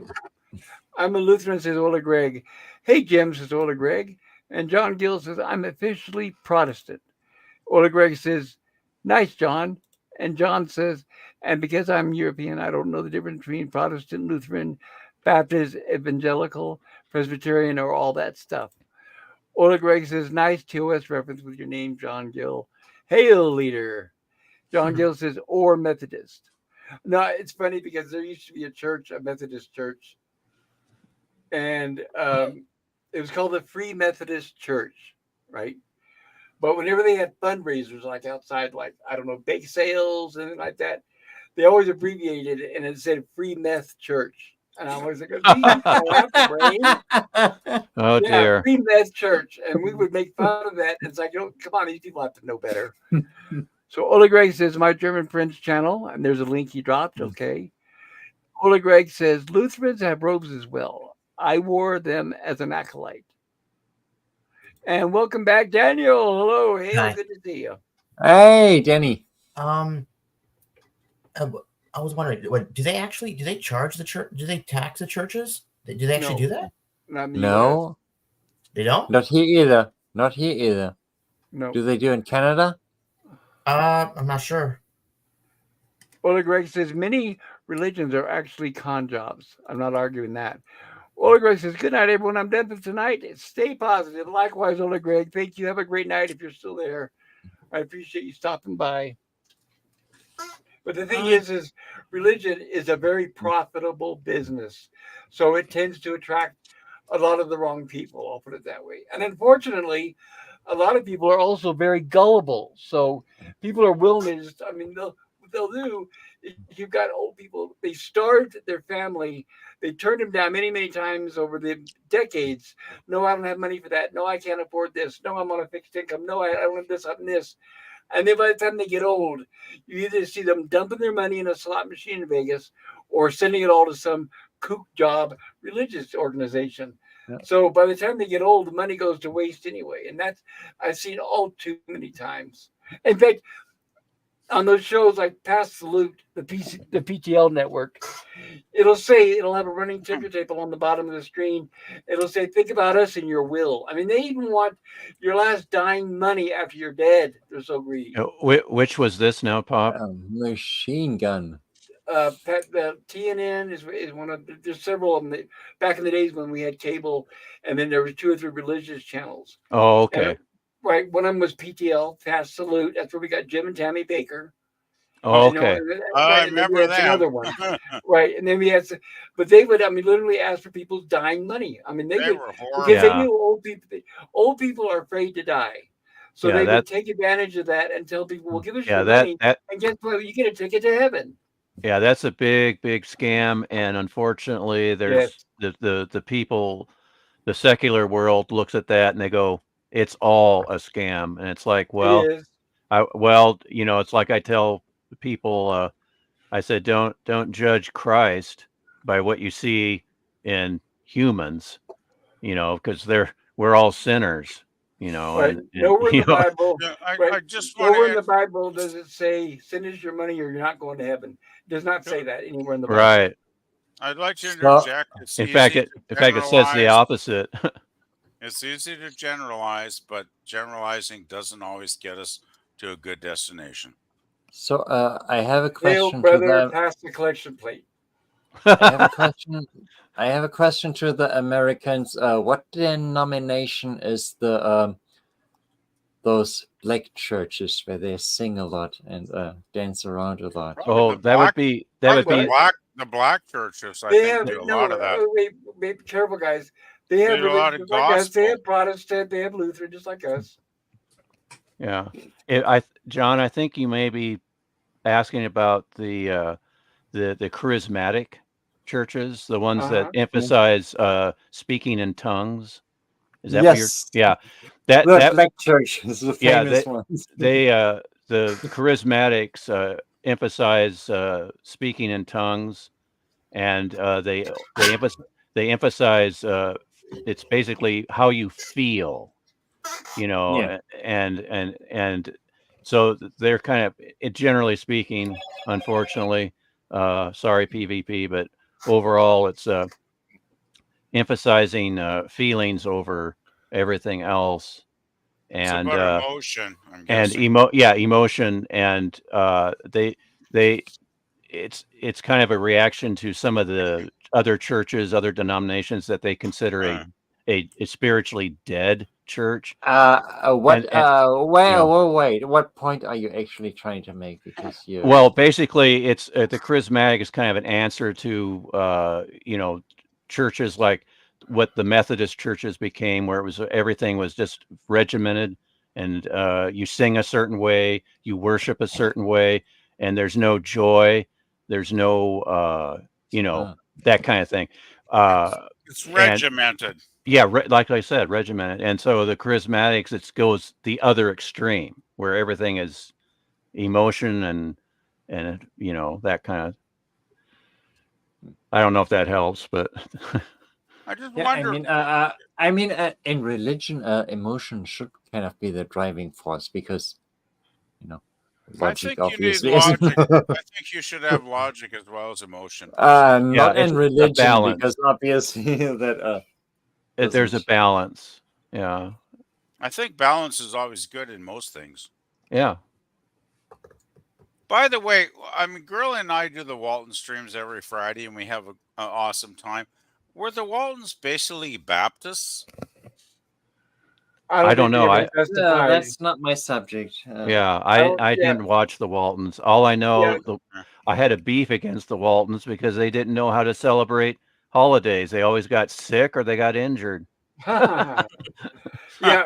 To be honest, PvP, I don't think they ever specified because that way the show appealed to a wider audience. Yeah, I There you think they go. might have been mentioned as Baptists a few times, but I'll give you guys a pass. Like I'm sorry, I didn't mean to put anybody on the spot tonight. No, that's not putting And Uh, anybody on the spot. I'm just saying, I don't think they wanted to be pigeonholed, and I think they wanted to appeal to a wide audience. So they were basically just religious. could be. I'll have um, to ask Gorilla. I'm sure Gorilla will know. Well, yeah, if you guys are yeah, watching episode by episode, you'll know more than we would. Well, is that um, stream? Is he still going to be able to do the Waltons after what happened? I think. Yes. Well, Gorilla's had problems before, and he's like put in a challenge, and I'm sure it'll Warner's usually Well, pretty good with Gorilla, so I'm sure yeah, in another day they'll rescind it and it'll be all right. But fine. what I'm Okay. saying is, let's say if they don't, I'm just saying the worst that can happen is he won't be allowed to have that episode on his channel. That's all. They'll just Oh, remove it okay. or like it never existed. That's what they did to my creep show. And we were making Okay. some great jokes too. Yeah. Damn. Yeah. I misunderstood. I thought I thought his whole Gorilla will Walton. be fine. I think I it'll be thought his fine. whole Walton coverage was on hold or something. It's You're just right. one No, video. right. Just the No, one video. Correct. a Okay. warning is very different than a strike, Stone. So Yeah. Okay.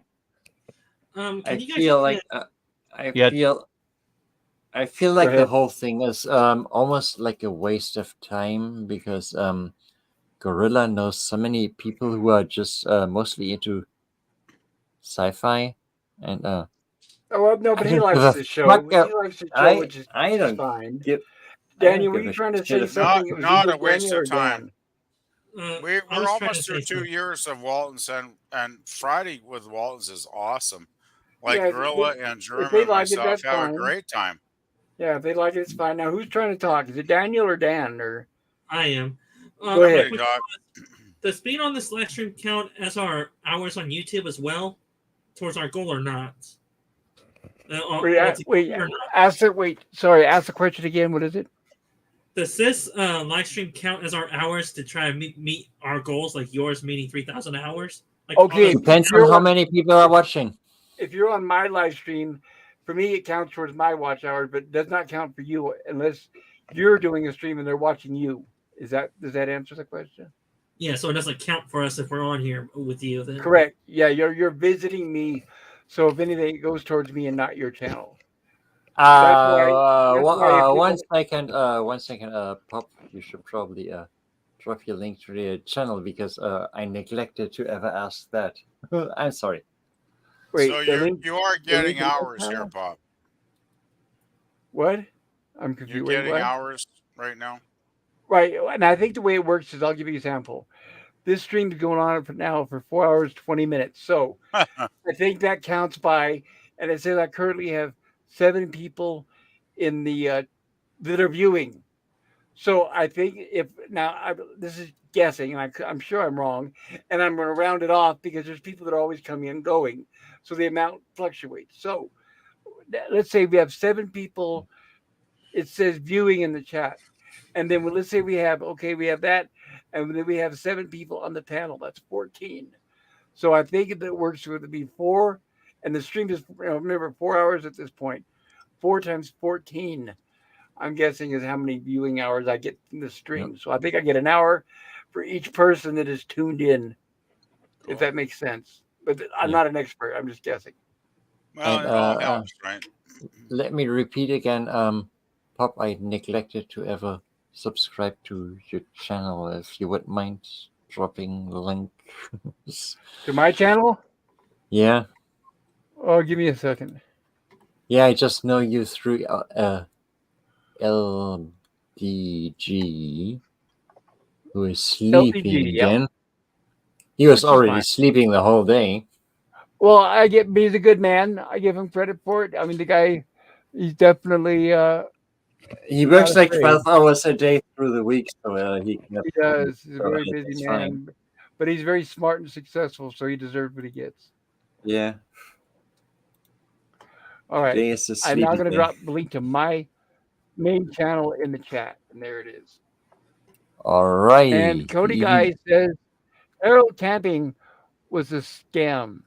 I'm not sure who Harold Camping was. I have John no Gill idea says either. Harold Zoid, and I haven't heard of From that either. Futurama. That's from okay. Futurama. Thank you. Appreciate it.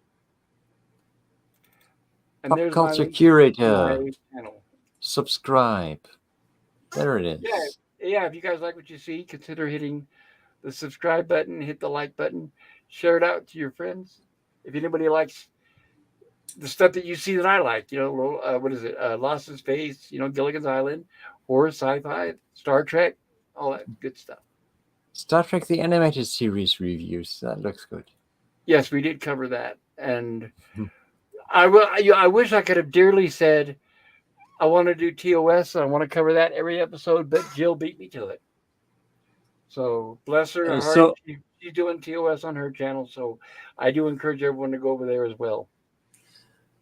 This may be a silly question, but are all of us on the panel subscribed to each other, or not? No, I don't think anybody here is subscribed to me. And well, I just did over the stream. I think I'm not. If I'm not, you guys can let me know. I think most of us are, but I just noticed private chat. John was asking for my channel link, and if you could pop that in there, that'd be great. Sure. Yeah, I asked, but then you said that you don't know how to log into your channel anymore. No, I'm right here. I mean, if I couldn't log into yeah, my channel, through StreamYards, but do you still know how? You still know your YouTube password, in other words, to get into your YouTube account to send him the link. I don't close my. Yeah, it's like it's not an issue.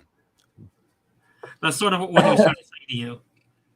And there's a link to PvP's channel I just dropped. Pleasantly Pecker. Anyway, for some weird reason, I've got like 85 subscribers, even though I've never posted an actual That's video. good. I only do music, but that's Well, and amazing. that's your indication.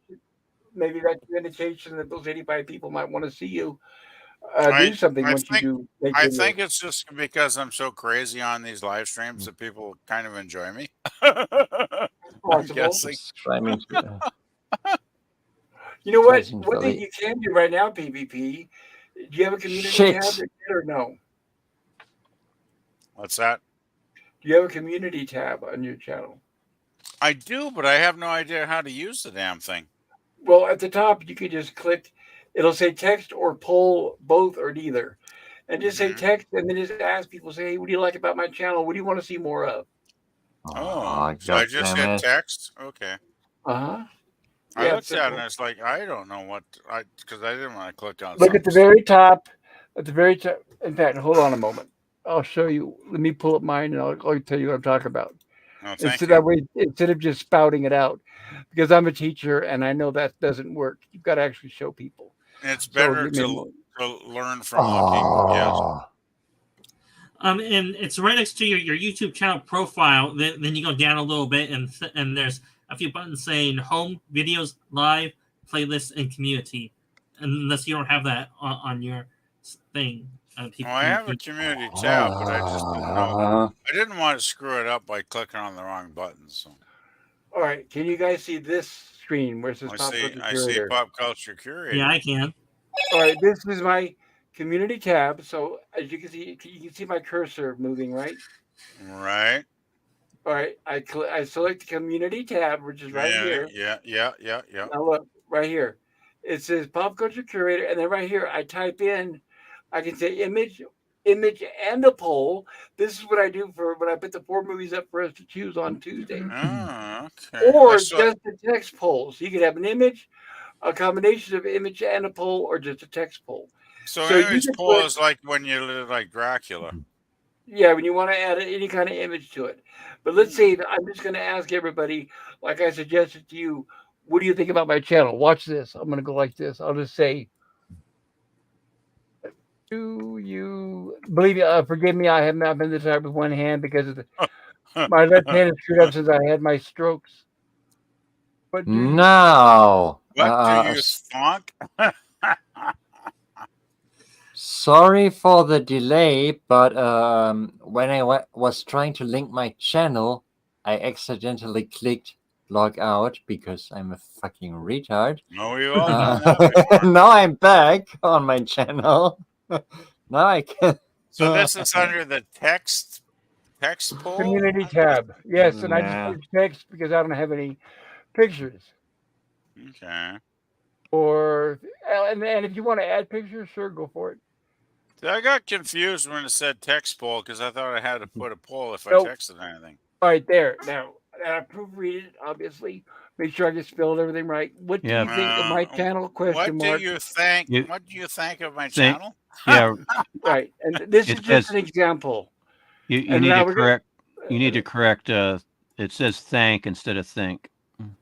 Thank you. You're right. There we go. What do you think of my channel? Unless you're from Florida, it's like, well, thanks. What do you think of my channel? This is just like I said, just an example. And you say, what do you think of my channel? Any suggestions for future content? Now remember, you can word this any way you want. And then you just say post.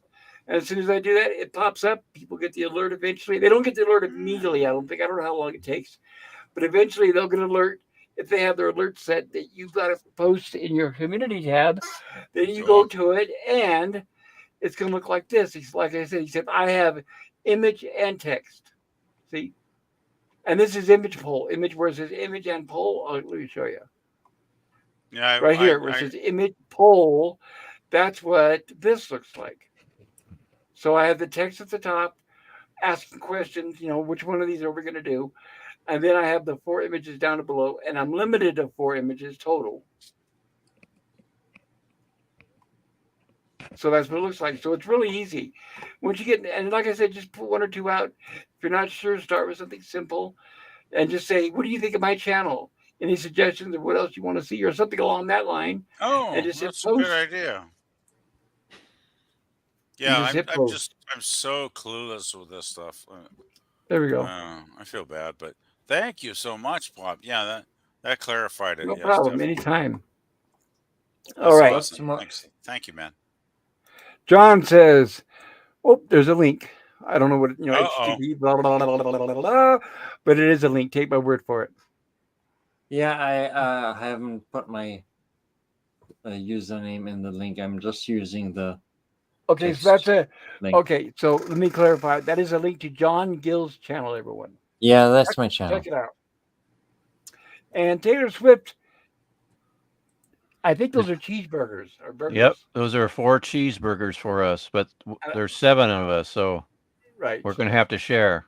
I want extra dill pickle on mine.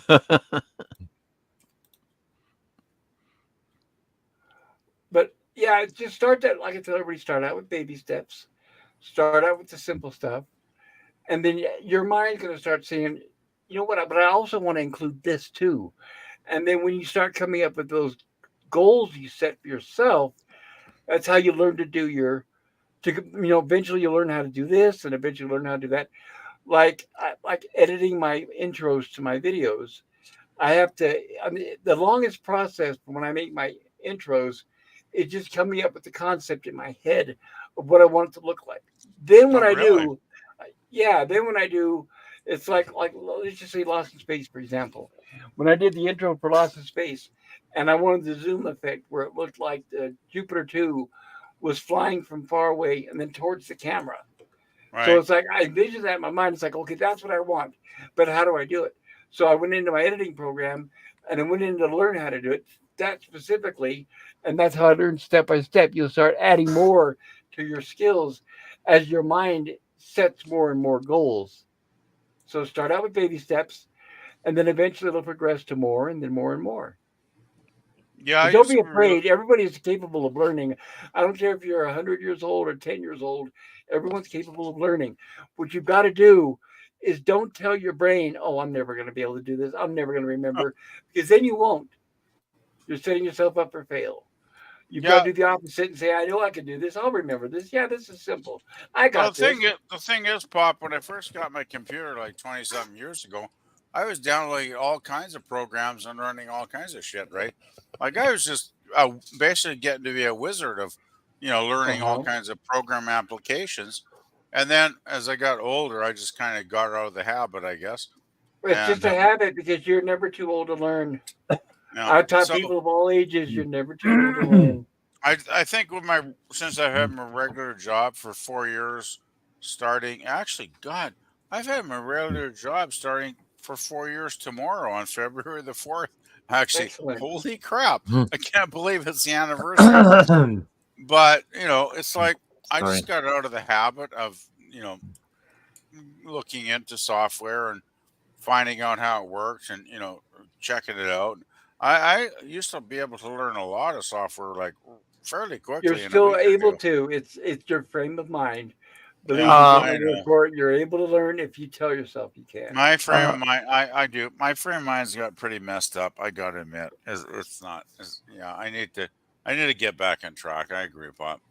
PvP, if I can interrupt Pop for a short time, he makes it more sound more complicated than it is. If you got a modern day computer with a modern day graphics card, you don't even need to do anything but turn your camera on and just record. I If you don't have have a like camera. if you have like a regular modern day NVIDIA graphics card and a good camera, you can basically I just don't. I just have a do laptop. I have a cheap uh, laptop. So you yeah don't on a necessarily YouTube. have to have a good graphics card. I But have yeah, a I have a But you're talking about 3-year-old. there's different steps. What I said, that's what I said, yeah, start out baby steps. So yeah, yeah, start out with just pointing the camera, yes. But I'm just yeah, saying that eventually if you want more, you'll learn more as your mind is yeah, wanting and gets curious, is what I'm saying. yeah. I agree with that. You can always expand on what you have. Some people I some people have been streaming for years, and all they do is turn their camera on and off, and that's fine. That's what they like. But Yeah. I don't know. I like to have an intro. That's just me. Yeah, I don't have your I intros are great. I don't even have a camera because there's nothing to turn on or off. Well, So I have a camera, but I know I look hideous because of all my treatments, so I don't use it. Yeah, I have my avatar. But look, you guys well, see I'm still putting out content. I'm I on have camera. I look hideous. No, you're not. oh, you have no idea how hideous I look. Well, I guarantee you That's the guys, thing. I'm going through chemo, and I guarantee it tops whatever you guys are going through. No offense. And we feel bad for you, Pop. Like we really do love you, It and happens. we're concerned, and we really do hope you come out the other end, I'm and you fine. I've got a get positive your health outlook. back. I've got a positive outlook, and I'm going to stick with it as long as I can. I just don't want to show my face because honestly, every stream would be, "Oh my God, you look terrible. Are you okay?" And I don't want you guys to have to, be reminded of that constantly. So are you It is telling that. us you look like Christopher Lee as Dracula? Well, I wish, he was a very handsome man. No, if anybody's Uh, seen Poltergeist 3, the kid will Um, maybe look like the oh, old man that comes to that the guy, door. yeah. Right. The guy that comes to the door is God is I in his remember him. holy Oh, yeah. temple. Yeah. I've always had my questions about the expression coming out the other end. That sounds like The other end. Oh, I don't want to think about the other end.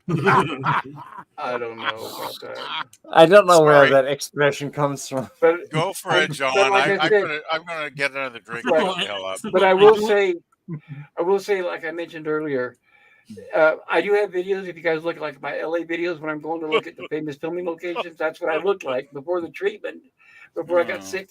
And now that, like I said, they're changing my medication, I'm starting to grow my hair back. So I am slowly starting to look a little bit better.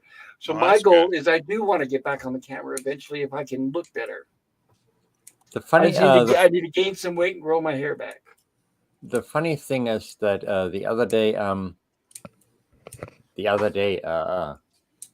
in quotation marks, a few weeks ago, we were watching some old Bird of Prey 5 pictures and videos, and wow, the comparison! I mean, he's really. He used to be a lot more alive. Yeah, And it's well, kind of, it's yeah, yeah. It's unfortunately it's done a number on the Hmm. poor guy. yeah, He's lost a lot of weight. yeah, Unfortunately, he's weaker, and unfortunately, he has a lot of heart issues, which is really sad. I feel bad, yeah. but I don't want to Well, pity him. The guy's got a lot of pride, and he's a good man. that's Yeah, reality. he's one of the best people here on this platform. Yeah, That's without kind of exception, I totally yeah. agree. That's reality. Like Mhm. 10 years ago, when I moved into my present apartment, Mhm. I was so strong back then. I got one of those steel trolleys, and I hauled up like boxes and boxes and boxes of belongings. I must have hauled like 500 pounds of belongings over the weekend because the dumb asshole people that I hired to bring the moving truck, they brought a truck that was half the size too small. So we packed a lot of stuff in. That's when my mom was still alive. We packed a lot of stuff in, and they brought a lot of it to my present home. And then I had to hire a bloody truck from like what is it, U-Haul, I guess it was. So I was driving back and forth with the U-Haul truck, for that day. And get this, the day I was trying to get my stuff to my new town, there was a seriously, incredibly horrible accident on the main highway, which they closed for like 6 hours. So I'm stuck in some small town halfway to where I'm trying to go.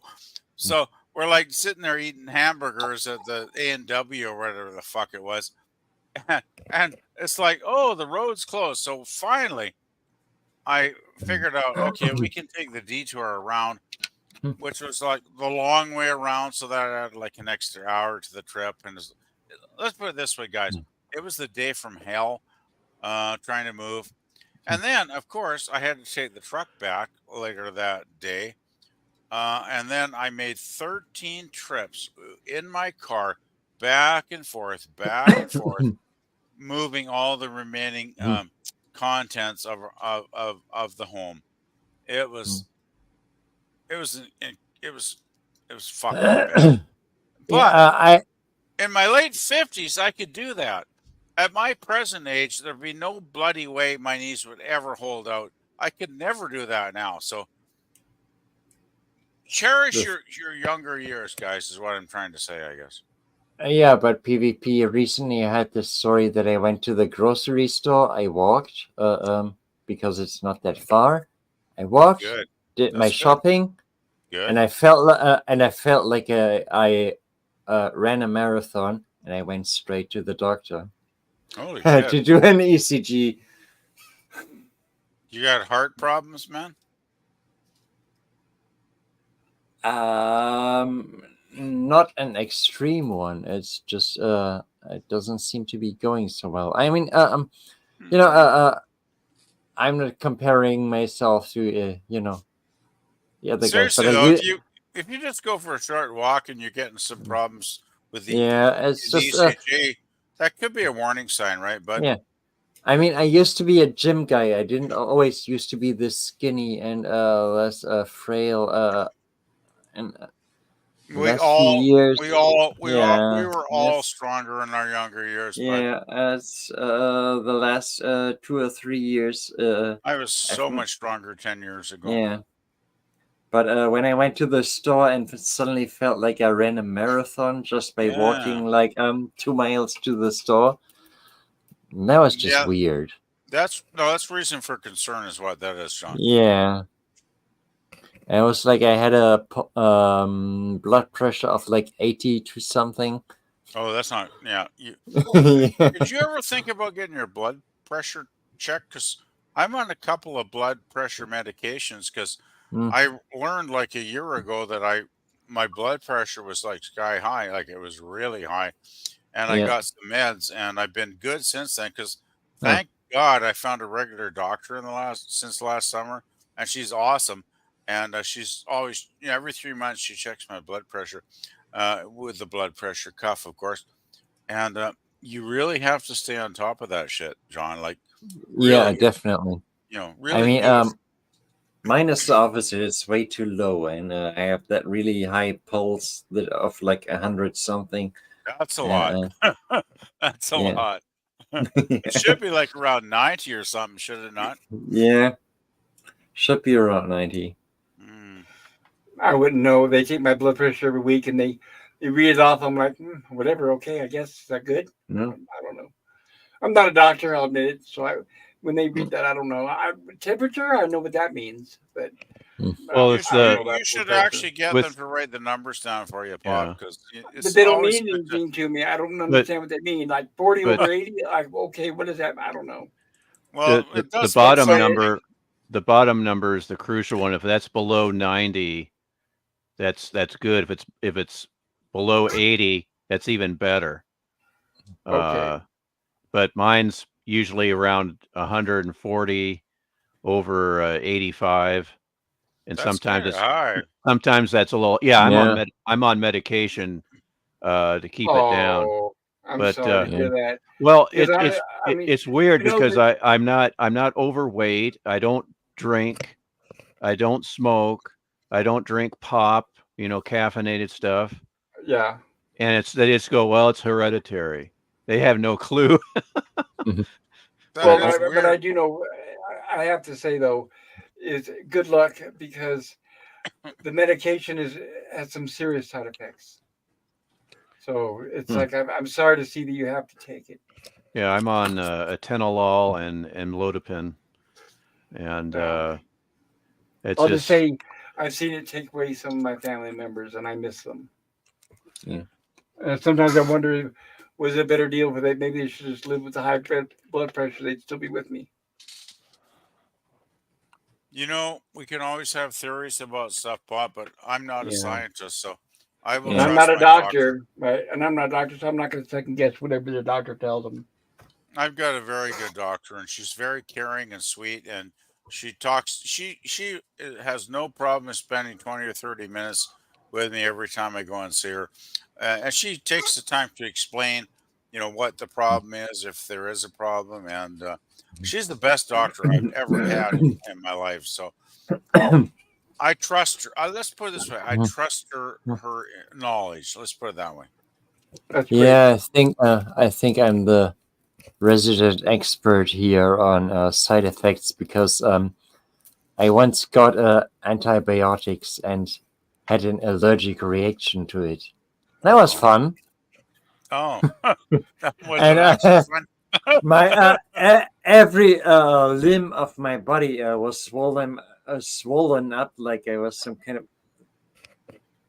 That was insane. I couldn't even call 911 because I couldn't even move.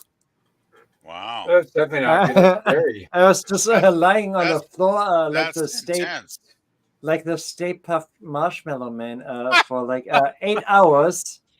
And I thought I was going to die for 8 hours. Oh shit! Couldn't move, couldn't breathe, like could barely breathe. Yeah, that was not fun. I'm glad I survived. That was 2 years ago. That was a really disturbing experience. That's a very allergic reaction. It sounds like. Yeah. I actually, when some of my parts were swelling down, my feet were still swollen. I took a picture of my swollen right foot, which was like, So like did you have any like good parts? like a pumpkin. Did you have any really good parts that got swollen there, John? I wished. Sorry, I had to ask. You know me.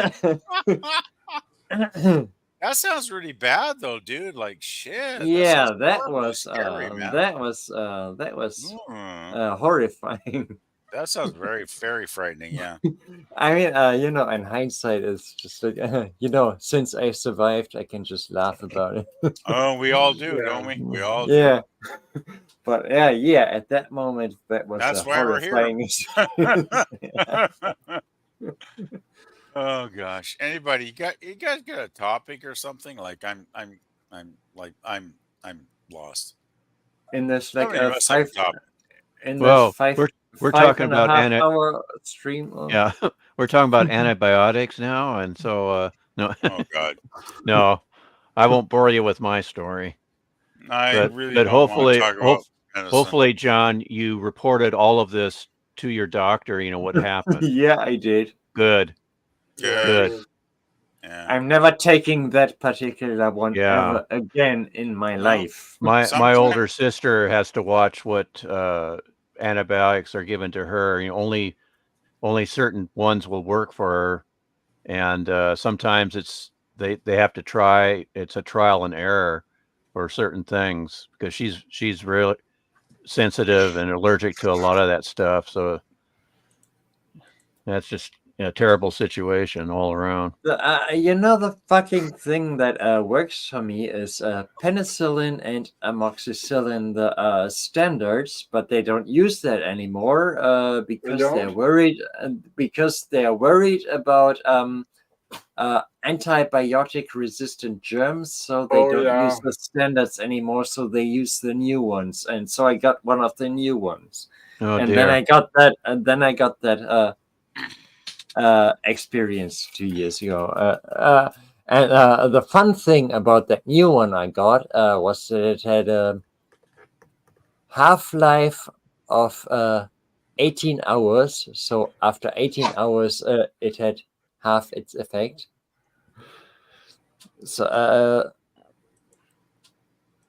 I had, after the first 2 hours where it was really extreme, I still had like panic attacks for the next 3 days from feeling everything being kind of swollen and having trouble breathing and having trouble moving and having trouble feeling my skin and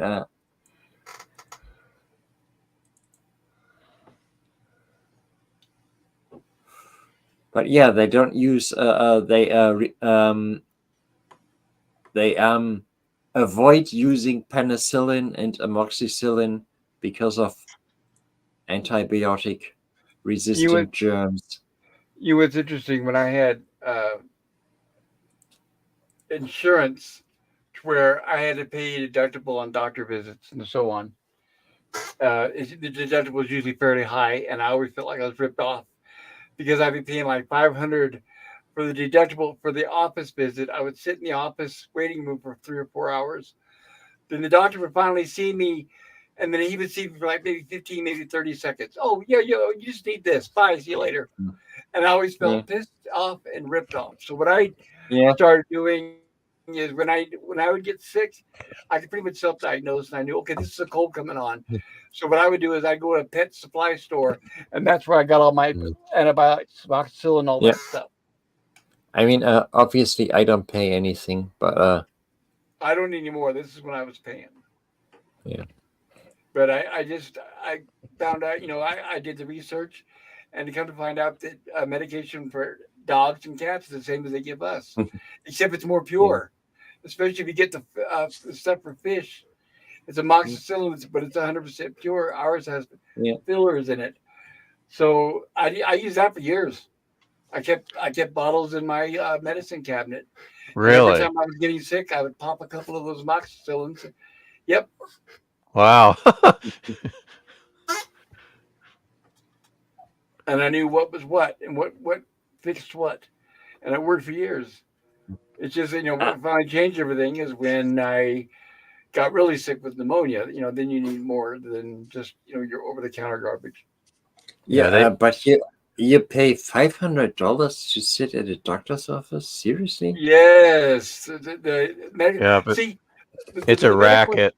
Yeah, I was just going to say the medical coverage in the U.S. is a racket. What they do is they force everybody to at least what they say get medical insurance. So I could say, oh yeah, I'm paying for Blue Cross, and that way they can write me off as being somebody who's quote insured, and they tick it off on a list. When in reality, I can never afford the deductibles. So yeah, I'm paying my monthly fee for my That's Blue Cross, that's but I can't afford the deductible, so I never use it. That's a thing I once read that the reason Americans are against universal health care Which is that is is stupid. is that they think that the bills that that they get sent is what it actually costs, when in reality the medications are like 20 bucks Yes. and the treatment is like $50. Right, it's deductibles that most of us cannot afford, and they knew that, but Yeah. they didn't care. They would write us off at, oh, they're insured. This person's insured. This person's insured, and then Like it got then it gets so far as Obamacare or like California now. The way they do it is, if you're not paying for insurance, let's say you're poor and you're struggling week to week, you can barely afford to feed yourself, so Yeah. you can't afford medical insurance. They actually penalize you, and they'll deduct it out of your Yeah. taxes, and then they give it to illegal immigrants. And I'm not kidding. Yeah. You guys are you guys. The thing is PvP. I'll 1 be back. second. I'm gonna pause. I'll be back later. Go Let me for it. respond to that for a second. The German medical system is, in principle, kind of like Obamacare, that health insurances are private, but that you're obliged to have one. And if they run out of money, the government supplements them. The difference to the USA is that the doctors have to charge you what it actually costs, and not like 10 times what it costs. And that Oh. the pharmaceutical companies have to charge you what it costs, and not 10 Oh, times of I what wish it actually was like costs. that here. No. Yeah. Yeah. It Yeah. would make a lot more sense that way in the USA. Yeah, they mark Oh, up at things. It's just incredibly obscene. right. It's obscene what they Right. do. It's As obscene, and it's very obvious. It's very obvious. I was lucky that my insurance, when I was working and I got COVID, uh, they paid for every stinking thing when I was in the Yeah. hospital for. I was in the hospital for almost a week, and but they paid everything. So, and yeah, I lucked out there. Yeah, I saw a screenshot of a medical bill from the USA of a woman who gave birth. They charge you They charged a woman for holding the baby after Oh, yeah. birth.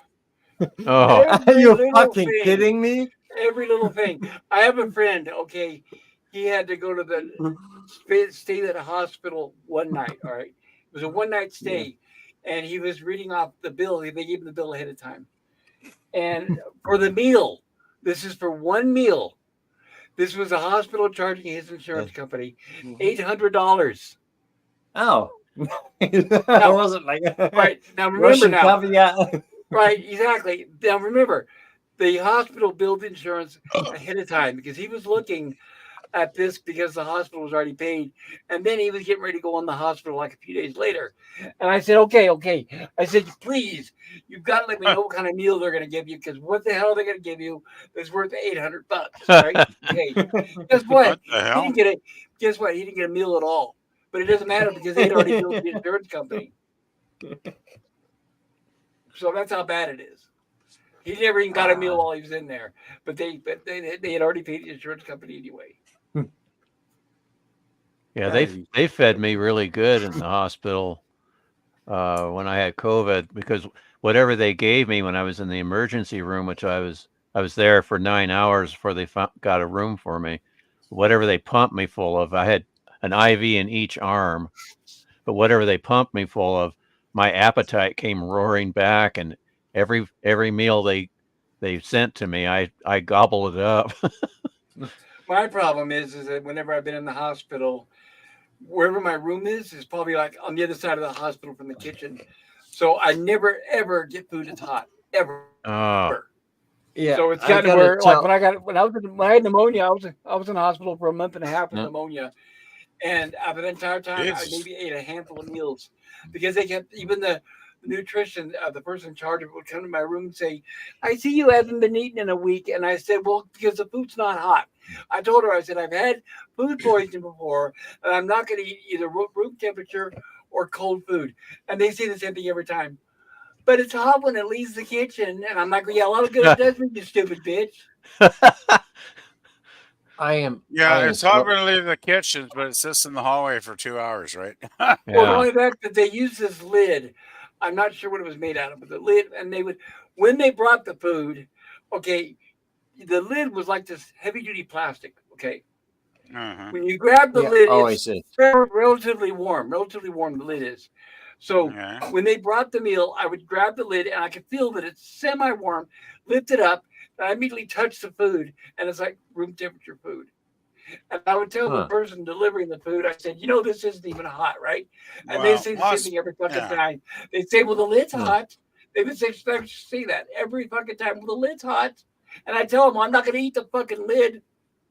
Well, hospital Yeah. food does generally suck. Yeah, I agree. And they I lie First too. of Like all, they would have like peas. You guys know what peas are. They would have peas there, and there They're would be a those slice little of butter green on. things. Right, there would be a slice of butter on them that wasn't even melted. So I'd say, don't even give me that shit that was yes, I know melted. those. No, I gotta say peas, even if it was melted, it wouldn't be appealing. But that's me. No, But but if you're hungry, and like I said, I was starving, that I was losing weight, and they were like, but it doesn't make any sense. And I told them because the food is cold, and that was a Yeah, big issue for me. I I I, skipped I many would days offer without my meals. opinions of Canadian healthcare, but I don't think it would be popular. So I had food poisoning, so I have a phobia about if I'm at an eating public place like a restaurant, hospital, anything, it has to be oh, hot. poor dog. I think you guys got really bad healthcare in the states, from what I keep hearing. Well, let's put it Um, this way: you have to just take what they give you. Not here, not my the worst, experience. the worst hospital But food you I know, ever what had do I was know? I had to eat liver Oh in the no, hospital. that is bad. Oh. Yeah. They My mother they had used to like cook liver they back had in the '60s. it's so disgusting. It's the most It's not It bad disgusting is. food there. if you put Yes, a it lot of is. ketchup. Put a lot of No, you ketchup can't do over it. anything to make it not I disgusting. know, and I have to agree with both you guys. It's like, yeah, I had to smother it in ketchup, but yes, it still tastes like shit. If I put Yeah. enough ketchup The on it, yeah, then texture, I'd eat it. the way you think it tastes like meat, but it's like foam. It's God, it's disgusting. It makes me want Undescribable. to. Yeah. It makes me upchuck just thinking about it. It does build up Yeah. your immune system, though. And of course, our moms, and of course, our moms would always say the same thing. But it's healthy, and it's like I don't care. Yeah, I it's don't good care. for Yeah. you. Eat it, Billy. Just eat it. It's like, oh Right. fuck. That's one I, thing about. That's one I thing why I lucked hate out. it. Go ahead. I lucked out when my mom made liver. She always made a hamburger on the side for me and my brother, Oh, my younger brother. Oh. But my dad and my oldest brother ate the liver and yeah. Oh. But just the smell of it was enough to, you oh know. yeah. But I didn't have to eat it, so I lucked out. But I had to eat the spinach that my mom I cooked. like I spinach. love I like spinach. I spinach love with The spinach. vinegar. Well, I With like vinegar, I the love it. fresh spinach, but not the cooked seaweed spinach. I didn't If really you like that. if But you the I got do fresh it. love spinach, all spinach I like. spinach. you put enough vinegar on spinach. It's awesome. Right. That's I what I love do. In fact, I I'm love gonna have all that. spinach. It's Damn, It's funny. you my guys are getting me favorite hungry. vegetable. Yeah, it's funny you mentioned that because that's what I'm gonna have tonight. I'm gonna have spinach, but I do it with apple cider vinegar, and it's actually I like it. It's really Oh, Ooh, good. okay. There you cool. go. I love all spinach. It's one of my favorite Nice. vegetables. Yeah, fresh spinach is awesome. Yes, And I agree. On salads and stuff, yeah, or on a sandwich. and Yeah, I prefer that over lettuce. You know, I was Did you just guys ever have Swiss chard? Because it's very similar to spinach. Not me.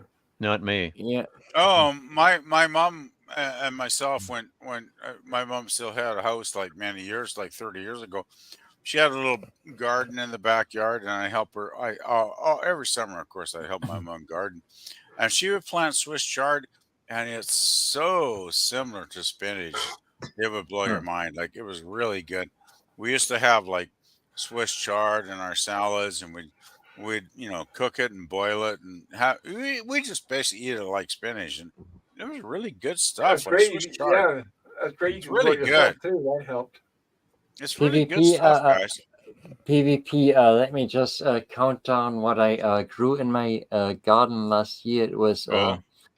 Brussels sprouts and I love green Brussels sprouts. beans and peas and tomatoes and cucumbers. Tomatoes, yep, Uh, yep. uh, uh, Cucumbers and what else? Grapes and blackberries and yeah, okay. The cherries and apples will come next year. The trees are still young.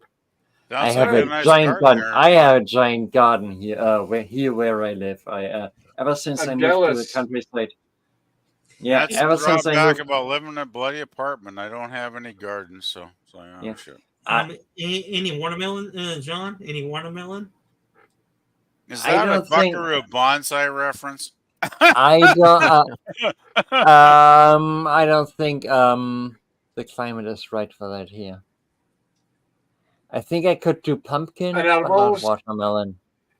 I have to say, out of all those things you mentioned, John, I love them all except for the Brussels sprouts. The smell makes me sick.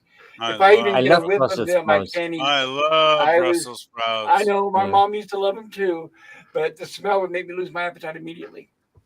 Huh. Yeah. Oh Oh, I man, also grow a ton of potatoes.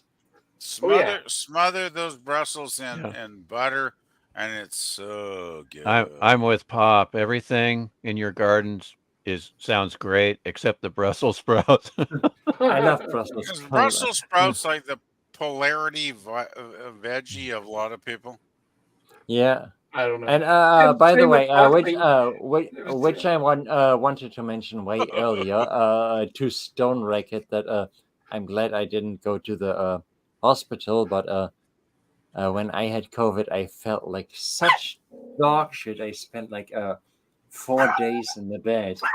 That's not good. Rocky, hush. Sorry, guys. Yeah, No worries. I went to the critical care, That's bad. and they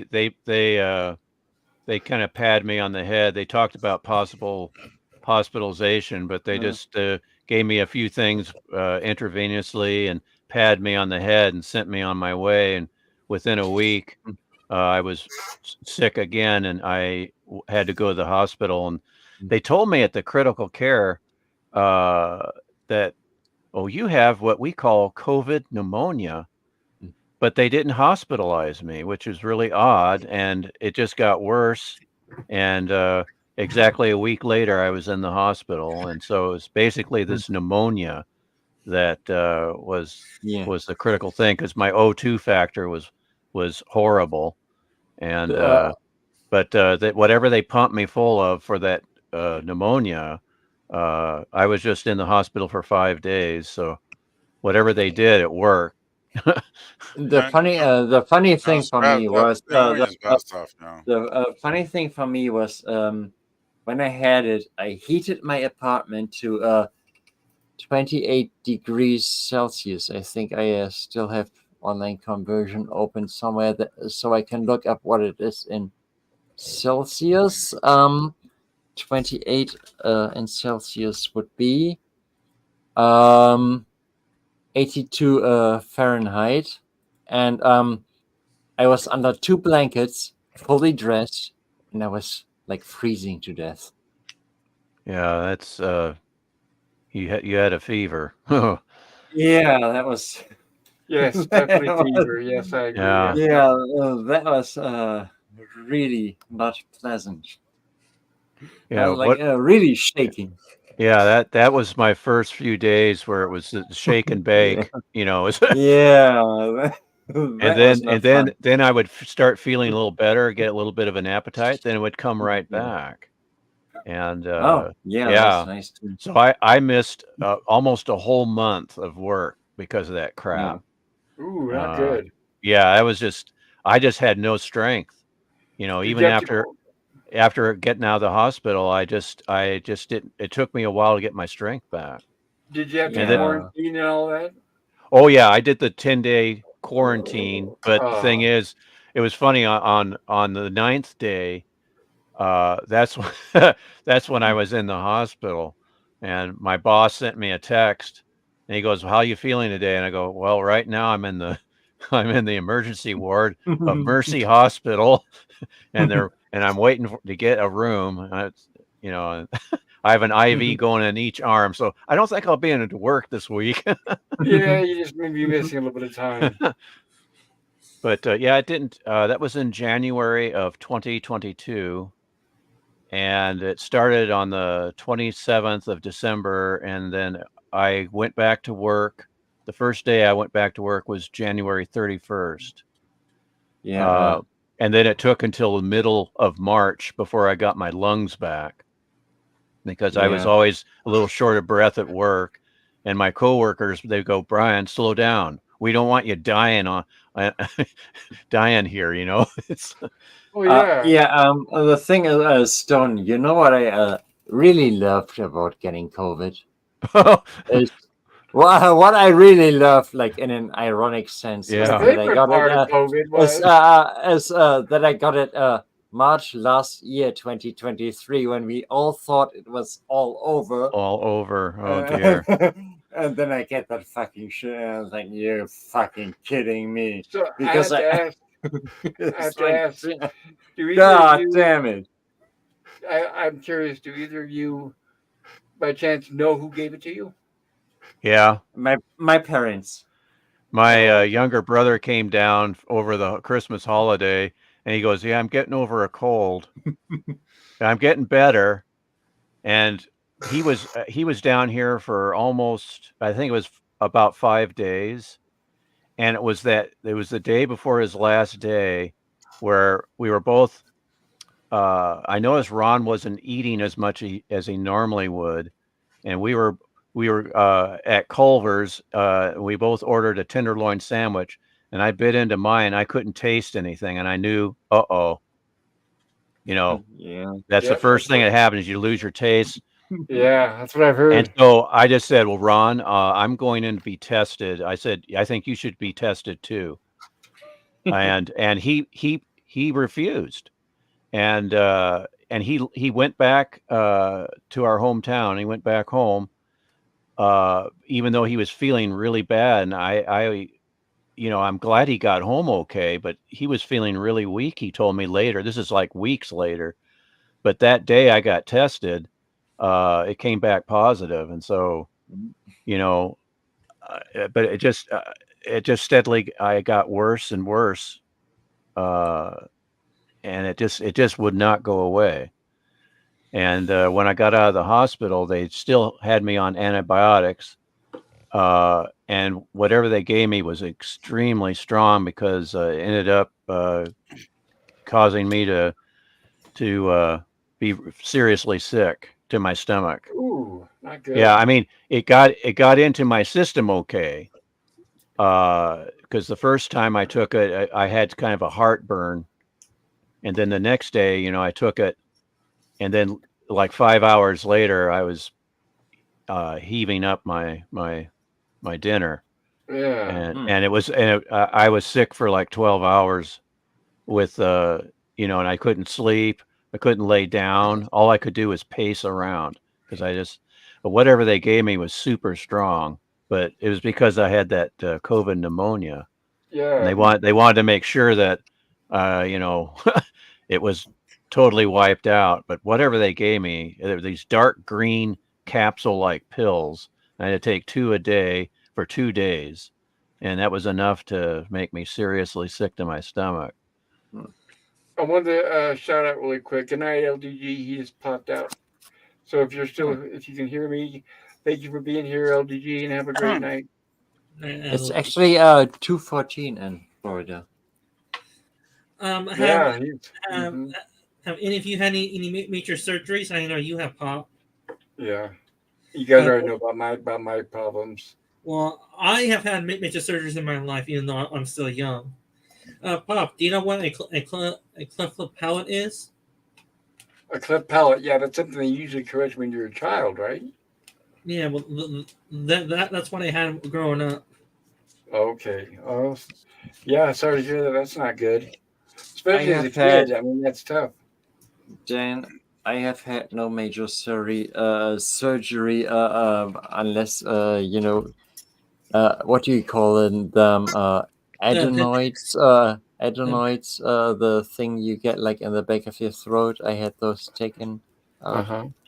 Isn't a cleft palate a deformity of the upper part of your mouth? Yeah, it's basically the upper part of your lip or mouth that has no bone in it. The bone did not Yeah. form correctly in it. Yeah, I'm very familiar with that, Daniel. Yeah. Well, my point is So that for did you what get it? my Did you get it parents. repaired at a young age? Or? Well, first off, let me Right, tell you my Daniel. stop story. When I was born with a cleft lip palate. Then, Right. from what my parents told me, I've been through through at least a dozen surgeries in my lifetime. Wow. I think at least two when I was a kid. One was to make Right. sure that the skin formed correctly over the opening, and then Right. after that, beyond that, I'm not exactly sure because I was a kid still. I was a few months old, and my mom was struggling to help me feed correctly with that problem. And then my next major surgery, as far as I remember, was when I was back in 2004. The doctors decided to take a piece of my right hip and then put it into my upper mouth area to help form a complete bone structure in my upper lip bone area right there. And when I Wow. when I woke up from that surgery, I was in agony and pain because there was no Ooh. killer for that. Yeah, sounds like it. Wait. You actually remember that? I thought your question was that major surgery that we remember because when I was born, my parents were told that I would never be able to walk, and they had to rebuild my legs, and they were still told I would never be able to walk. Obviously, I'm just walking fine.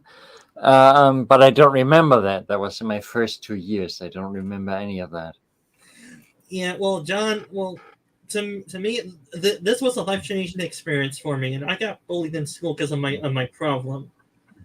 And well, after my major surgery my last major surgery was in 2004, and that's when they completed the bone graft to my upper lip area. So I got a scar on my upper lip area that's below my nose, and it's covered up with a mustache. They didn't have to do it when you were like 18, because I remember a story from a classmate of mine. That a classmate of mine, he had a hideously, disgustingly, sickeningly deformed hand, because as a little kid, he put his hand into like a dry cleaning tool, like these heated Oh, those rollers. machines that. Oh, Yeah, he did that as a kid. It was disgusting, and the doctor said they can only fully reconstruct it once he's fully grown up, because oh otherwise it would no. grow the wrong way. Well, there was an option when I was 18 to fully repair the damage, but my parents and I decided to not do that because I did not want to go through another painful surgery. Probably that's why. Yeah. So I do know the meaning of pain. If you guys are wondering, I know it intimately. How old were you when you had that painful surgery? It was in 2004. I was 8 years old. You're 8. Yeah. Yes. Yeah, that's how old I was when I had my surgery. It was over the Father's Day weekend in 1968, and it wasn't anything as serious as any of you other gentlemen have gone through. It was fairly routine, but there was I was born with a hydrocele that was sitting there growing in my body, and it decided to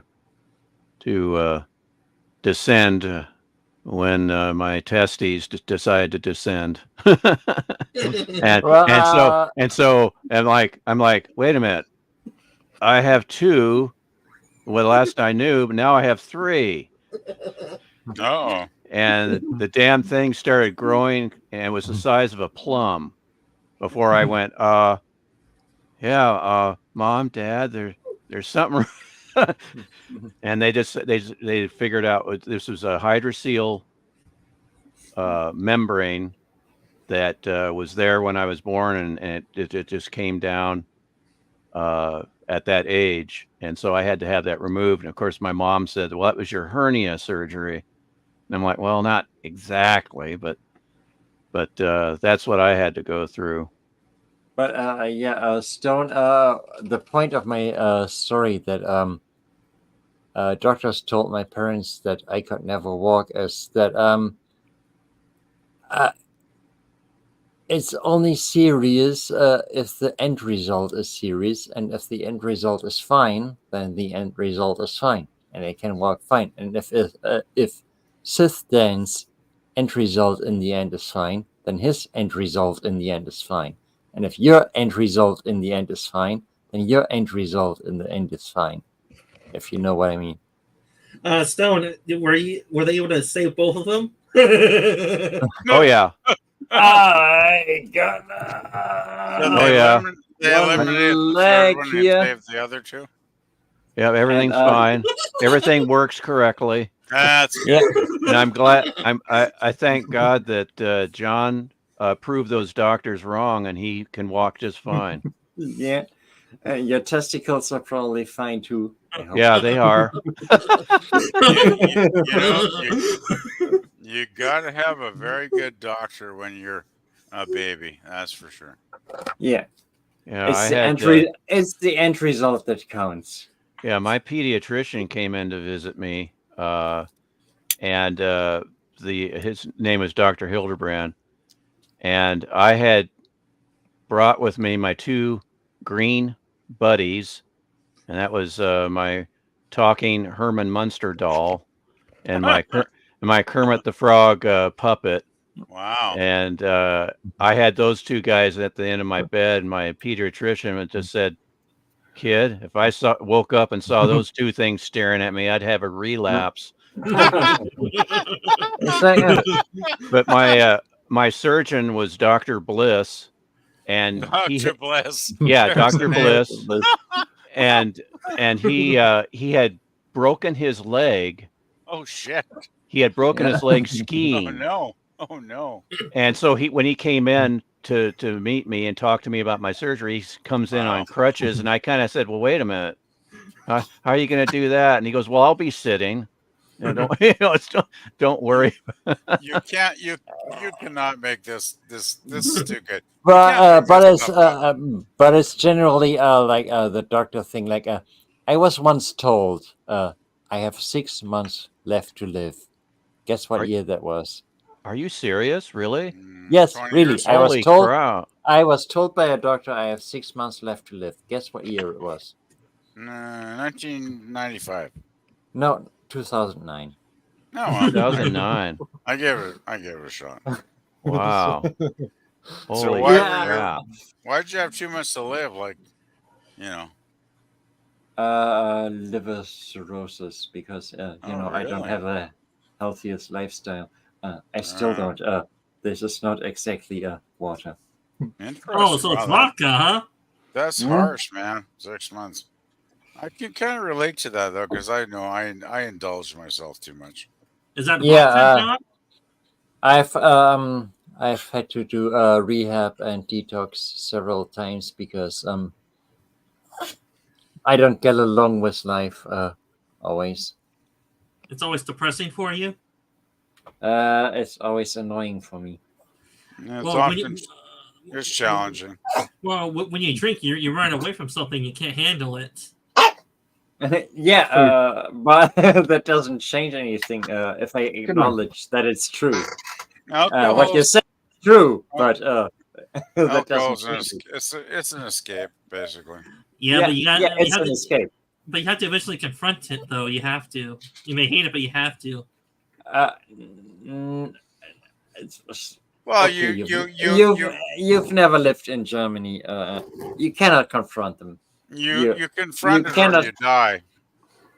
you cannot confront these people. They're stubborn beyond belief. So you just Wow, Anyway, it sounds like the usual Texan in the United States. it's the culture here. It's so incredibly stubborn. It's so obsessed with always being right that people are going to go through every lie, every twisting of reality, just to always feel like they are right. It's, the two alternatives are alcohol or it's Drugs. the other thing that I should not mention on a YouTube stream. Hey, this starts with a D. It starts with a K and an I and an L and further than that. Was there some show or something we were talking about eventually? I forget now. Well, now we're into hospital stories. It seems like now for the last 45 minutes. Oh God, I will not go into Canadian hospital stories because I will just piss people off because I won't go there. How Well, who about started it anyway? Who how about started it? how about medical shows? Well, Marcus Welby, MD. Anybody? Well, I have keep- one. I have one before that. How about? Do you remember Ben Casey? Oh, I do remember Ben Casey. Yep. How God, about I'm old. ER? I'm How about so ER? fucking old. Yeah, that ER came that- later. These are ER really early ones. ER is what, 70s? That was pretty popular though. Gotta Yeah. say. I keep forgetting that PvP is Canadian unless he says like out. I gotta say, I gotta add at the every sentence. I gotta go A. A. Yeah. That's you, A. PvP. You say It's A, like and what the fuck you talking about? A. Yeah, you say A, and you wear a toque, and you eat back bacon, right? Yes, that's Yeah. true. Oh yeah. What is the name of that doctor show where the kid is a doctor? That's Doogie talking Howser. about, Doogie Howser. Doogie Howser. Neil Patrick Harris. Doozy Howser, whatever the fuck his name was. Doogie Howser. Doogie Howser. Yeah. I Neil never got Patrick into that Harris. show. And what year did that show come out roughly? 80s? 90s. I think- 90s. Yeah, the 90s. Yeah. I have no idea. 90s. I never watched it, so I have no Yeah. Me neither. idea. Yeah, I I never remember watched it, that. but unfortunately, they had ads on networks that I did watch. So Crap. but yeah, I remember it because he was on Matrix regurgitations, and I looked him up on IMDb. oh, Oh, jeez. Well, he was also in Starship Troopers. that's true. That was Yeah. True, that was he was actually he was that like was a a fun mind movie reader. actually. That was a great Right, movie. he was the guy. He Starship, was the guy with the rings around his eyes. Yeah. yeah. Jill just did Starship Troopers about a month ago on her channel. We had awesome fun talking about that film. It was great. Go check it Oh, I out, didn't know guys. she Check out covered that Jill. too. I didn't know that Jill had covered that. I must have missed it. It was awesome, Pop. You really should watch it because we had Okay. awesome fun reviewing that. Because, well, once again, Jill strikes again. She's going, "Hey, this is a great film. You got to see." And I'm like, "Oh shit, I never watched this film." Just like Buckaroo Banzai So is yesterday, that right? was that before I did my stream? I think it was about a month ago, so I'm not really sure, Pop. But Yeah, I did mine about a month ago. So it sounds yeah, like close. I don't know. With Peter Weller in it. No, yeah. Starship Troopers. Oh, Peter No, Weller's in the Buckaroo one. Pop. By the way, Lundell refused. I wanted to do a live review of Last Boy Scout with somebody, Nice Boy Scout. with the Bruce Willis movie. Yeah. Hey, look, And, if you ever want to, if you ever Nobody wanna wants to watch it. I love that movie. yeah, well, that's fine. If you ever want to cover a movie, and if you can't find somebody who wants to host it on your own channel, and that way you can introduce it to people. That's rad. No, you don't know me. I'm a person who attracts punishment like a magnet. YouTube would immediately punish me. For what? I'm literally like a freaking magnet. Yeah, but I'm saying I've had a channel banned before. I've had 1 billion accounts on 1 billion websites banned before. I attract it like a magnet. right. It's What I'm saying amazing. though, if you do You have everything no right, idea. but I'm saying there's two sides to that. Number one is if you're going to get stricken for watching that movie, you don't want to bring that on a friend's channel and make them suffer and have to go through the consequences. Or if you cover it on your own channel, it's simple. Just follow the rules. Don't show too much video. Do it in slides. Add content to it instead of just you viewing it. Just follow the rules and you should be okay. I can't. Nah, I was the thing I had in mind was doing it like Lundell. That somebody like Lundell like doing it on Cosme. That was do the a watch idea. party. Yeah, do a a watch party. You can't get in trouble for doing that because YouTube isn't even involved. Yeah, but I would still get punished for it because I have like a By whom? fucking magnet for it. By whom? I don't know, by everybody. Well, then what you're doing is you have already decided that you don't want to do it. That's what it is. Yeah, I don't want to do it because I have the fucking magnet for And then there's no point. So why not do movies that actually won't get you in trouble then? What? No, it's not that. It's not that. He cannot get in trouble if he shows it on Cosme. He just decides he doesn't want to. I've already had a channel banned, and Well, I already have a warning on my YouTube. That's not because from Cosme though. That's different. You're talking about Apple's yeah, warning. it's like they have their eye on me. It's like they're on the lookout for me. I have one channel Tell me banned. something you're doing wrong. Already a warning on this one, and it's like. Just don't do whatever they're telling you not to do. I don't know what kind of boner YouTube have on me. That They don't tell constantly... you when they give you a warning. They don't say why. It's YouTube. They never tell you why. Well, I don't know. They never fucking tell you why. They just say, no. They just say you violated our rules, and then you write back, which exact rule did I violate? And then they write back, you violated our rules. I was like, what the fuck? I don't know. I've seen where when people get a warning. It'll like for example, I've gotten warnings on my Yuligazawa because of that one station that complains, and it'll tell me exactly which frames from what second to what I second. I have never been told anything exactly. I wrote them specifically why my content doesn't violate the rules. The response I get is, no, you violate the rules. We're not going to specify. So when they do that, what is it? Are they talking about a certain stream that you did? No, it was videos that I uploaded. Then it was something inside a video that you uploaded. Is that right? Yeah. But they Well, never said what's wrong with them. Okay. Oh, I'm sure that I'm not saying that didn't happen to you, but yeah, that sucks because it really doesn't help you at all. I guess it's like they're Yeah. just telling you just don't do that content at all anymore, whatever it is. Like if you're talking about Yeah. you like pizza, and if you get a warning, then that's like saying, well, just don't do any videos about pizza anymore. Yeah. And I agree, that's BS. Yeah, it is. And it's literally, I'm not making this up. It's they give me the most vague message. This content violates our They rules. suck. Yeah, like It's with like, mine, like I what? showed you guys, they just tell me that it reused content. That's all they say, and they won't monetize it. Exactly. I totally understand. It's the most vague shit. Tell me the exact second. Tell me the exact thing that I did wrong. I know.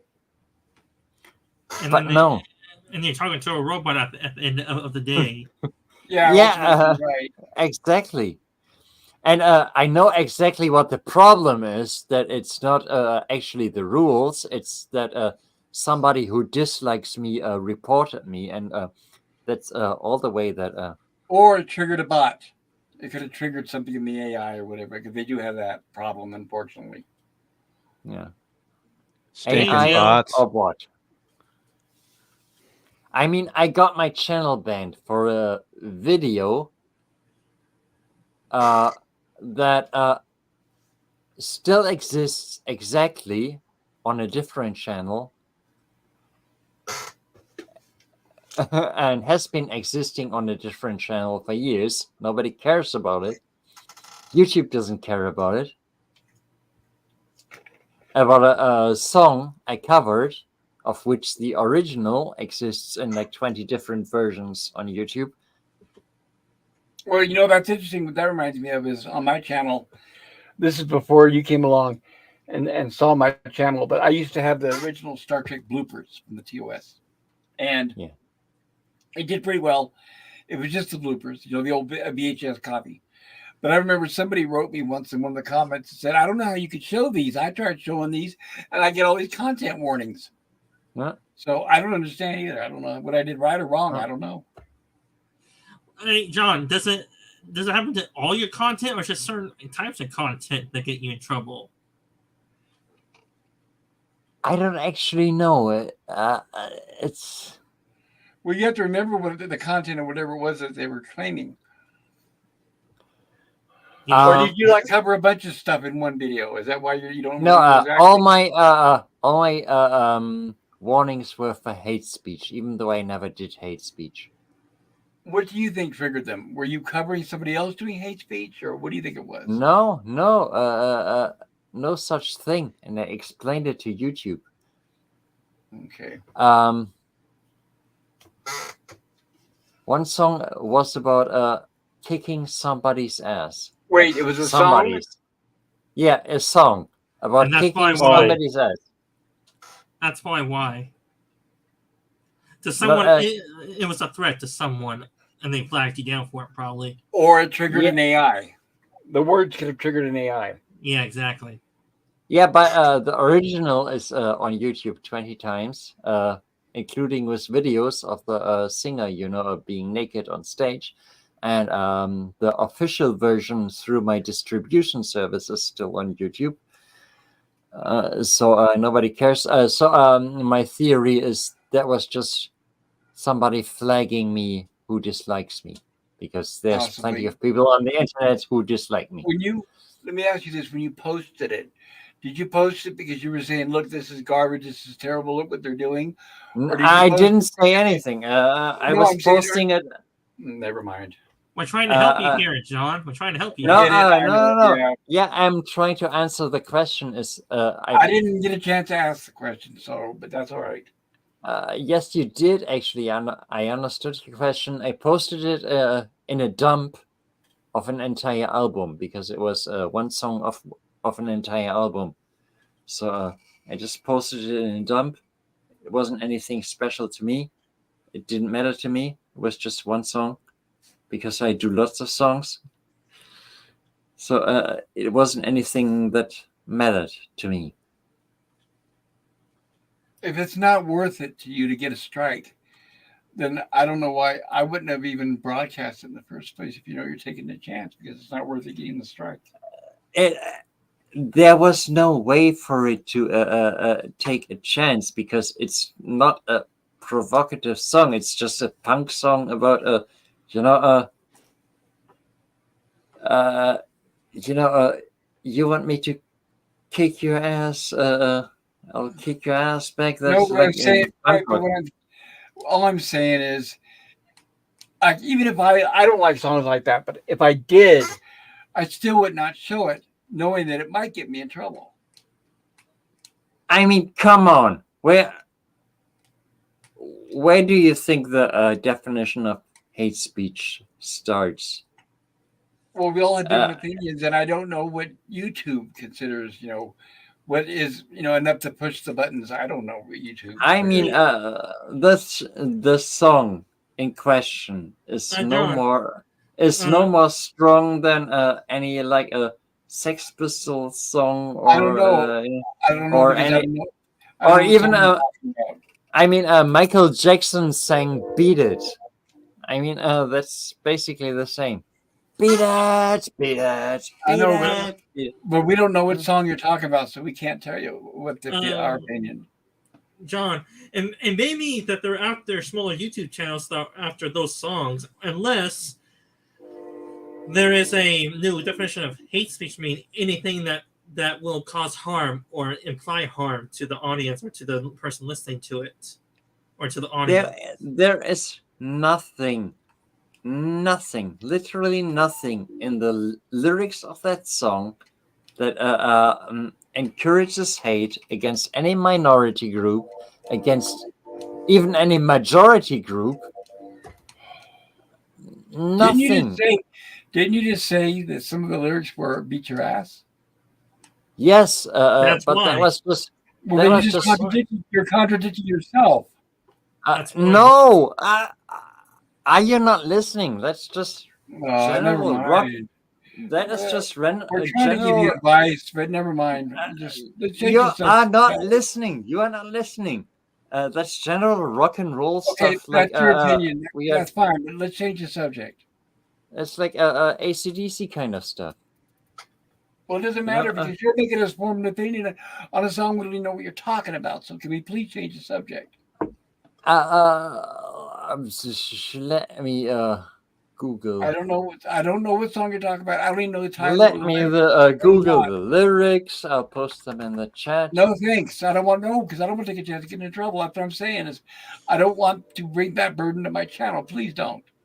Don't quote them and don't type them, please. There is no hate speech in it. Then you got flagged for something, and I don't want to take a chance of that happening in my channel. Please. Yeah. Okay. I'm not going to quote it. If you're going to get into the YouTube lies yourself, that was literally just somebody flagging John, me. don't go there. No, that was literally just somebody flagging me and But don't start saying I'm going into the YouTube lies. Yeah, I don't but need that you to criticize me. That's no, Pop. That was literally just somebody flagging me and the YouTube AI no, that's not what you said. accepting it without question. It's Pop. Literally, honestly, I will never be a. I'm sorry, but I'm muting you, John. I'm not going to argue about this point anymore. We're not stupid. We know what you're saying. You're contradicting yourself. I've asked you almost half a dozen times to change the subject. And I hate doing this, but you're the first person I've ever had to mute. I don't want to talk about it anymore. You don't want to be specific and tell us what's going on, but you don't want to tell us certain things. If you tell us others, and they're contradicting yourself. Now, please, I just don't want this subject discussed on my channel anymore. Please.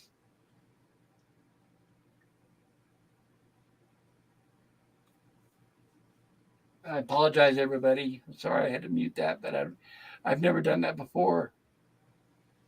I feel terrible. Hello, Jill. Oh, my good friend Jill, the voice of reason. Hello, anti-derivative Jill.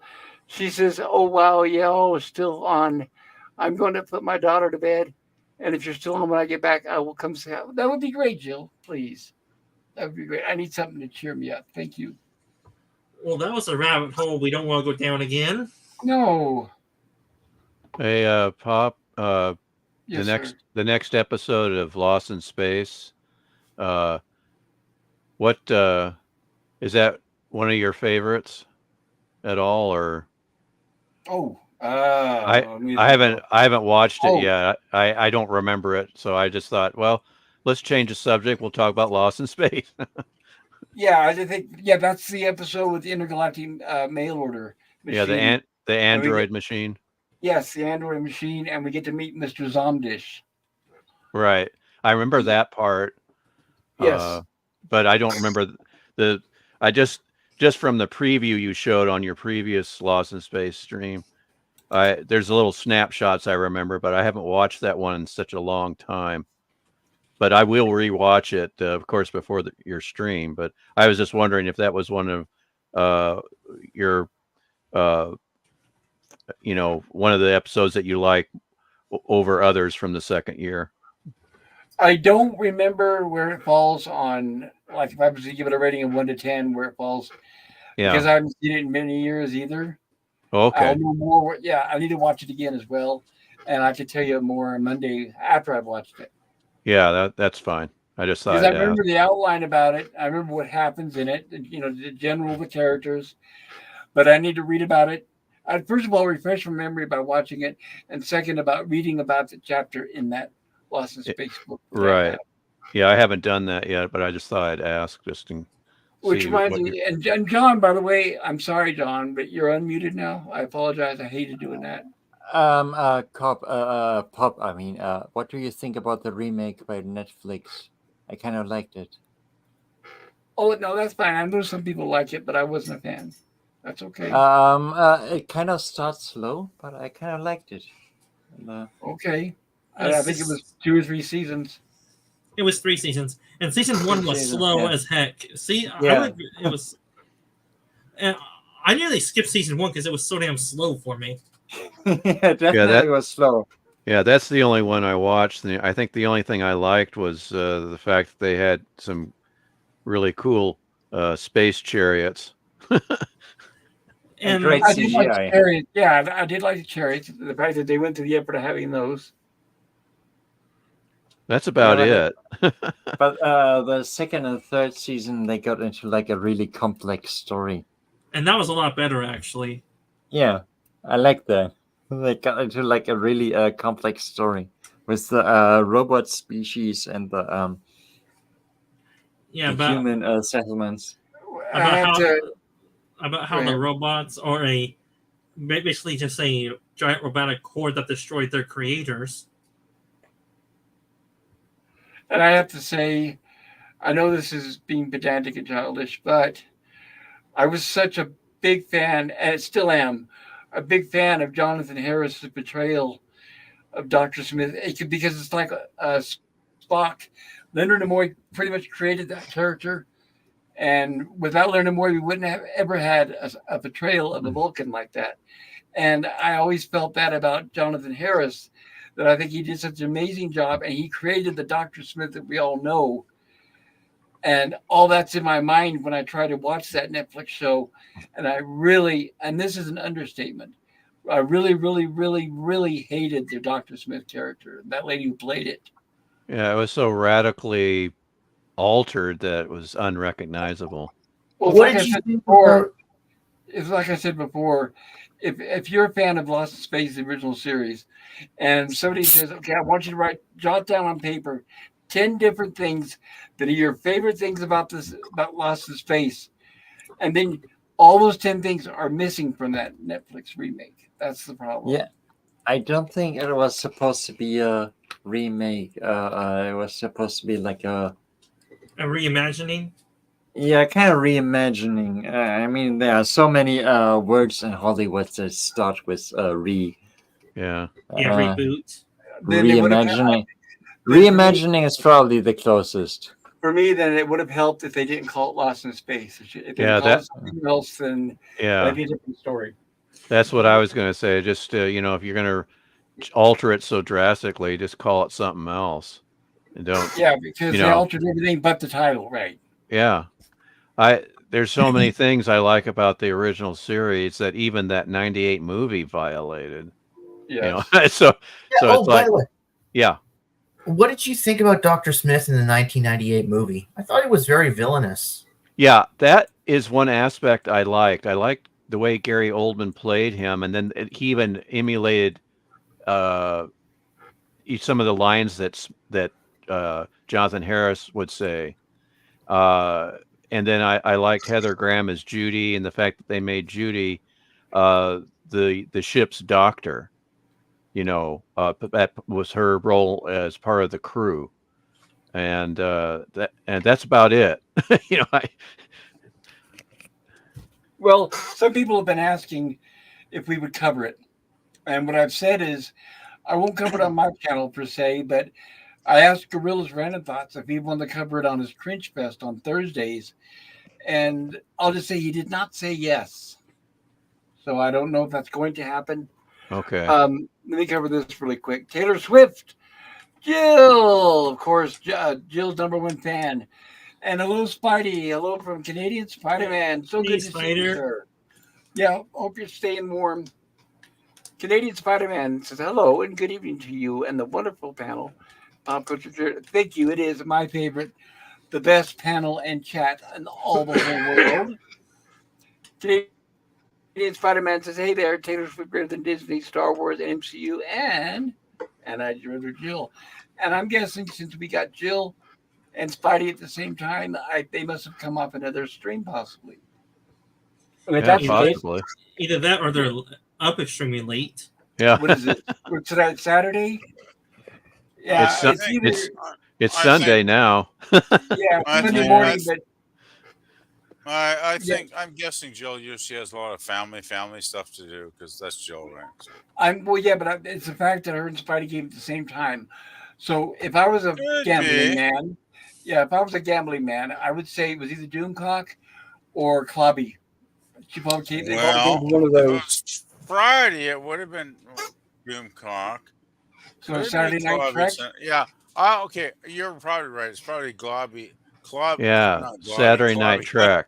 Saturday Sat- Night Trek. Yeah, that's that was probably it. That was 'Cause it. actually, Yeah. I hung out with Jill this morning. We watched the final 3 episodes of season 4, which we often do together because Jill and I love to hang out. And yeah, I bet you she was on that channel tonight on Saturday Night So, Trek. She's on right now. Hello, a second welcome. ago, Is she still on there? Welcome, I man. I'm second- love Jill. that channel. Hello. Hi, Hello. Jill. Hey. a second Hello. ago, only 1/3 of this panel was American. Welcome to the boys' party. I shook up the percentages. And There I you go. appreciate that. It's a pleasure to see you, Jill. Hey, Jill. Yeah, thank you. I'm glad to Hello. be here. How are you guys doing? No, we're doing great. Absolutely We're having great. fun. It's a Saturday Right. night. Everybody's having fun. It's all good. And I'm For glad sure, we for kept the stream long enough to where you could come by. So it's good to see you, Jill. Probably just Yeah. for a few minutes for her. Yeah, Yeah, we're so good- happy. We're so happy good to to be have you here. on here, Jill, because we Oh, know wow. often you're busy. Now You we don't also make got Nemesis of Eden. Hello, Nemesis of Eden. Hey, all you beautiful beings. Yeah. I hope you're doing well. Pop culture, panel Hey, chat. Nemesis. Popping Hello. in to say hi. Well, Hey, thank you, Nemesis. Pop, how long is this panel by now? What's the Hello, hour Nemesis. count? Oh, right now we're at 5 hours, 48 minutes. Oh, nice. Yes, nice. And this probably is going to be your longest stream yet, Pops. We're not there Probably. yet, Possible. but I we're can't getting there. remember, but more power to it. If we can keep the incentive going, and the because we've got 11 viewers, 11 people watching. That's actually pretty good right now. So if we can keep that momentum going, absolutely, let's do it. I feel good, and I'm glad I had the voice to support it. I don't have my good buddy Gorilla's Random Thoughts here, but I've been managing so far, which is not easy. Yeah. He does a great Yeah, job. and you could always ask us to read a chat if you want. That is true. Thank you. I have it always open. I'm always available if you want to ask me for a favor. So, question Yeah, we for can't Jill. click on it, but you just have to bring it up. Yeah. Question for Jill. Did you hear that the cast of Next Generation Oh my are god. Next degradation. Next Aw. You generation. guys have to know, I love Star Trek: The Next Generation. Next Pops, New degradation. generation. you made a boo boo, Pops. Sorry. It's okay. No, that it's was a okay. good one. I know how Pop feels about The Next Generation, and we're still friends. Absolutely. And they were nominated for a Saturn Award. What do you think about that? I think that's cool for a particular episode or for what No, in a general. Lifetime No. Achievement Award. No, the Oh. thing was, Joe. Oh, I didn't know showed- they did. I didn't know they- the Saturn did Lifetime Achievement Awards. That's Yeah, Neither neither did did I. Yeah. The thing is, I wanted to mention to Jill is they showed a still from like Picard season 3 when they're all old Oh geezers. no, dumbass! Yeah. That's not Yeah. Star Trek: The Next Generation. And That's that, Wait, that broke wait, my heart. That broke my heart. One That's second, Jill. Before you were here, all of us were wondering, what are the Saturn Awards actually for? None of us knew. What Well, do they give the? I thought it was for movies, for science fiction movies, And but I guess TV it's for shows. TV shows. It's for TV shows too.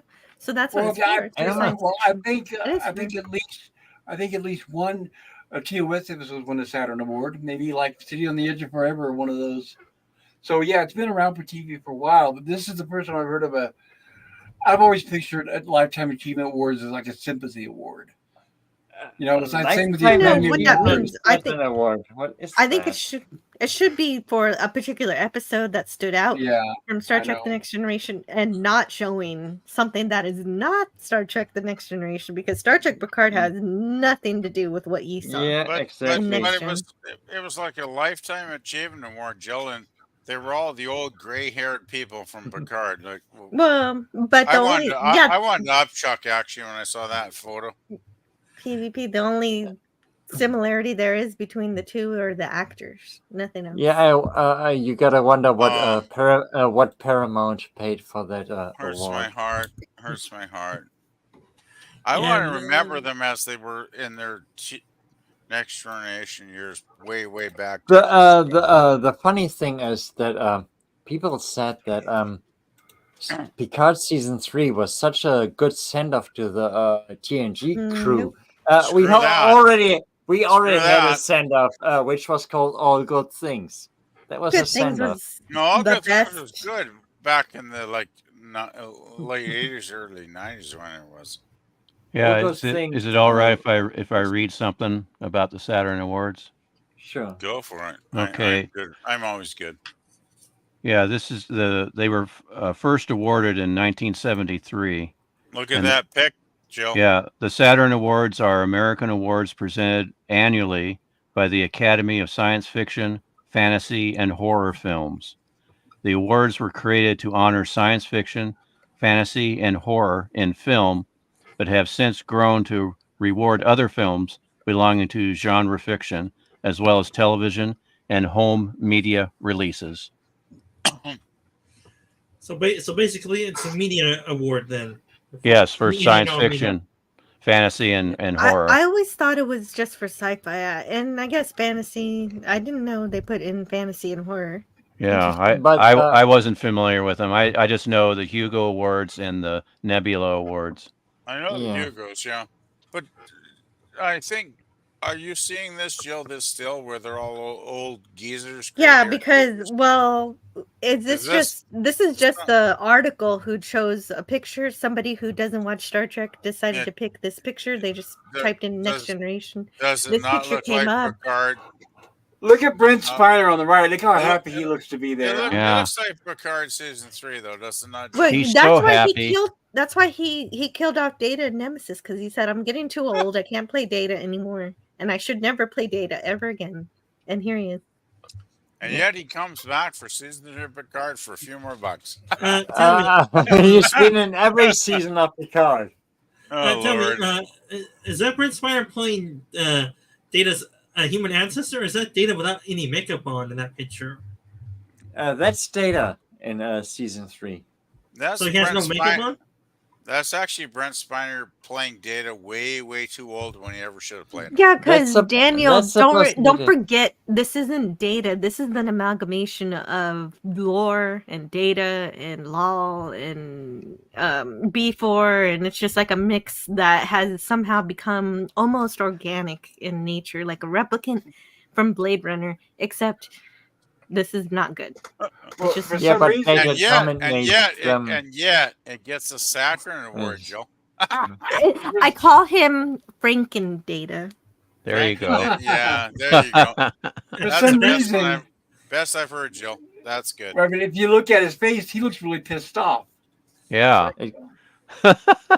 No, should no. Gets the He should be stupid pissed award. off. Well, 'Cause he's like, actually, what the hell am I doing making money in this? Sorry. well, actually, his look is saying, "What the hell am I doing here? I thought I was done with this shit." Yeah. he's Yeah, like, but I here's thought- what confused me. And I thought I was done with this crap 30 years ago. Sorry. I apologize. and Now, All right, there's the and- man. There's the man, Shatner. Right. Yeah. okay, now here's what I showed earlier. Here is the list of all the shows that were nominated for Okay. best science fiction television series. Do you guys agree with this list? Not really. The thing is, what better thing can you think of in recent years? I've never seen The Peripheral. Is that any good? I I'll don't check. know. Never heard of it. Can I check none of the above? Is that a box? Yeah. can check? I didn't Yeah, watch any of exactly. this crap. What Can- better can I- thing was Can there? can I check? I think this is all shit. No, I guess I can't check that box. Okay. Yeah, some of this I haven't seen, and some of this I wish I hadn't seen. Yeah. And some of this yeah, you don't but, want to see. But then pop culture curator wants to show us Star Trek Lower Decks pictures. Wait, Lower what? Decks. You see that again? You see that Wait. again? Did you say lower dicks? I don't want to. I don't want to see that. Remove that off your screen, Lower please. dicks Remove might be that that better off than your lower screen. decks. The only point I wanted to make is out of Scroll up. all the Scroll stuff, up. out of all the stuff in the list, the only ray of bright sunshine or hope that I can see that it is honestly good and deserving, without comparison, nothing even comes close, and that is Guillermo del Toro's Pinocchio. That is amazing and it's great. Everything I see in this list is just total garbage. And I'd say, Actually, like you guys were saying, it's getting to the point where there's nothing good on TV, but they have to pick something. Well, remember when Del Toro was doing his what was the guy with the horns? Hellboy. I love the two Hellboy movies, and I was so pissed off when Del Toro didn't get to do the third one because he should have. Because those Yeah. were great movies. God, those But- were great movies. Plus, from what I hear, the remake was terrible. And Oh, I heard it was Yeah. horrible. Yeah, yeah. Yeah, I heard that too. God actually, damn, that pissed actually, me off so much. actually, the second season of Foundation was way better than the first. If you haven't seen, if you've only seen the first season of Foundation, which was excruciating, the second season was better. So, Apple TV. so Yeah. good second to hear. season is better than excruciating. Okay. So now, Yeah, so it's now- better than excruciating. It was So- kind of So Yeah. the first Better than season's like getting your excruciating. teeth pulled out by the plier, but the second season's not quite so bad. Right. the second season was It actually had some really cool moments where Jesus. I would actually use the word cool. I love you. I love you. So You guys then, are John, so good. then should we skip the first season then? No, unfortunately, you have to torture yourself with the first season to Oh, understand the yeah. backstory, and then the second season gets better. I I'm think not I'm into just gonna read the self-torture. books. Yeah, if I were to torture myself, I got pliers in the drawer here. I can do that for myself. So Well, either that or just read the Wikipedia summaries from each episode. that's true. Oh my Yeah, god. okay. Read the Wikipedia summaries of the first season, then watch the second season, which is Sounds way good. better. Sounds It's good. really a lot better. All right, you guys agree with any of these? Best actor in a television series: Tyler Hoechlin or whatever as What? Superman. Who? Sam Who? Hogan. I What? don't. What? I'm not Who? even going to Who? try to pronounce these Is that a names. German last name? No, Tyler- that's like No. Irish. That's like Irish. Hey, Jonathan Frakes got Best Supporting Actor in a Television Series. No. Wow. What? Way to go, Jonathan. Well, look at Patrick Stewart got a nomination for Best Actor. I mean, come on. At the bottom. Well, Yeah. I mean, if it that's was like not 40 years sympathy. ago, I might agree with that, but not now. Yeah. Yeah. If it was Patrick like Stewart is like a. If it Well, was I don't know Mr. why. I mean, if in Picard, he just kind of got depressed, and then he saw some jellyfish, and those made him happy. I don't know. if Yeah. That was if his if acting. if he got nominated for the most tired actor that should like lie down and have a nap, I would agree with that. Yeah. It's like the actor Lord. most similar to Bread of Prey 5, Holy Patrick Stewart. crap.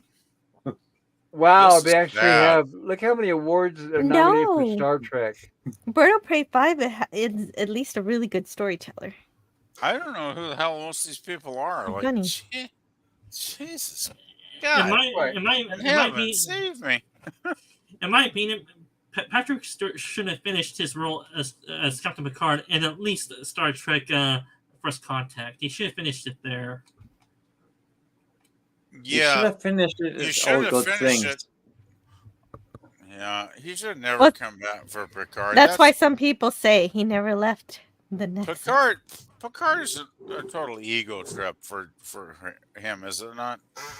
Well, and is he hard up for money too?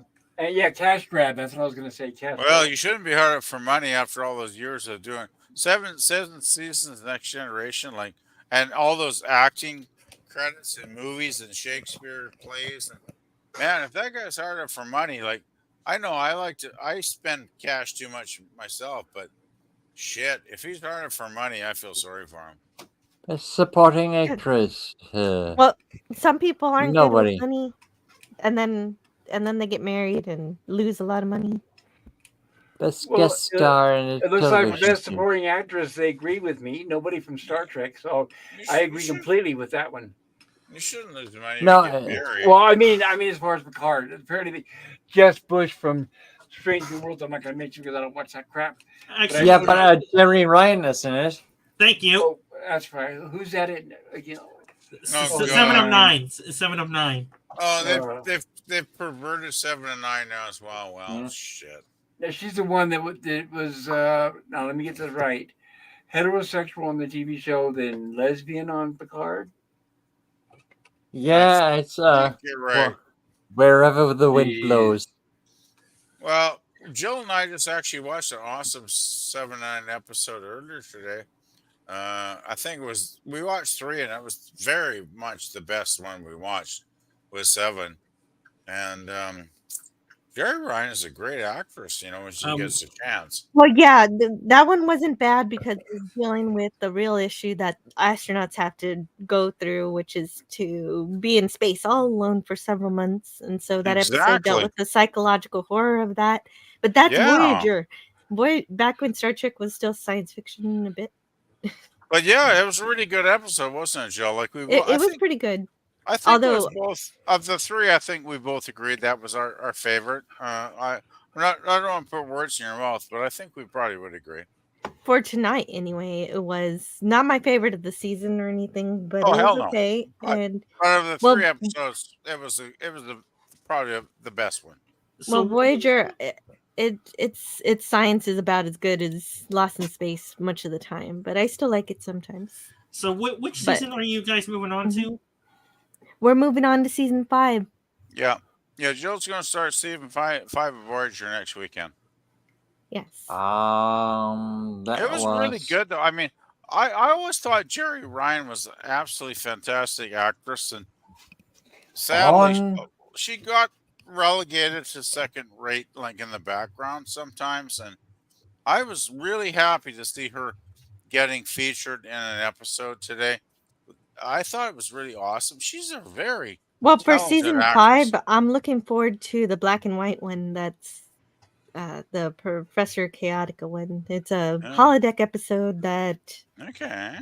it parodies the classic science fiction, Flash I Gordon Well, and stuff. I'm going to wait and take your word for it because I'm not really sure what you're talking about. But Mhm. I'm good. You're gonna I'm like. very You're gonna patient. like that one. Oh, go. Oh, great. Okay, Joe. There's I'll gonna be go at with you. least I'll one. go. I will accept and go with your rating because I trust you as a friend. So yeah.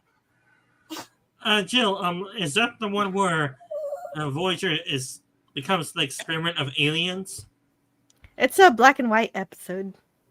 purely? That's No, not. no, the experiment of the aliens. I just saw that one. That's not the one where they That do was like in Flash season Gordon 4. or something, isn't it? Yes, that's the one where they do Flash Oh Gordon. That's what I said. shit! I Mhm. nailed it. Oh, wow! I Well, she guess. told you already. She told Yeah. you already. That's why she told you. No, but Already. I didn't know. I mean, You didn't hear. I'm a silly. I'm a fool. I'm a fool. Sorry. I like the one where they're the guinea pigs for the aliens. They can't see the aliens, and they have to figure out how to Was see that 'em. season? Was that season 4 or season? Or is that Yeah. gonna be season 5? That's season 4. We're That into was one of the season better 5 ones, now. for sure. Okay, I have to ask about what this is on the screen. And Okay. I know that Giancarlo Esposito, I loved him from Breaking Bad and Better Call Saul. I'm not going to comment on how he did The Mandalorian, but I thought it was mostly just a cameo. But I really, really like the actress Amanda Plummer. So I have to ask, from those of you that did watch Picard, how did she do on that show? Well, she's a great actress, but the writing is what killed it, and it Oh, wasn't her yeah. fault. So That's yeah, too it absolutely bad. wasn't her fault. Well, Yeah, she's too the bad. villain. Yeah. She was the villain, right, on the other starship. For the first few episodes, then she Oh. disappears for the whole for the first 4 episodes is its own season in Star Trek Picard, and then that entire storyline is dropped almost entirely. I couldn't stand her. I just hated it. Mhm. That's why I gave up after 5 episodes. So that was one reason. It's just like, oh, fuck. I just hated her so much. Well, I her just character was gave up. bad, but she put her all into it. Yeah, but putting your all into garbage is like still garbage, right, Joe? Yeah. I know. Yeah, Yeah. I'd rather No, I'd but rather know what her I'm not saying, be in right? it. It's like you can just rip your guts out trying to act, but if you got a horrible script, it's like, well, need I say any more, guys? Hey, look a cooking. Hey, look a cooking show. Yeah, look, we have right here. Cooking show could be good. Cooking with Star Trek. Right. Isn't that nice? I already Probably get better than my what we're cooking doing now. tips from Captain Cisco. I don't need this. I mean, look what they've done to the Spock character. It's like what a disgrace. Well, yeah. Couple I of still soy gotta boys. watch that singing. It's exactly what they singing and are. dancing one with Spock. I have not watched that yet, but I really should watch that one of these days. No, you should really. I couldn't get through that whole episode. I tried to watch. That's one of the season 2 episodes I tried to watch, but then I got to the part where Spock started singing about his broken heart, and I turned it off.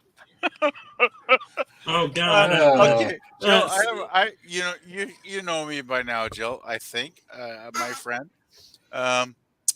I have you must have noted I have a slightly perverse sense of humor at times, and I could actually like maybe drink half a bottle of bourbon and then watch Spock singing and dancing because I think I might have a lot of fun with that actually. Hey, look, Star Trek the musical. Star Trek the musical. Already have Yeah. that. We're gonna review it soon. It's gonna be This Way to Eden. Oh Lord. Oh Lord. no. What the hell ever happened to our beloved Star Trek guys? Really? Seriously? Oh, You I guys are feel gonna have a bad. blast of I reviewing could that. cry. I can't wait. Gosh, that is fucking annoying.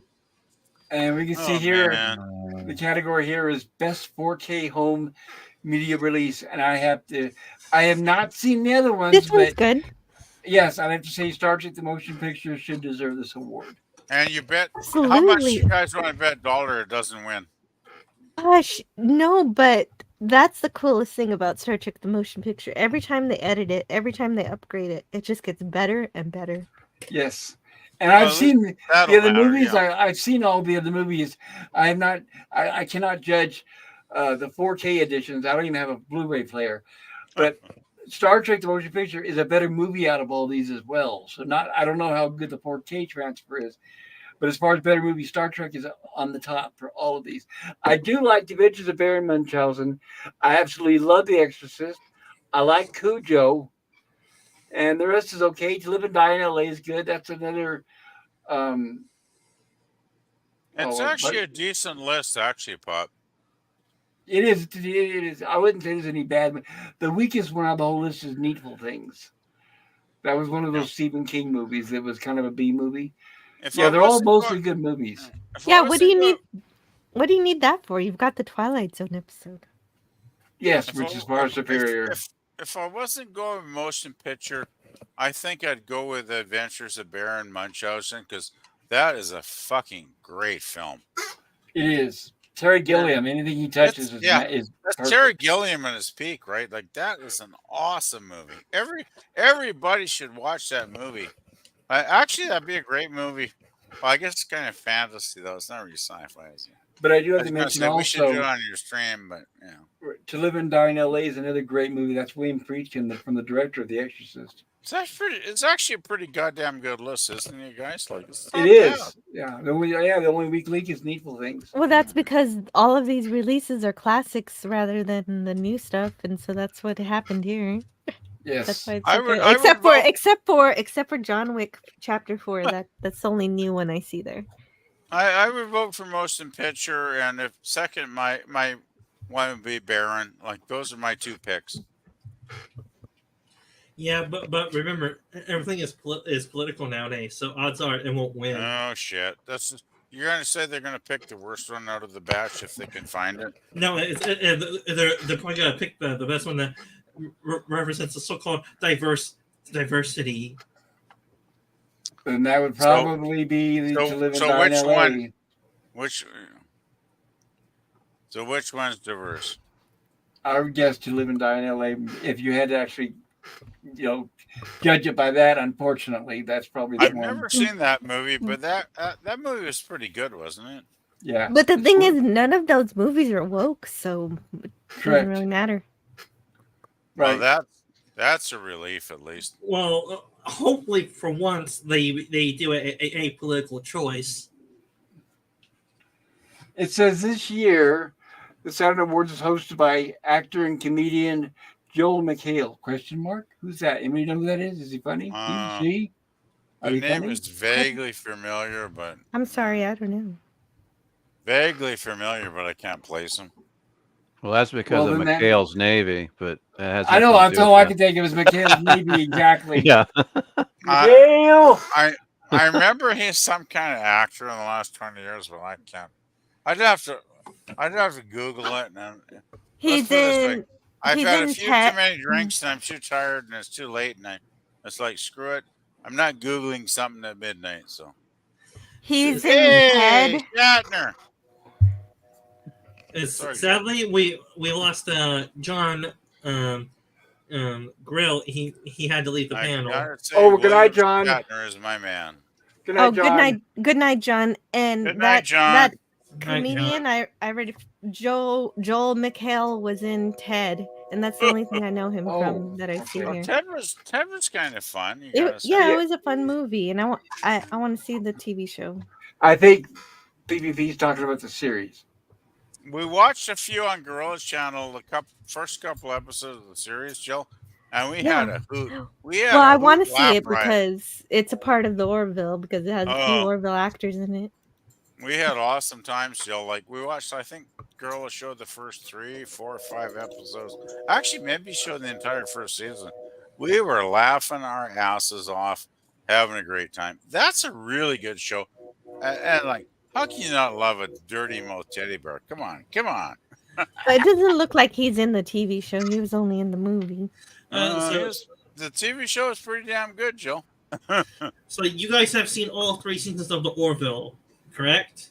I have Oh seen yeah. all of season 2 and a bit of season 1, but I never got around to season 3 because they took it off of off of my TV and put it onto the internet, and I never have seen. I've heard season 3 kind of sucked anyway, so No, I love season 2. season 3 was the best in my opinion. It was season 3 was. I Well, love seasons 1 and 2. Season 3 is visually more compelling and beautiful, but narratively, I don't like it as much. my review would be: I saw quite a bit of season 1. I thought it was too comic, jokey, fun Well, time. that's just on the surface because that's how Seth had to sell it in order to get the series. But then Yeah, he also used a lot of serious science fiction in alongside those jokes, which really it, made the it's episode shine if you pay if attention to that aspect of it. well, Well, yeah, Jill. I just And want to say, as it goes in season 2, they downplay the humor a little bit, and so they strike a much better balance, I think, between the two. well, I was just going to say, Jill, if I rewatch season 1, I'd probably appreciate it a lot more because I mean, I'm going in as like a virgin to the series, right? And I have no idea what's going on, and I liked it, but I found like the comedy was way too much comedy. Even though I appreciate some episodes, and then when I got to season 2, I was like, wow, this is fantastic. Like when they finally balanced the humor out with the action and the awesome starships and the They did. battles, and like, wow, season 2 was fantastic. I God, I love season 2, Joe. It was like, wow, this is such an awesome series. And then I was hoping to watch season 3, and then of course the Fox channel, like they always do, they fuck up and we got a really good show. Let's you know let's drop it and go it away so the fans can't find us. Like, well, thank you, Fox.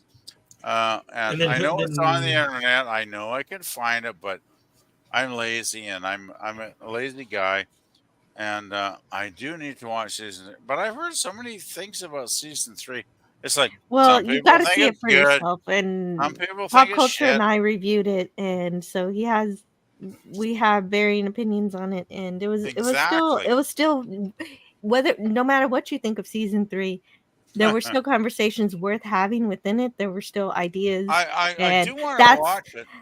there were still science fiction concepts and interesting things to talk about, which is way more than you can say for what Star Trek's putting out these I days. remember your some of your reviews though. You were disappointed on some Mhm. episodes, were you not, John? Well, yeah, because they were dragging things along and they were Mm. too retrospective.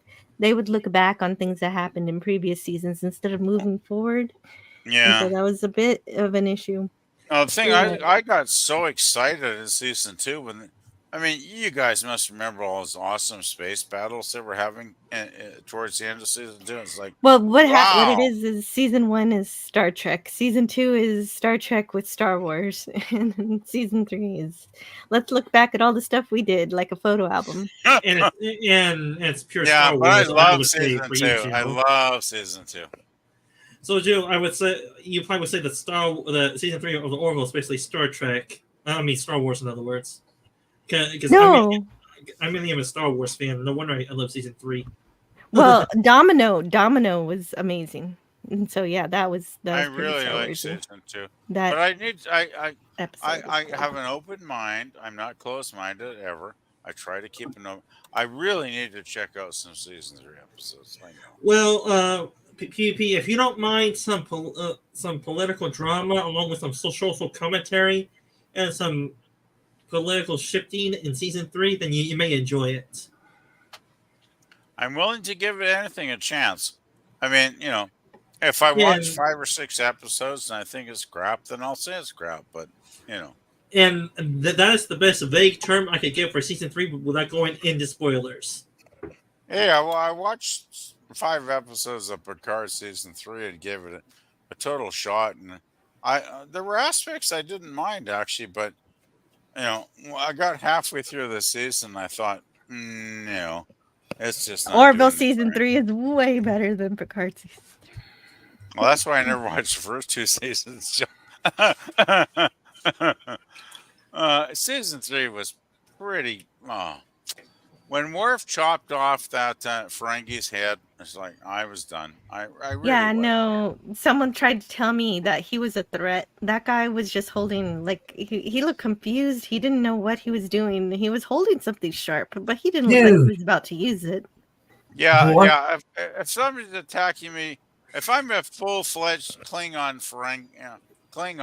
and a Ferengi attacks me with a butter knife, it's like, yeah, I have to chop his head off. It's like, what? What? Are you kidding me? No, it's better Not yet. just that. He's No, a Starfleet officer. He should have. It's not his job to be jury and executioner. He should have arrested the Ferengi to be tried in front of the Federation.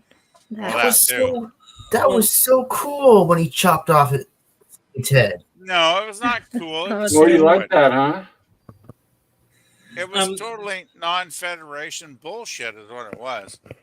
Excuse my language. PvP, back to your butter knife comment. Well, then all the Orf was missing was a nice biscuit and some butter. Then just use like the Ferengi's butter knife to butter up a nice biscuit and eat it. Worf had no excuse to kill basically an unarmed opponent. He should have arrested him and taken him to stand trial under Federation justice. But no, just chop his head off. That's all. Well, that's what they do. Apparently, Worf says they do that every Wednesday. Oh, there's Justice Wednesday. Jeez, I missed that. So I missed the whole thing. I hate New Trek. I hate it so much. I missed the whole thing, so I'm done. I'm done. I won't. haven't watched any of that crap, and I never will. You're lucky. I Same give here. it. Well, Same the thing here. is, I think if I have to comment, I gotta give something a chance. I watched 3 episodes of Discovery. It was horrible. I watched 5 episodes of Picard season 3. It was pretty bad. But I gotta give it a chance. I gotta say, okay, I tried watching this garbage. I think it's garbage, but that's after I actually watched it. So do not condemn me. Don't give me this crap that, you never watch it, so you have no actual opinion on anything. Well, yeah, I did watch it, and I have an actual opinion, and my opinion is it was garbage. Okay. I'm off my soapbox now. Sorry, guys. Yeah, I it's wanted hard. to cover this really quick. Unless you guys have already read it, Shatner is to present McFarlane with a special award.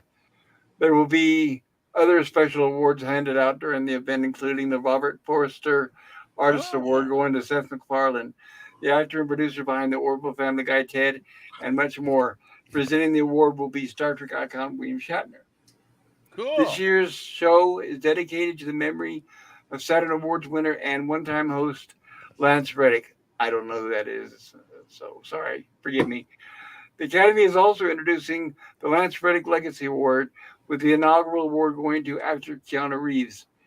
Good for him. I like him. Presented by actor Titus Welliver. I don't know who that is. Christopher Nolan will receive the Visionary Award, presented by Emily Blunt. The George Powell Memorial Award will go to Dave Filoni, which is like sucking liquid ass with straw. Boo. What a disgrace. George Powell was a legend. And to give the George Powell Award to, of all people, Dave Filoni? They've got to be kidding me. Yeah, that makes me sick. It tells you where our current culture is at, does it not, guys? It does. Presented by Ming Na Wen, and I have no idea who that is, and I want to keep it that way. The Walking Dead franchise is being presented with the Dan Curtis Legacy Award. We were just talking about that earlier. And Oh that's a shame for God. Dan. I hope Dan Curtis is not rolling in his grave for that. I think And he finally, is. actress. He should I be, know. because God, I gave up on that show like 5 or 6 years ago. It's like, oh God. Finally, actress and director Jodie Foster will receive the Life Career Award presented by writer producer Issa Lopez, whatever that is. I think Jodie Foster probably deserves a bit of an award. Okay, but let's talk about Jodie Foster. What roles would make her put her in the category for the Saturn Awards? All I can think of is Contact, right? Yeah, that's all I can think Yeah, of. Contact. Well, that's good enough. I love Carl Sagan. No, but it's interesting they don't give her the award for Contact. They give her the Lifetime Achievement. That's what I thought was odd. Was she not in Silence of the Lambs? Like, maybe I'm thinking of somebody else. Well, yeah, it was. Yeah, But that's and not a that's Saturn horror. Award. Yeah, I guess. Yeah, but still, that's a damn good performance she gave in that movie. Like, I really liked her in that film. Yeah, but what is the English actor's name that stole the show? Anthony Hopkins. Yeah, he stole the show. Yeah, Yeah, well, he usually but- does when everything he's in. Yeah. You gotta say, Jodie was damn good in that movie. Like, shit. I thought she was great in that film. I know it was She's done other successful. stuff too. I was thinking, I don't think any of you guys. There's some TV movie she did like 10 or 15 years before that, when she was probably like 14. There's some great TV movie she did, and it Are you was talking about really the little girl who lived down the lane? Little Girl. Yes, that's the movie. She was great in that. That was a really creepy. Not You bad. guys- That was a really creepy film, wasn't it, Pop? That was and with like- her and Robbie Benson. Yeah, it was always like, man, this is all like almost like, I don't want to say it because I don't want to screw your algorithm, but that was like really creepy shit, right? For a Oh. young girl. Well, Robbie Benson's really creepy. No, but that story was really creepy. But Jodie was fantastic in that movie, and I mean, we can talk about it later. If She we're was not also online. in one episode of the X Files, so that's more science fiction. Well, she was. Interesting. Her voice was. She's a really good It was actress. just her like- voice. Yeah. Just her voice. Yeah, I she think talked. She talked for a tattoo. Oh, that's she's a She very interesting. good actress, and I really do think she's done a lot. She of was good stuff. also in Elysium, which is a science fiction movie. True. Haven't seen True. I think Okay. she's a really good actress. I mean, I think she knows her shit. Like, she's a good actress.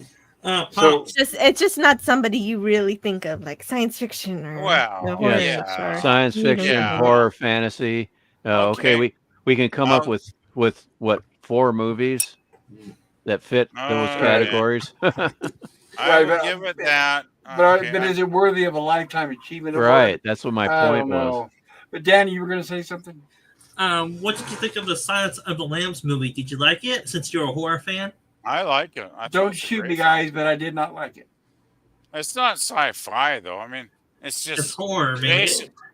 Well, it's It's a- kind of horror. It's kind of horror. It's but a it's thriller more like- horror movie. It's a thriller horror movie. A thriller. It's more like a thriller drama, I think. Well, the reason why I didn't like it, I know you guys, please don't shoot me now. And I know this is going to be strange. Can I shoot you But later? it's, go for it. Yeah. Shoot me $100. Anyway, just kidding. No, what I didn't like is it's a very, very, very loose adaptation of the Ed Gein story, and I prefer that much better. So it was one of many movies that have borrowed from the Ed Gein story, but I thought it was extremely weak. I thought it was all talking heads, no actual gore or killing. I went to see it at the theater with my mother. We walked out. She loved it. I hated it. I think if I remember, I struggled to stay awake because when I heard that it was based on Ed Gein, I get excited because that's a very interesting story. And then to find out it was hardly any mention at all, and all it was a showpiece for Anthony Hopkins. But like I said, I know it's not a popular opinion. You know, a lot of people bring up Shawshank Redemption. Yeah, and I I'm love that also- movie. I know I'm the one in the room who does it, and I feel And bad. some people hate that movie. No, you don't have to feel bad. There are Pop. others who don't like it. Pop. Yes. Yes.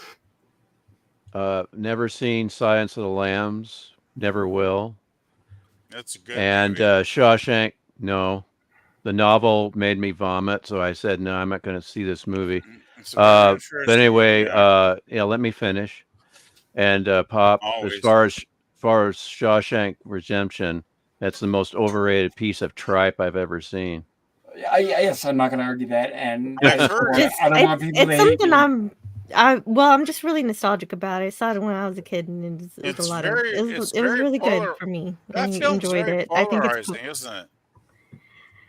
well, Sorry, I y'all. thought it was good. Please. I It's don't fine. understand the appeal, but I that's didn't me. mean over talking. It just So, missed all the. The writing was very good. I enjoyed it. No, but is Shawshank is one of those films? Didn't they win Best Picture?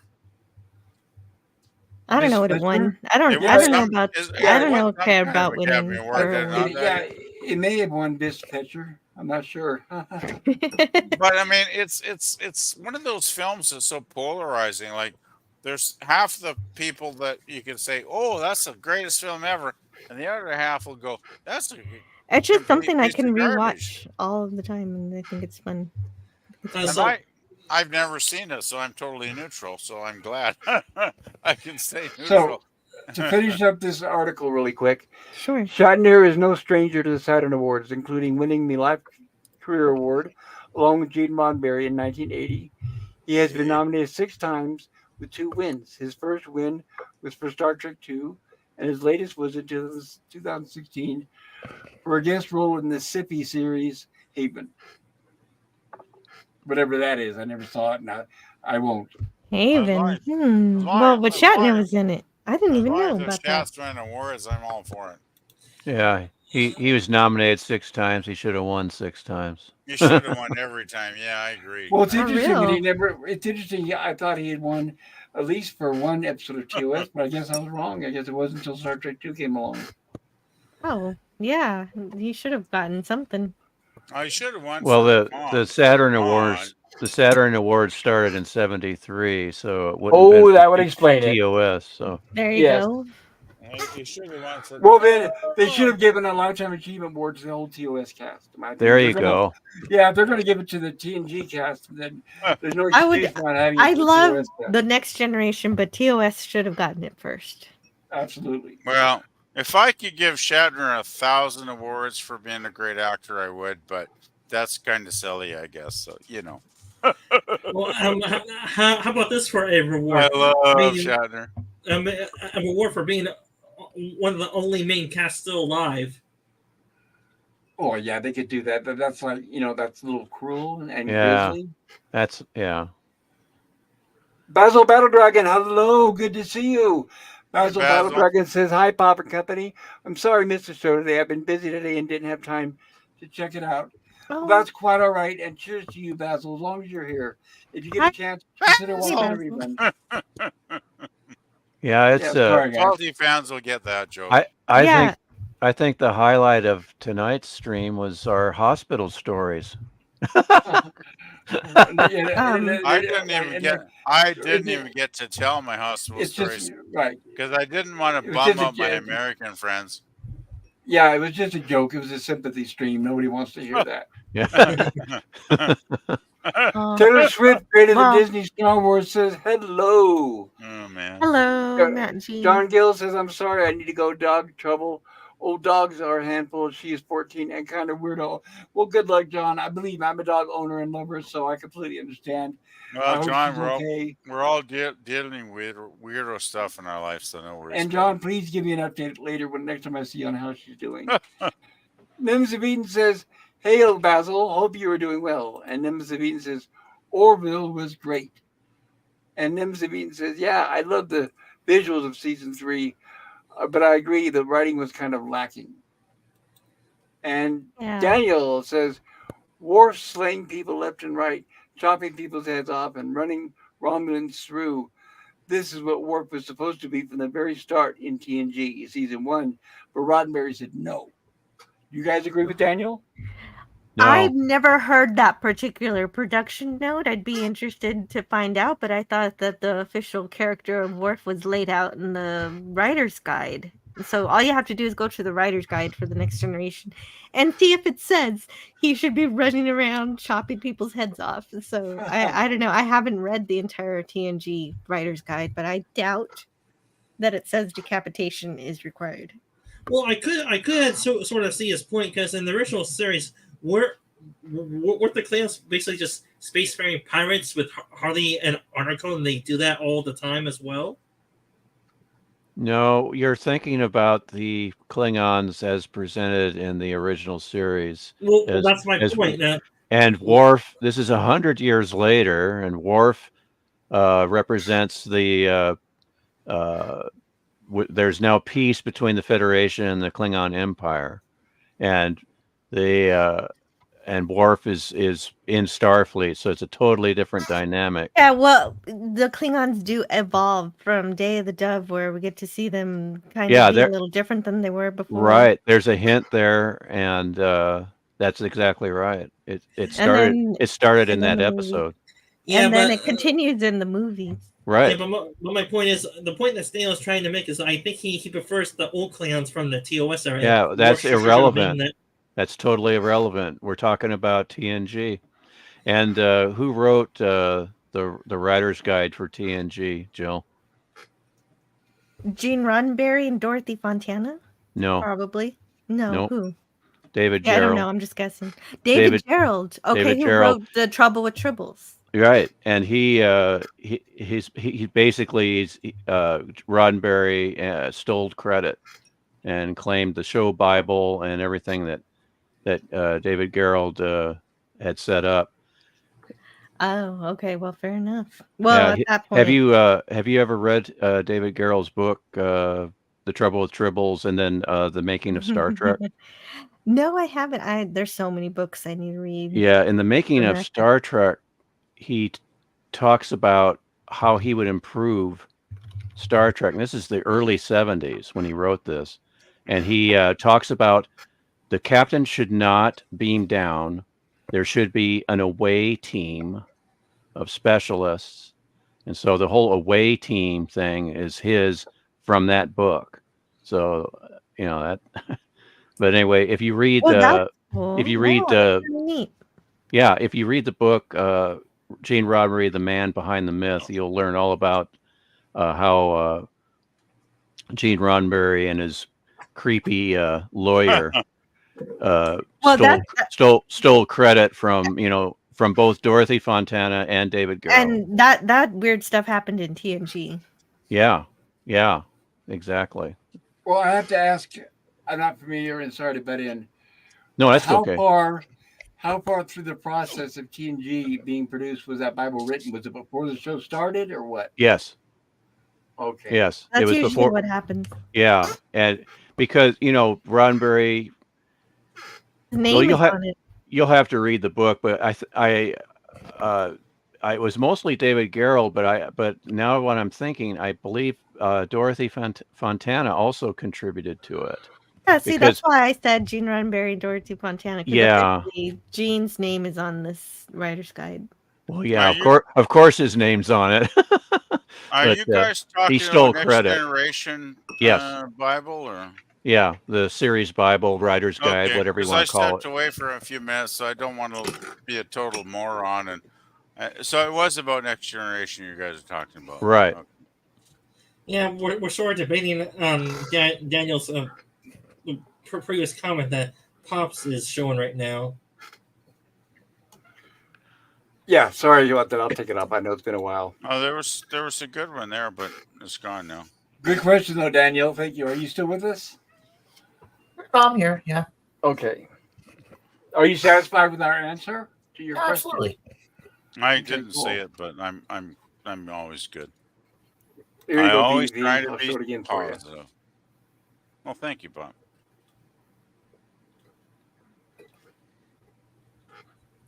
No, I disagree with that totally. Worf had a sense of honor. He would only kill an enemy when they were armed and able to combat him at an equal level, and then he would slay them. Worf would never kill a defenseless person. Well, they ever. never explain why they can't use phasers on that planet. There's no way Worf would kill some guy with like a butter knife, right? If maybe they said, "Oh no, there's some kind of technical reason we can't use phasers," maybe I'd let it go. But they don't. Yeah, they don't a try. simple line. Yeah. Yeah, a simple line fix. Yeah, there's atmospheric interference, and the phasers are working properly. If I want to see Worf kill somebody, I want to see them with a full Klingon bat left, kicking ass, and they're going back and forth, grinding that metal into each other, and like one of them finally wins. Like that's my Worf. I don't have a clue who that Worf was. He's not my Worf. Let's put it that way. Yeah, like when Worf killed Duras on that ship. Yeah, that's it. Yeah, Duras. Or yeah, Gowron. Great. Yeah. I think that's DS9 Worf. Yeah, there was some good. Those two are the Actually, same Worf, Worf. that's one reason I keep saying, Pop, you should check out DS9 because Worf comes into it. I think it was season 2, Jill? And Worf is awesome as the Way of the DS9. Warrior. Way of the Warrior. Yeah. Actually, we should get Pop to check that one out first because he doesn't have to start at the beginning. Just start with the Worf episodes there, Pop. Because wow, it's good stuff. I wanted to show Oh, this. that's season 4. Well, hell, start with season 4. Okay, I'll shut the hell That up. seems to be the one that everybody agrees on to start with for some reason. Interesting. Worf is great in DS9. He really is. But I wanted to show this to Jill real quick. I know we talked about it earlier, but she wasn't here. But Jill, you know how I was working on trying to get my channel monetized, correct? Yes. So here's the current status. It says you're still not monetized due to reused content, whatever that means. And of course, they won't tell you why. Well, there's a list here of do's and don'ts. So I've got to decipher that somehow. So basically, they want me to appeal by sending a video. They want me to make a video, basically crawling on my hands and knees to them and explain to them why it's not reused content. So I have to explain something that I'm not sure of. So I'm going to focus. What I'm going to do is show excerpts of my stream. I'm going to basically tell them, look, I do live streams and I also do reviews. And the live streams, those should be pretty much self-explanatory. And what I'm going to tell them with the reviews is I'm going to say, look, we don't just push play and watch the video. What we do is we show it by frames and we examine it and we cover behind the scenes info, background, trivia, production notes, and things like that. So we try to bring more to the viewer than just watching the show. So it's not a straight up reuse. Right. Does that make sense? It does make sense because you're transforming the content into a commentary, and that is fair use. And so there's no that should work. Right. The whole point is review is supposed to be fair use, right? Mm-hmm. But here's what I wanted to point out. This is what I showed everybody else earlier. They've changed the rules since I first applied for monetization. Check this out. It says, these are their suggestions. Edit your channel and reapply. Now it says eligibility. I've got to have at least 500 subs, and it looks like I've got 753, so I've met that goal. I must have made 3 videos within the last 90 days, which I've done. I've made that goal. But here's what they've added. Now it says, and one of the following. Check this out. Look what they did to the watch hours. So I need 2,545 public watch hours. Actually, I need 3,000. So they've increased this now on me. So before I can apply again, I've got to have 3,000 watch hours, and I'm about 400 short. It's actually always been 3,000 for a while now. It used to be 4. Well, I wonder why so they lowered it to 3. Maybe you had the 4,000. I mean 3,000. You think maybe last year? Is it possible to lose them? Or you think it's because of the year term or something like that? Well, because it's been 365 days, so maybe you lost some of those hours because those days passed. And well, that's always possible. Thank you. It helps you to explain this. That's why I wanted to ask your opinion. So, but that's it. I'm short about 400 hours, and it says, or 6 public shorts with 3 million views, which I'll never get, obviously. I mean, come on. Yeah, no, I mean, come on, that's 3 million. ridiculous. Whoa, Who does whoa. shorts anyway? That's no fun. That's Simple, very funny. Except simple, for Gorilla. Gorilla does good. yeah, Yes. simple. Just Realize short that's cat 3 million. videos. So what I need to do basically, essentially, is 400 more watch hours to reach this Yep. goal here, and the video right here, appeal by sending a video. That's the 2 things I need to do. Yeah, I'd work So on the what I'm video. gonna- I'm slowly. That's what I'm doing. I'm compiling clips from the previous streams, and that way, by the time I reach this extra 400 hours, I'll be ready with the video to go to send it. Does that make sense? Yeah, I would get the That's good. 400 watch hours up and then go for it. You know, it would be a surefire way of getting monetized. What's that? Is not only have yourself on the video, but have Jill have a cameo where Jill explains how she does the slides and everything, and just that alone will get you monetized, because the magic of Jill. I have to admit it, but her voice is enough to appeal to anybody. So Well, that's true. I she agree definitely totally. she sounds a lot better than I do. But I don't know. That's Well, a lot. if you need any help, I can help if you want. Just let me know what you Yeah. want me to say. So Yeah, you guys are talking about the magic of Jillian. Yeah, Yes. I'm not being facetious. I'm being serious, because No, I just agree. having Jill say, "Please monetize my friend, pop culture curator, please," and they'll do I it. do agree. I 100%. I would be agree. convinced. Jill's got one of those voices that once you hear Jill's voice, you can never forget it. I'll put it. Well, that what I way. could easily do, because obviously I'm going to have to add some narration. Remember now, the video's got to be no more than 5 minutes. And Yeah, I've got to mention how it falls within the category of the monetization. Remember, they want me to bring up monetization It's, and the Google yeah, Google earnings or whatever that was, whatever garbage. So it's there's going to very be weird. some audio narration when I say, we do live streams and we also do reviews. And what I could say is something along the lines of, and with our reviews, we do a slide presentation with the help of my good friend Anti-Derivative Jill, and then at that point she could just say a few sentences about, "Hi, I'm Anti." I don't know if you can introduce yourself if you want to, Jill, but just say basically, we assemble slides. We don't show, we don't show. I'm trying to figure out the best way. Off the top of my head right now, I can't because I'm tired. But the best We way to show explain it- highlights from the episode and discuss each aspect of the production and the parts of the story that are valuable to us. And all of us Thank you. panel members contribute our ideas and thoughts and reviews of the episode, so it's all original.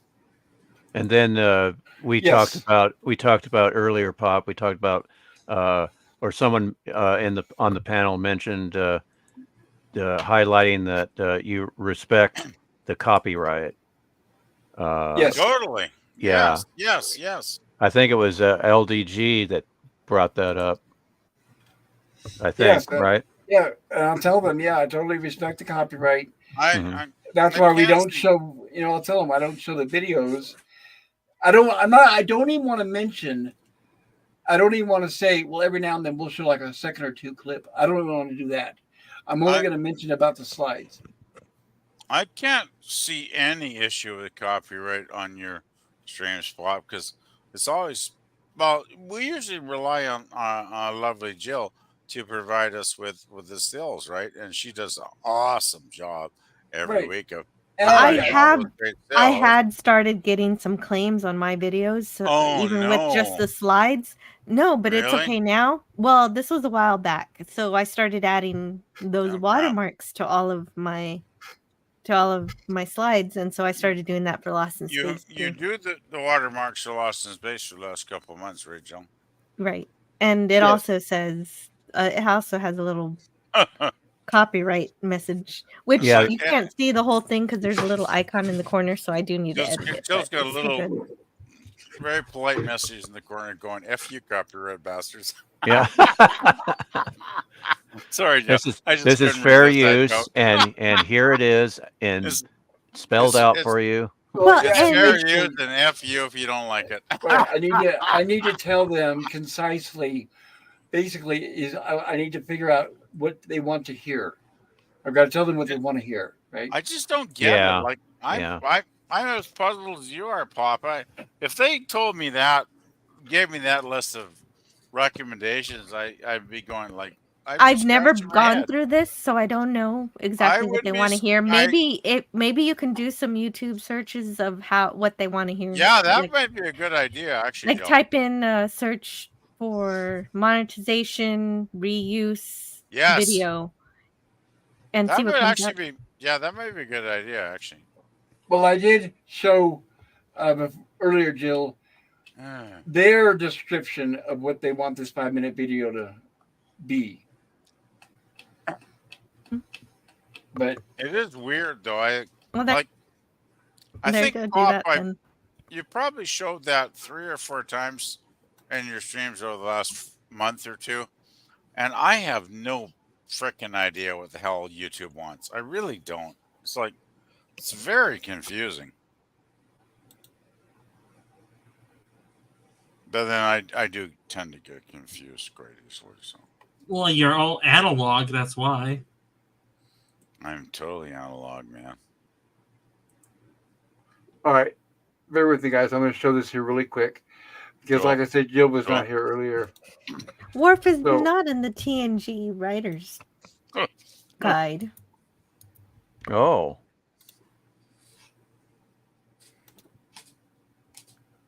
Okay, so There we this go. is what they want in the video. We want to understand how you create your content and get a behind the scenes look at your process. Your video should include the URL of your channel within the first 30 seconds of your video. That's easy. I can just do a text along the bottom of the screen. Refer to the AdSense program policies, part of our YouTube channel monetization policies. Make sure you address specific parts of the policies and give examples of how your channel follows our guidelines. That I'm not sure, but I'm going to struggle with trying to figure it out. Focus on the channel as a whole, not just in individual videos that meet our guidelines. That's why I'm going to say I do live streams as well as reviews, because that should sum up most of my channel. I have, with very few exceptions, that's most of my channel. Provide visual examples of how your content was created. Show how you've edited or filmed the content and try to connect what you show in your video appeal to other content on your channel. You can show yourself in the video or provide a voiceover. I'll do voiceover because I look terrible. Show how your content was filmed. All I can do is just say, and show them here, StreamYards. I use StreamYards. Show how your content was edited. I can show them this. I'm not really sure if I have an editing program, but how to film myself editing video. I've got to figure out how to do. I don't know. In the old days, I used to be able to just take a video snapshot, but I don't. I've got to figure out how to do that with Windows. Will that still work? I don't know. They want to see me. I don't know why they Yeah, want I to see think how a I edit. screenshot would be good. Yeah, but how about I was thinking about I could show like a video, print screen, for example, which is just a still frame. But I was hoping if I'm going to show them me using an editor, it would be nice if I could show at least a 5-second clip, like me putting two, I don't know, scenes together or editing one or trimming it at the end or something. So I'm going to try to figure out how to do that. Okay, well, on StreamYard, what you could do is you could set it up a live stream, but not a live stream. Set it up as a recording, and then record yourself, share your screen and share your editor, and hit record, and then you can record yourself editing for a couple minutes, and then you can download in the recording. Then you can download that video, and that'll be your video, and then you can edit that. Gotcha. Let me ask you a question. If I was to do that, let's say I'm in StreamYards and I hit record, that recording, it's saved within StreamYards. Is that correct? That's correct. And then you Then can download it from the downloads. Right. I was well. If I want to do that, I've got to go and delete content from StreamYard because I've hit my maximum of 500 Yeah. hours or whatever it is. That's right. You will. You Okay. will need to delete some stuff. Which is okay sure. because it's all on YouTube anyway. Right. All right. Thank you, Jill. Okay. I just wanted You're to. welcome. I appreciate. Believe me, I value your suggestions immensely. So thank you. No If you problem. Hope helps. if you guys delete a live stream on StreamYard, does it delete from YouTube as well or not? No. Because I was wondering if I hit my limit on my StreamYard's account, I might have to delete some of my old live streams. That's why. Yeah, and I don't mind because not only do I have backups on YouTube, I have backups on I think Twitter and I think Twitch and some others. I can't remember how many, but I simultaneously simulcast to like 3 or 4 places at the same time. Well, pop culture, I'm gonna be calling it a night for myself because it's getting late over here on my time zone. I think it's getting late for everybody's time zone. Yeah. I was going to wrap this up, actually, yes, in a few minutes here. We are at 6 hours and 54 minutes, and I was thinking about wrapping this up in about 5 minutes. Yeah, let's get to 7 hours. Yeah, I was just going to say the same thing. Well, I think that'll make it my longest stream, but if you've got to take off, Sid Van, please tell us about your channel. Well, I've been on your streams for a while. I mainly am a sci-fi fan. I cover different sci-fi TV shows. My main area right now is Star Wars, Stargate, SG-1, Atlantis, and SGU. And for the Star Wars stuff, I cover mainly the movies, some Legends material, which is basically the better timeline than before Disney took over, and some. I have watched all the Star Trek movies, so I am a casual Star Trek fan, not a hardcore one like most of you are. So if you ask me about the movies, I could give you my honest reviews on the movies. I'm into Battlestar Galactica, the 2004 version or 3 version, and then I'm more into the Transformers lore, depending which era you're talking about. And on my YouTube channel, I got Transformers content, and I got some Stargate content. They're maybe a few years old. And I did put up a video today about my rankings on the Star Wars movies, but I may have to redo that since I was persuaded by the panelists that came before this to redo it. Because you all agreed that the sequels were trash. And Yeah. Well, I know, but you don't have to change your opinion based on what we said. I mean, you could be yourself. well, I do know that they were bad, but I'm going to say they were horrible, terrible. Yeah, I guess we were a little harsh on them, possibly. I mean, I would say that Return of the Jedi was the worst. And I can't remember anything good from that one. So I'll give that one a 0. And The Rise of Well, I think a lot Skywalker of us agree was... with you on that one. The Rise of Skywalker, it was a little better than The Last Jedi. Are And we then- talking about Star Wars films or something? I'm sorry, Yes. I stepped away from Yeah, that. guys. he's telling us about his channel. He's gonna be calling it tonight. Oh, Yeah, okay. and I do have a few other Star Wars videos about top 10 Sith Lords of the Star Wars universe, top 10 Jedi Masters, top 10 Jedi, Star Wars military leaders. If you guys want to check those out, they're a few years old by now. And that's about it. The reason why I'm getting off a little early is because I'm going to try to do a little redo on my YouTube video, do a little editing on it, and then go hit the sack around 1 o'clock around here on my time zone. Well, thank you for being with us tonight. I appreciate it, Dan. All right. Well, I'll see you either next Monday or next Tuesday, depending if you allow me to be on the panel and on the subjects I'm familiar with. Absolutely, of course. Always nice to see you, Sci-Fi Dan. If you can join us for Monday on Lost in Space or Tuesday for Westworld, we'd be very happy to have you on our panel. Well, I know on Monday, if you review Lost in Space, I'll be the third wheel. Well, it's not that. It's not that. What it usually for Lost in Space and Gilligan's Island, usually I have to keep taking into account that there's people in the panel that there's sometimes an hour or 2 hours ahead of me, so they tend to run really long. So the less people we have on the panel, the more streamlined we can make the stream, because I try to limit them to like maybe 2 hours or so. But it's so usually I don't have open panels on Lost in Space or Gilligan's Island. I reserve the open panels for the horror sci-fi stream Tuesdays and for Rumblings from the Lab on Saturday. All And the only right. reason Well, why is time, like I said, because especially Gorilla, my God, the poor guy's 2 hours ahead of me, and I feel it really screws him up when our streams run late. That happened just this past week. In fact, Tuesday he was on the stream so late that we missed our Wednesday stream because he was dead tired. So that's why, unfortunately. But like I said, Tuesdays and Saturdays. Keep in mind those are the open stream days, open panel, open mic. all right.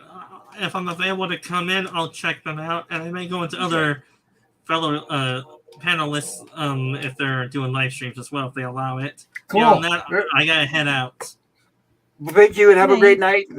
Good night, Dan. Oh shit, he's gone. I didn't get a night. All right, so we've got about a minute until we hit the 7-hour mark. Before I close this, I want to say thank you and bless you to all you guys in the chat for hanging with us for 7 hours. And if it's okay, I'd like to ask each person on the panel to tell us about your channel and what it is you're doing. How about you? Especially, I want to go clockwise, and I want to start with Jill because she's got an amazing channel. Tell us about it, Sure. Jill. Well, I like to explore science fiction and stuff. So on Tuesdays, we're going to review the Star Trek episode "Let That Be Your Last Battlefield." And I will be there. We'll see what goes on for that one. That's Then a on really good Friday, episode, actually. so on Friday, I'm going to review a sci-fi animated movie called Fantastic Planet. Oh, my favorite. Oh, really? All right. Wow. Oh, yeah. Depending I on what want you're to. doing on Friday. I have liked that movie so much, Jill, that when I was in the Air Force going to the conventions, I won a trivia contest because they asked a question about that movie and nobody else got it except for me. And I raised my hand and I won the prize. I've been Wow, awesome. That's so yes, cool. I've been a fan of Fantastic Planet for many years, and there's an amazing sequel called Gandahar. We'll talk about that later. I'll be there for your stream if that's okay. Yeah, of Hey, course. Joe, where's my invite to that? Because you didn't know me. I didn't hear you. I just announced it right now. Well, if you want to send I me a announced- Twitter, send me a Twitter, please. It'll be Joe. on Friday. All right. This upcoming next Friday, a week from yesterday. I don't mean to be too demanding, but I am. And I'm gonna demand. I'll be demanding everybody. If you've not seen the Fantastic Planet, please check it out. It's an I've always amazing, heard. great movie. I've heard about it. Have not seen it. It'll make you right. It'll make you think it's not childish, even though it is animated. Yes, but it's a great movie. I can't say enough without going into too much detail. I'm intrigued. I want to see. I want to watch. I want to be there. Sorry, go ahead, Jill. No, that's all I have to share right now. And so subscribe if you haven't. Sounds I'm halfway to 700. Can't wait till you get there, Jill. 1,000 very soon. Absolutely, and she deserves every bit of her hard work. And like I said, everybody, amazing channel. She's got a lot of great content. Jill's the hardest working woman on YouTube that I know. I could do more. Oh, we all could. I don't think so. You do enough. You do enough. Stone Rocket, what say you? Anything you want to share? That I don't know anything about Fantastic Planet. I haven't seen that movie. And I've seen Forbidden Planet, but not Fantastic Planet. So I know that people get them confused, but they are two. No, I mean, I remember when it came out and seeing ads, but the animation kind of was off-putting from what I saw. But I'll give it a chance. But I understand it, but it sounds intriguing. Yeah, I don't. I'm not a content creator. I don't have a YouTube channel, but I like hanging out on Jill's channel and on your channel, Pop Culture. Thank you. We enjoy having you here. And it's you both have fantastic content, and I need to finish rewatching the episode review that Jill did of her favorite episode of Star Trek, The Devil in the Dark. But Oh, that's a good one. It has hungry in it. yeah, he's very passionate. Oh yes, he is. I've been enjoying Mm. he's not afraid to get emotional, and the way he talks about some of the my friend Mr. Nobody on the Lost in Space channel, Oh, and then yeah. and so I thought that was a very fascinating stream, hearing him get emotional about it. It's just he's not alone. Yeah, my friend Mr. Nobody, when we did that on Pop's stream, like God, it must be like a year ago at least. Oh, we were just so passionate. Like that Yeah. is, it's not maybe not my number one episode, but it's like my number one or two episode. It's like it's right at the top, right? Ooh, Oh shit! we're making the dog angry. That Oh, I they know better when shut I'm up. right. They always know when I'm wrapping up the stream, so Yeah. they're getting all excited. But yeah, But I yeah, think it's my number Mr. one Nobody, favorite. And Mr. Nobody was just and just Jill, perfection. what you Anyway, said, I'll be quiet. For sure. Jill, what you said about the Horta space lasagna? Oh, that was shocking. I think No. it was it's space pizza to me, but Yeah. we're Yeah, all everybody says pizza, but I see lasagna. Yeah, I've got lasagna's good. I've got just under an hour left on your stream, but on that episode. But you guys have gone through the episode itself. It's just the after discussion that I have to finish up on. But so far, it's been really entertaining and enthralling. I just enjoy hearing everyone's comments on that. That's definitely one I want to go back and edit down and make it a short video, and it would be killer. Oh, I and don't know. that's what I'm doing right now. With I'm using the first episode of Lost in Space as an experiment, but I'm trying to cut it down to like a minute or two review as a highlight to hopefully intrigue people into watching the full stream. Is So that that's what I'm doing now. is that what you meant, Jill? Having kind of a shorter preview, or actually cutting the whole episode down? Well, no, I'm still gonna have the live stream up, but I want to edit it to maybe a 20 to 30-minute review. Oh, Instead yeah. of 3 hours. Yeah. I see Yes. what you're saying. That would be excellent. Yeah. So you're not gonna like say edit all of our comments and in selection. No, it'll be like the best of reel, like highlights. Yeah, Exactly, highlight. that's You're not what- going like, okay. well, Yeah. F you guys, we don't care about what you guys say. Like, you're not doing that. Well, I might. I hope you're not. I know you probably would like to sometimes because I probably annoy you, Jill, but No Yeah. matter how I edit I'm it, the just full live kidding. stream will still be there. I'm Yeah. kidding. Jill, don't Jill won't drop any F bombs. She But might- Jill, can you Yeah. say that word that you said on your Eh. Buckaroo Banzai? Oh yeah. Oh Great. yeah. Can you say Go on, that? Jill. You can Oh. say that. Overthruster. Yeah. I thought the overthruster was the greatest comment on Friday. Is like, oh God, you don't know how much I had to control myself to hold back on making some accurate comment about the overthruster. Sorry, Jill. But Hey, well, you know it's me. a cool, You know it's a me. cool little device. The whole movie Yeah. the whole plot surrounds it. Yeah, Come it's such a on, small device, but it does such an awesome thing, breaking through overthruster. the eighth dimension. I mean, It's the overthruster is a small device, but it has big dimensions, right? Sorry. Okay, and PvP. I'm would done. you- Okay. I'll shut up. No. I need you to start. Tell us about your channel. It was your turn. Oh God, I've been really lax the last week. I've been working on another power pop stream, but I haven't got it made public yet. But hopefully, I maybe will the next day or two. Otherwise than that, not a hell of a lot to actually report. So I'm pretty boring, I gotta say. So Well, go into yeah, somebody but more interesting, Pop. we do enjoy having you on the streams, PvP. So I appreciate your input tonight. I Oh enjoy being man, here, Pop. I forgot on Oh, Wednesday.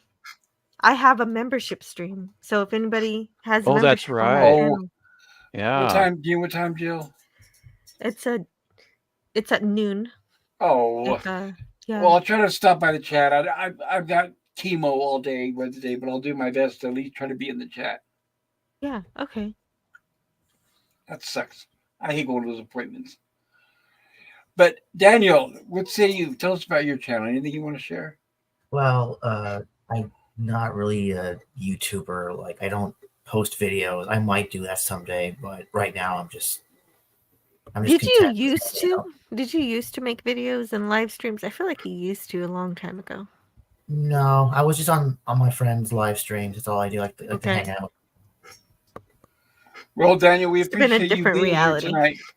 I know you don't talk a lot, Daniel, but Yeah, I we do know, but appreciate you I being gotta on tell the you, it's panel. really awesome to be here. Well, and we like you being here, Daniel. So believe me, I always look forward to you joining us. So thank you. Thanks, buddy. He has As some for, pretty interesting opinions and news content. yes, I love Daniel's opinions.